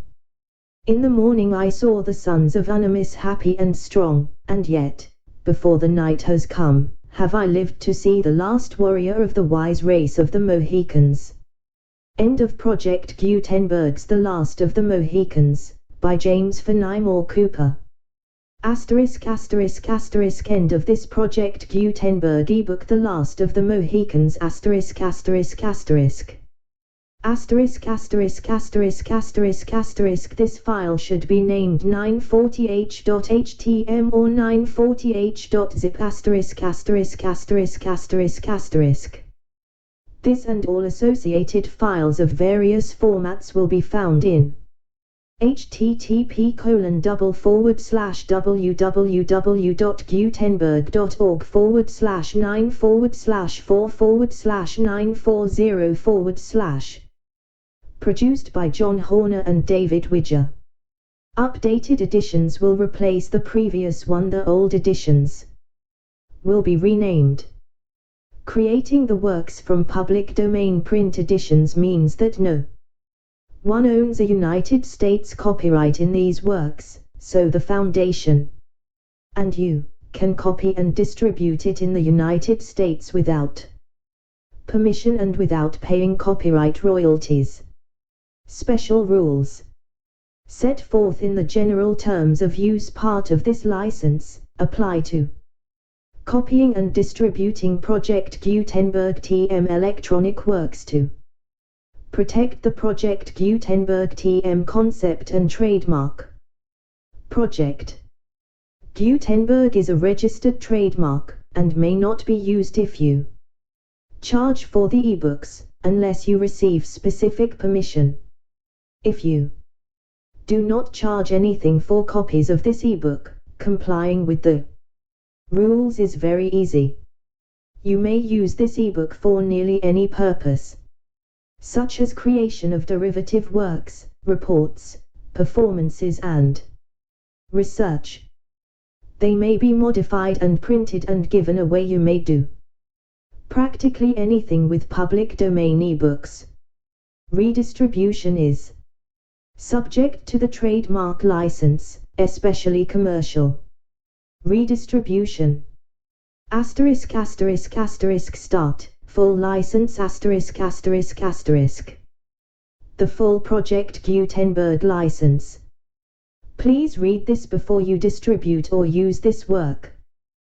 To protect the Project Gutenberg TM mission of promoting the free distribution of electronic works, by using or distributing this work, or any other work associated in any way with the phrase Project Gutenberg, you agree to comply with all the terms of the full Project Gutenberg TM license, available with this file or online at http://gutenberg.org/license. Section 1. General Terms of Use and Redistributing Project Gutenberg TM Electronic Works. 1.0. By reading or using any part of this Project Gutenberg TM electronic work, you indicate that you have read, understand, agree to, and accept all the terms of this license and intellectual property, trademark/copyright agreement. If you do not agree to abide by all the terms of this agreement, you must cease using and return or destroy all copies of Project Gutenberg TM electronic works in your possession. If you paid a fee for obtaining a copy of or access to a Project Gutenberg TM electronic work and you do not agree to be bound by the terms of this agreement, you may obtain a refund from the person or entity to whom you paid the fee as set forth in paragraph 1.e.8. 1.b. Project Gutenberg is a registered trademark. It may only be used on or associated in any way with an electronic work by people who agree to be bound by the terms of this agreement. There are a few things that you can do with most Project Gutenberg TM electronic works, even without complying with the full terms of this agreement. See paragraph 1.c below.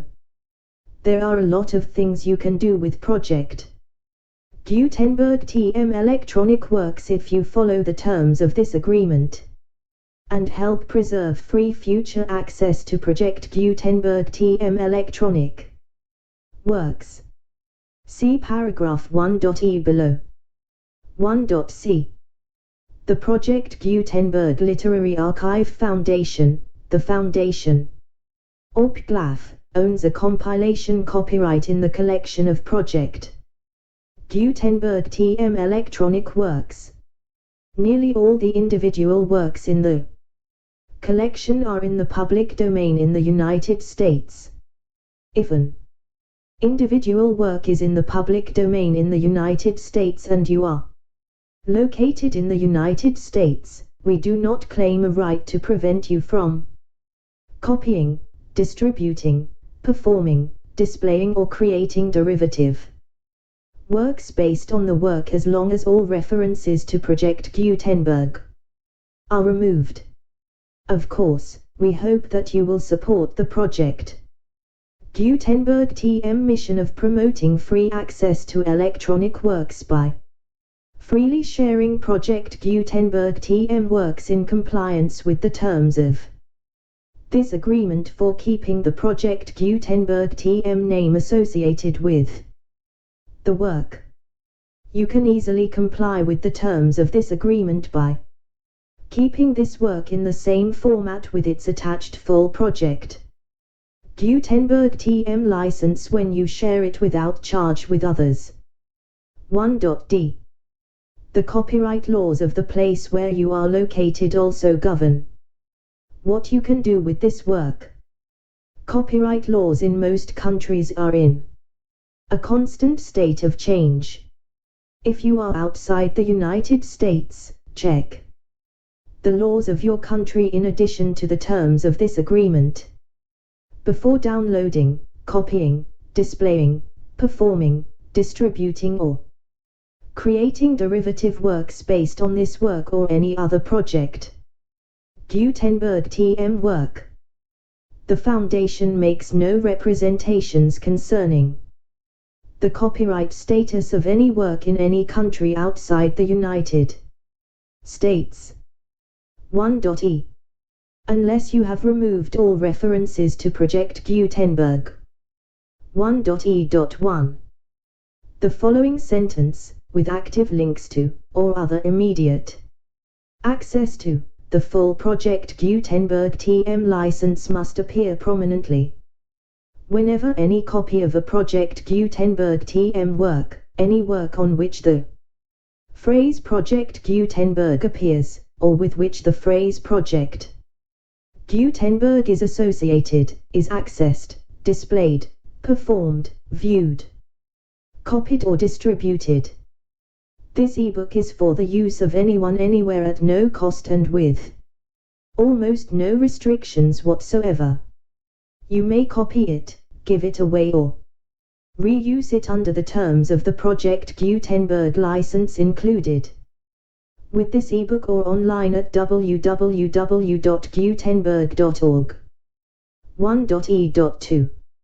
If an individual Project Gutenberg TM electronic work is derived from the public domain, does not contain a notice indicating that it is posted with permission of the copyright holder, the work can be copied and distributed to anyone in the United States without paying any fees or charges.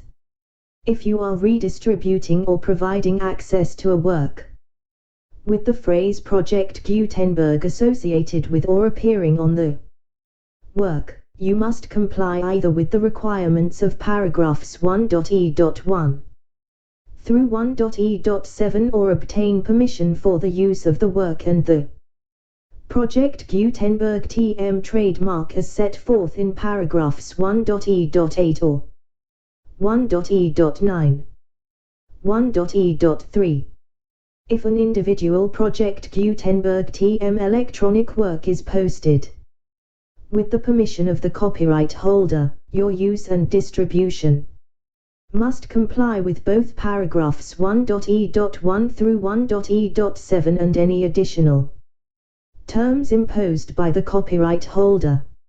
Additional terms will be linked to the Project Gutenberg TM license for all works posted with the permission of the copyright holder found at the beginning of this work. 1.e.4.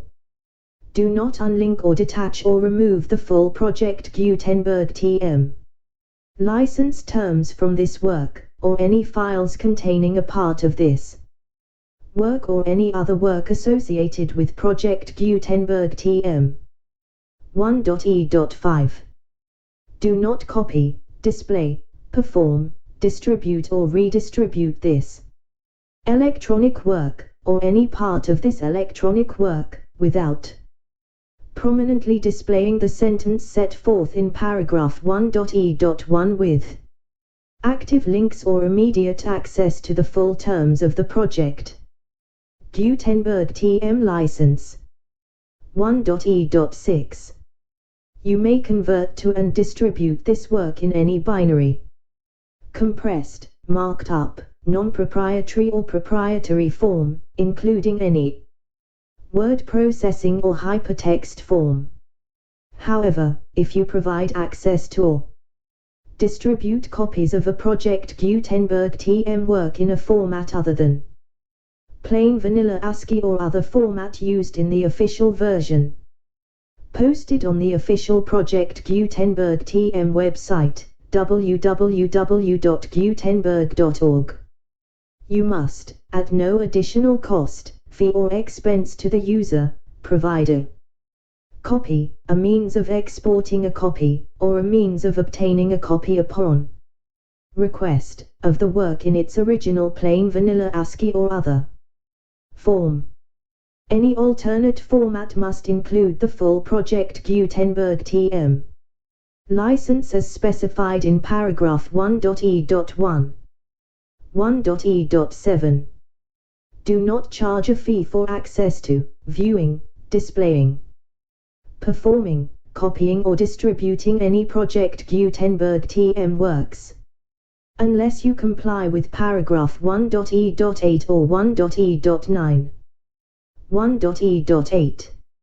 You may charge a reasonable fee for copies of or providing access to or distributing Project Gutenberg TM electronic works provided that you pay a royalty fee of 20% of the gross profits you derive from the use of Project Gutenberg TM works calculated using the method you already use to calculate your applicable taxes.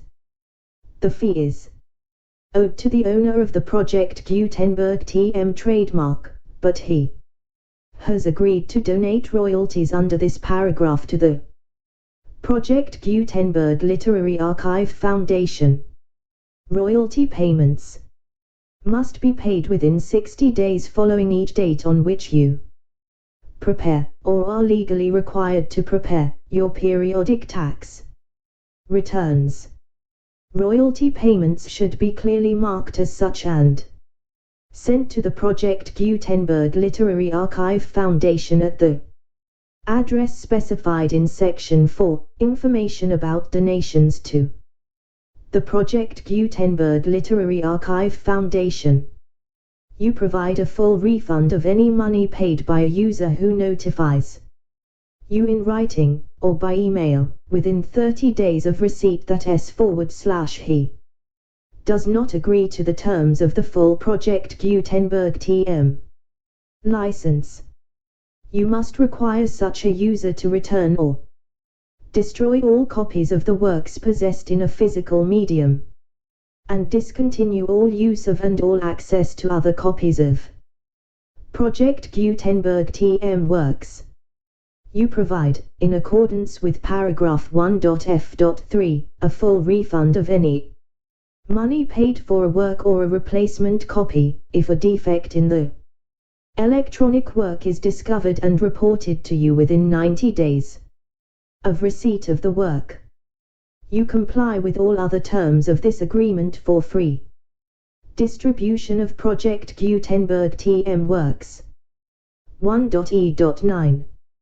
If you wish to charge a fee or distribute a Project Gutenberg TM electronic work or group of works on different terms than are set forth in this agreement, you must obtain permission in writing from both the Project Gutenberg Literary Archive Foundation and Michael Hart, the owner of the Project Gutenberg TM trademark.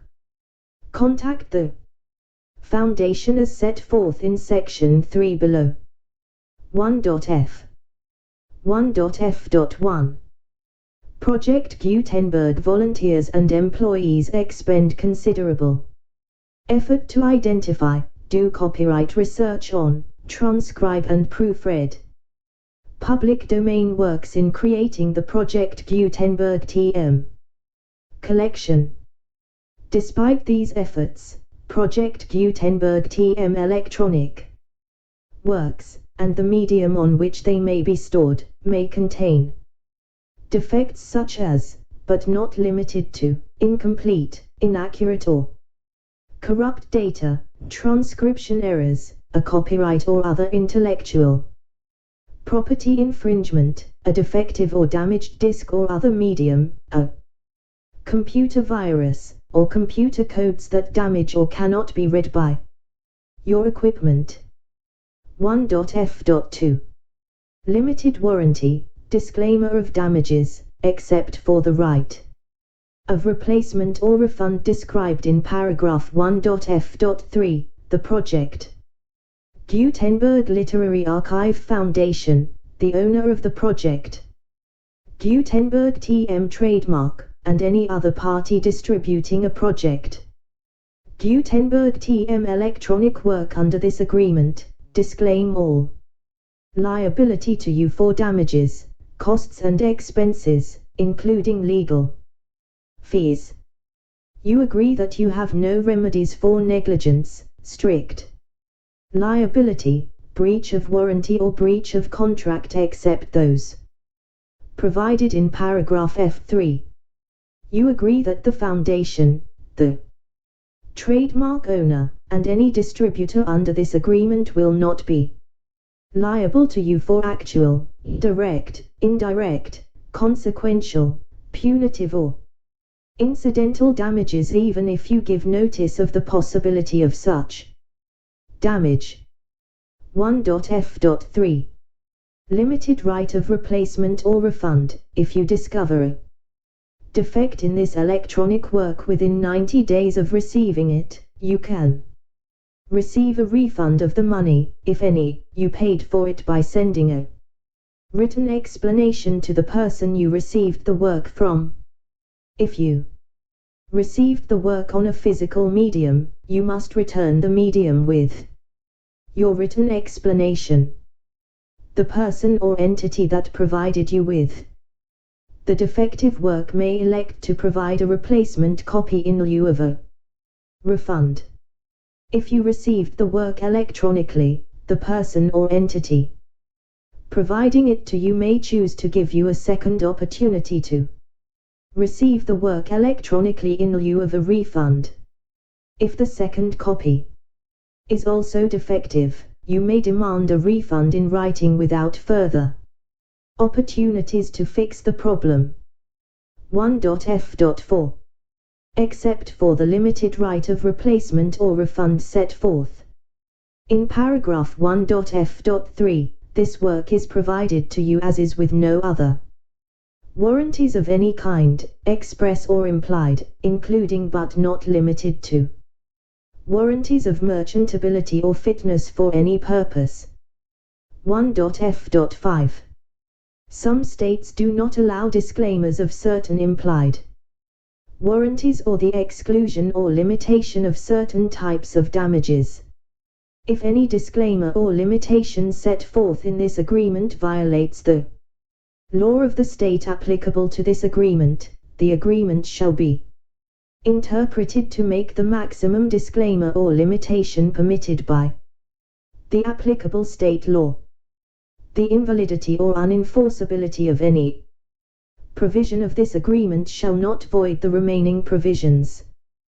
1.f.6 Indemnity. You agree to indemnify and hold the Foundation, the trademark owner, any agent or employee of the Foundation, anyone providing copies of Project Gutenberg TM electronic works in accordance with this agreement, and any volunteers associated with the production, promotion and distribution of Project Gutenberg TM electronic works, harmless from all liability, costs and expenses, including legal fees. that arise directly or indirectly from any of the following which you do or cause to occur: a. Distribution of this or any Project Gutenberg TM work. B. Alteration, modification, or additions or deletions to any Project Gutenberg TM work, and c. Any defect you cause. Section 2. Information about the mission of Project Gutenberg TM. Project Gutenberg TM is synonymous with the free distribution of electronic works in formats readable by the widest variety of computers, including obsolete, old, middle-aged and new computers. It exists because of the efforts of hundreds of volunteers and donations from people in all walks of life. Volunteers and financial support to provide volunteers with the assistance they need is critical to reaching Project Gutenberg TM's goals and ensuring that the Project Gutenberg TM collection will remain freely available for generations to come. In 2001, the Project Gutenberg Literary Archive Foundation was created to provide a secure and permanent future for Project Gutenberg TM and future generations. To learn more about the Project Gutenberg Literary Archive Foundation and how your efforts and donations can help, see sections 3 and 4. And the Foundation webpage at http://www.pglaf.org. Section 3. Information about the Project Gutenberg Literary Archive Foundation. The Project Gutenberg Literary Archive Foundation is a non-profit 501(c)(3) educational corporation organized under the laws of the State of Mississippi and granted tax-exempt status by the Internal Revenue Service.